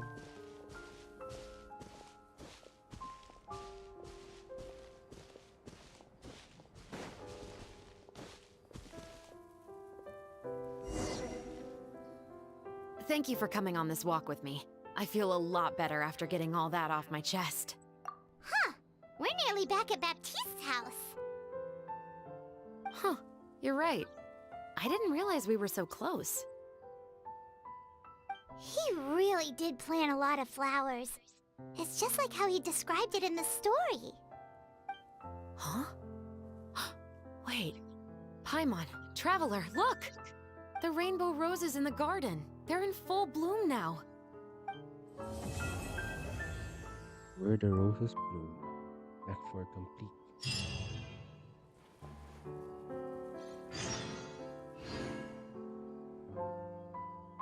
Okay, we are going to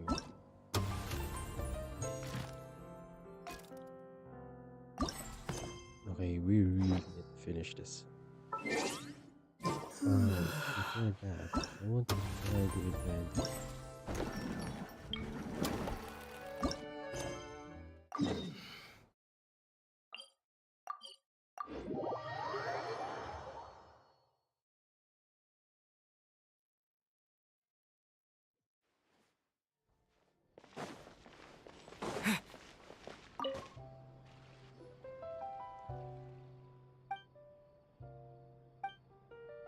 I'm not reading this.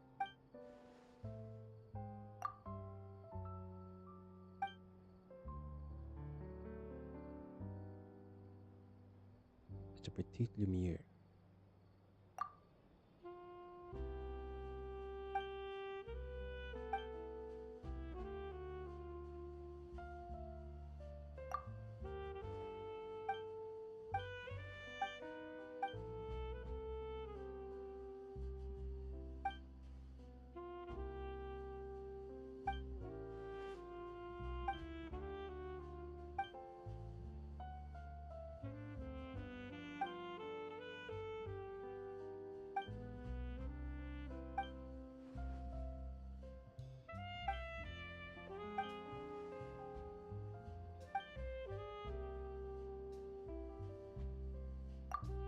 Mm-hmm.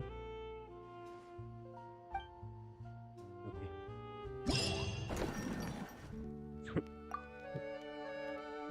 Ooh.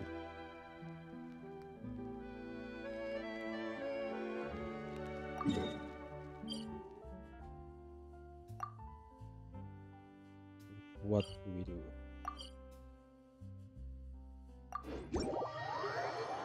What are we going to do?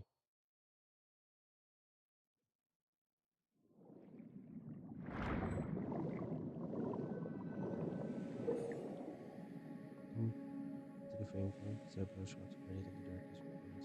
Oh, it's the same thing that I did earlier.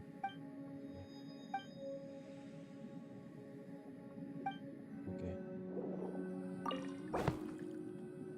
And I just played in that. Ooh.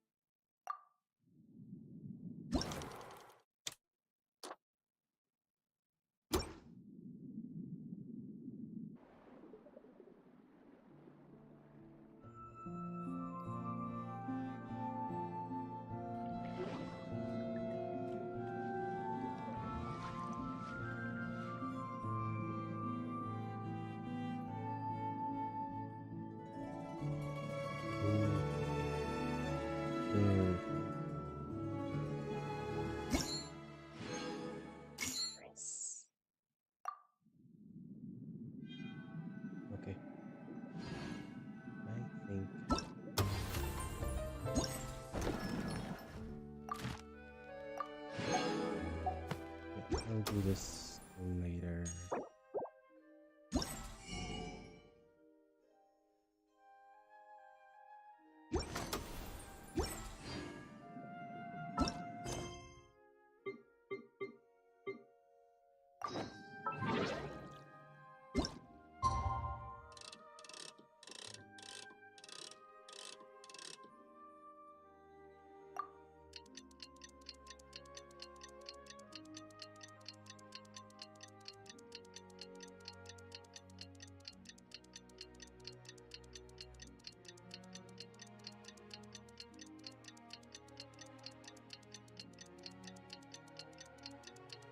That's a lot of time.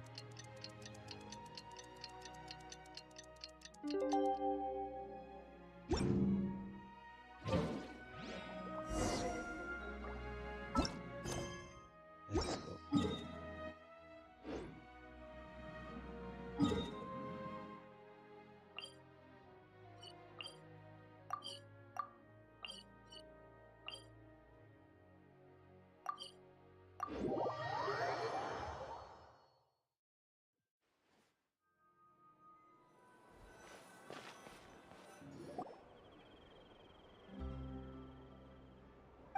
Okay, if I'm a successful premiere and my Musket murder case also successfully comes to an end. Xavier, it's been a while. Hey there, you two! Sorry I've been scarce. I've been buried in marketing and preparing the film for release ever since we wrapped post-production. The award ceremony is today, right? Paimon wonders if we'll win the Farina Award. I'd give it a 90% chance. Farina! Oh, Paimon didn't know you were already here. You're earlier than everyone else. I'm sure the others will also be here in no time. Xavier, if we end up getting called on stage, shouldn't you come up with a name for our crew? What? But we don't even know if we're going to win. I wouldn't want to jinx our chances by celebrating early. Just open your eyes! Surely you've seen the audience's reactions to our film. We've had nothing but critical acclaim. You've also had conversations with the Opera House's operating staff, right? Didn't they want to increase the number of showings? With the mora you've made from the box office, you can now open your very own film company. But that's all credit to my amazing crew. You've all helped to make this a reality, so I can't be the only one asked to come up with a name. Well, give it some thought. I'm sure the crew will respect your choice. All right, but before that, Traveler and Paimon, could I trouble you to quickly pay a visit to the Fortress of Meripede? Huh? But shouldn't we stay for the award ceremony? I wanted to ask you two to invite Shavraz to join us at the ceremony. She's one of the lead roles, after all. I haven't been able to find her recently, so I haven't had the chance to invite her personally. According to the papers, the culprits of the Musket murder case will be personally escorted today by the captain of the Special Patrol to the Fortress of Meripede. Oh, Paimon gets it now. It'll be a piece of cake for us. Yep, just wait here, Xavier, and maybe try to come up with a few snappy-sounding names. All right, then I'll leave you to it.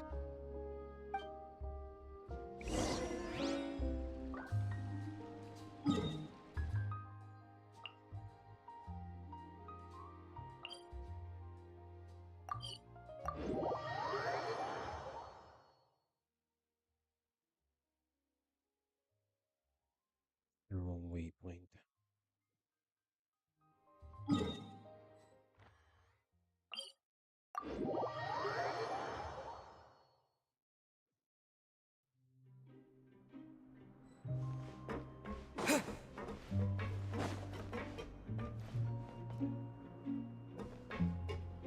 What?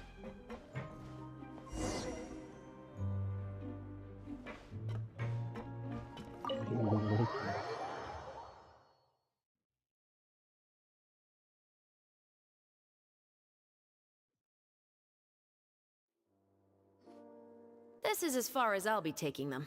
I'll leave the three of them to you now. Got another errand to run? Oh, look at this cake man. Something like that. I'm expected at a party. Now that's something you don't hear every day.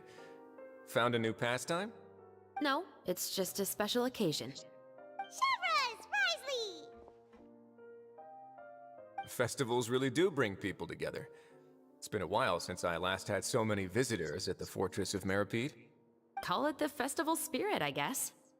Yeah, you could say that. Even our head nurse has gotten herself all worked up preparing super deluxe nutritious shakes. Just one gulp and you'll have met all your nutrition needs. Were you talking about work just now? We've already finished discussing everything. So, what do you think about my heads up, Mr. Risley? I believe I haven't yet made any promises or guarantees.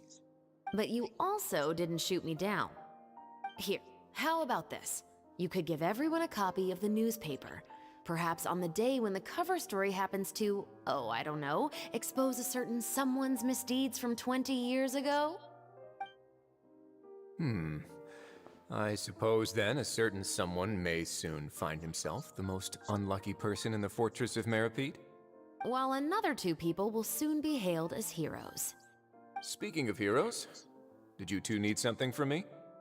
Oh, actually, we're here for... You're here to invite me to the party, right? Don't worry, I didn't forget. Ooh, then let's head back right away! See you, Risley! Happy Fontanalia Festival! And the same to you.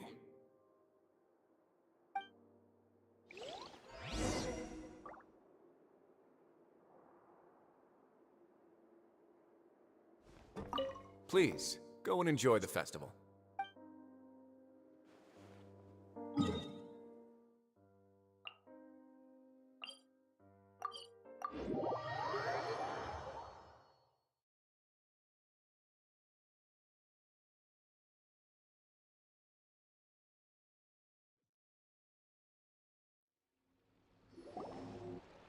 And the winner of the Farina Award for the first Fontanalia Film Festival is... the Two Musketeers!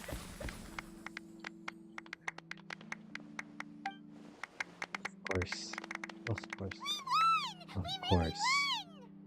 Yes. Of course. Congratulations, Mr. Xavier. We won? I can't believe it! I really can't thank all of you enough! See? My takes on Fontaine's entertainment industry have never been wrong. Now, please welcome to the stage the producer of The Two Musketeers, Mr. Xavier! I could use a lot more people though.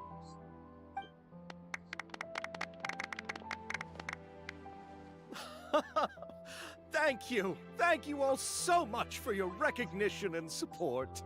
While I'm up here, I would love to give special thanks to... Time really flies, huh? It certainly feels that way. It feels like it was only yesterday when you were teaching me to hold a musket.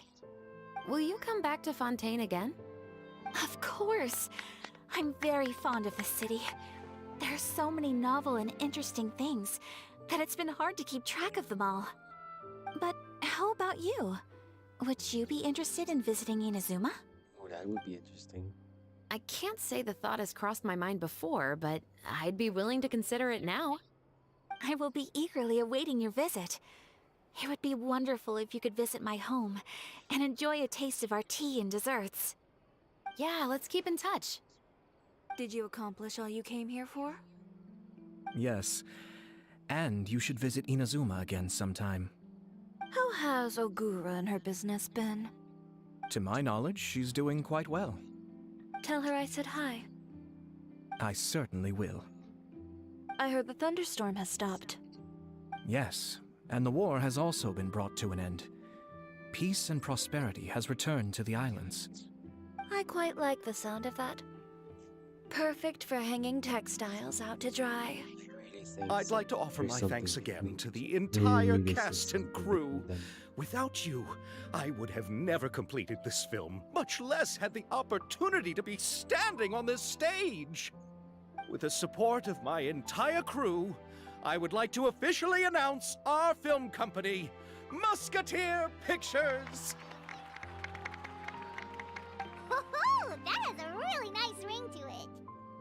Then in that case, let's please welcome all the members of Musketeer Pictures onto the stage for a commemorative photo.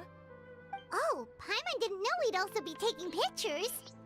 Director Farina, I believe you are the most deserving person to raise this trophy. Huh? No. There's no need. It's so embarrassing. It's an honor the director deserves. Yes, I agree. I can't think of anyone better for the honor. Just accept that you're not getting out of this. Ready, everyone? 3, 2, 1. Musketeer Pictures!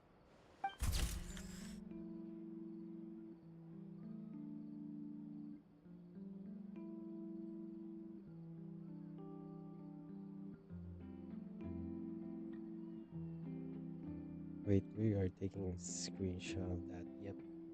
Another one. Yep. Nice.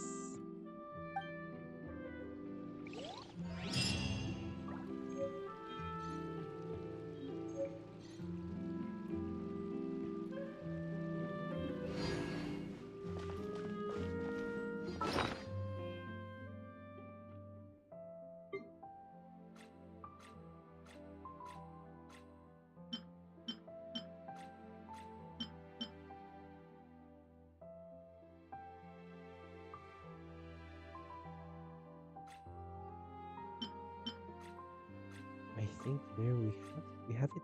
There we have it.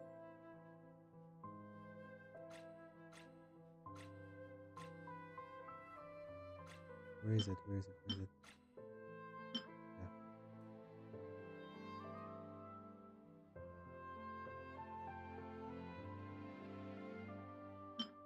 Yeah, I'll definitely put this in the. Okay. Anyway. Oh, there we have it.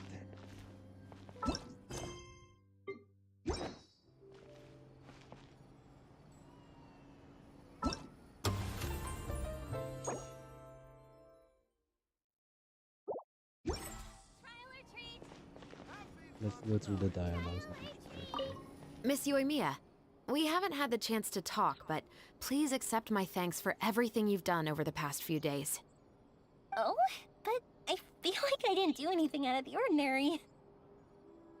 I'm very grateful for your assistance during that special performance in the warehouse. It was always going to be somewhat risky, to engage and draw away Morris all on your own. You're only a civilian and have never been trained to act in such a dangerous situation. Don't say it like that.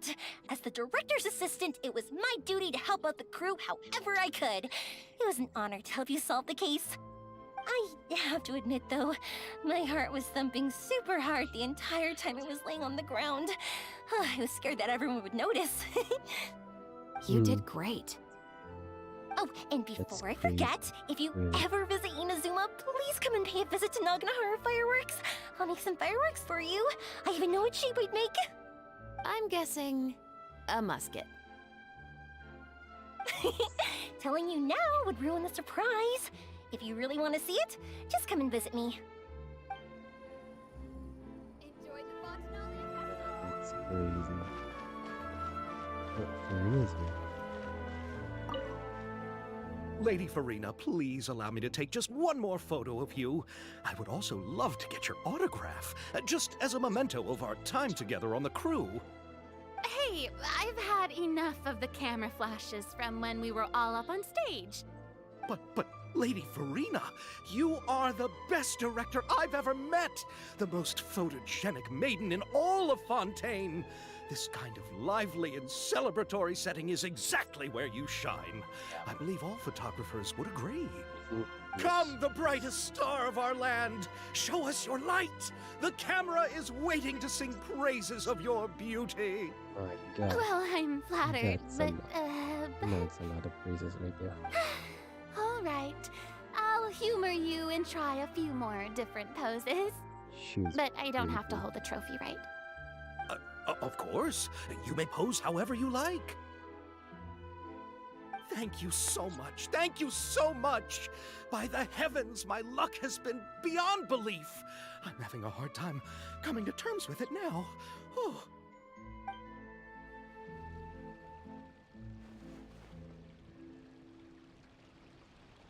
Let's take a picture.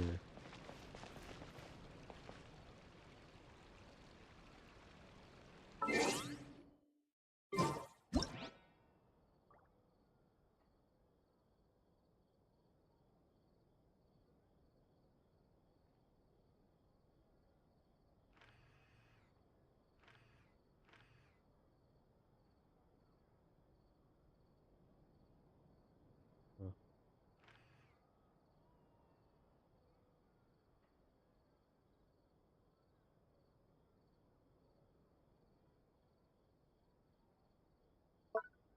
Yep.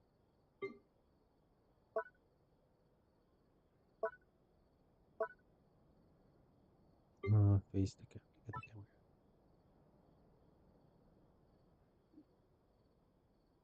Bro, what's wrong with you?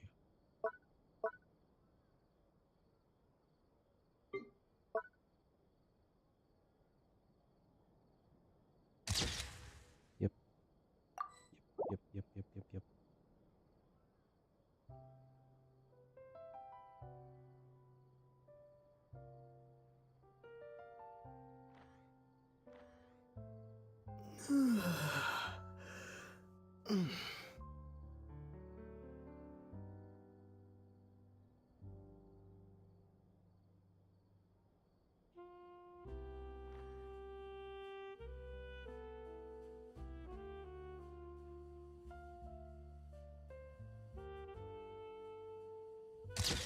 Yeah, I'm taking that picture again.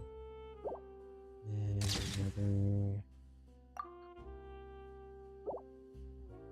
Give me a pose. Give me a pose. Give me a pose. There we go. Okay. Alright guys, that's the end of the event. We'll probably be doing the two mini games privately.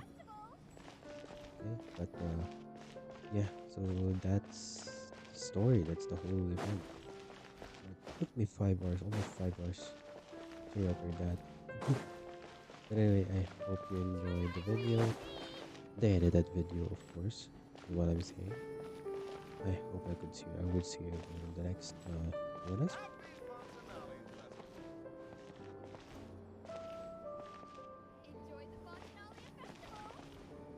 So anyway guys, thank you for watching. I'll see you in the next one. Trial or treat? Trial or treat? Bye bye.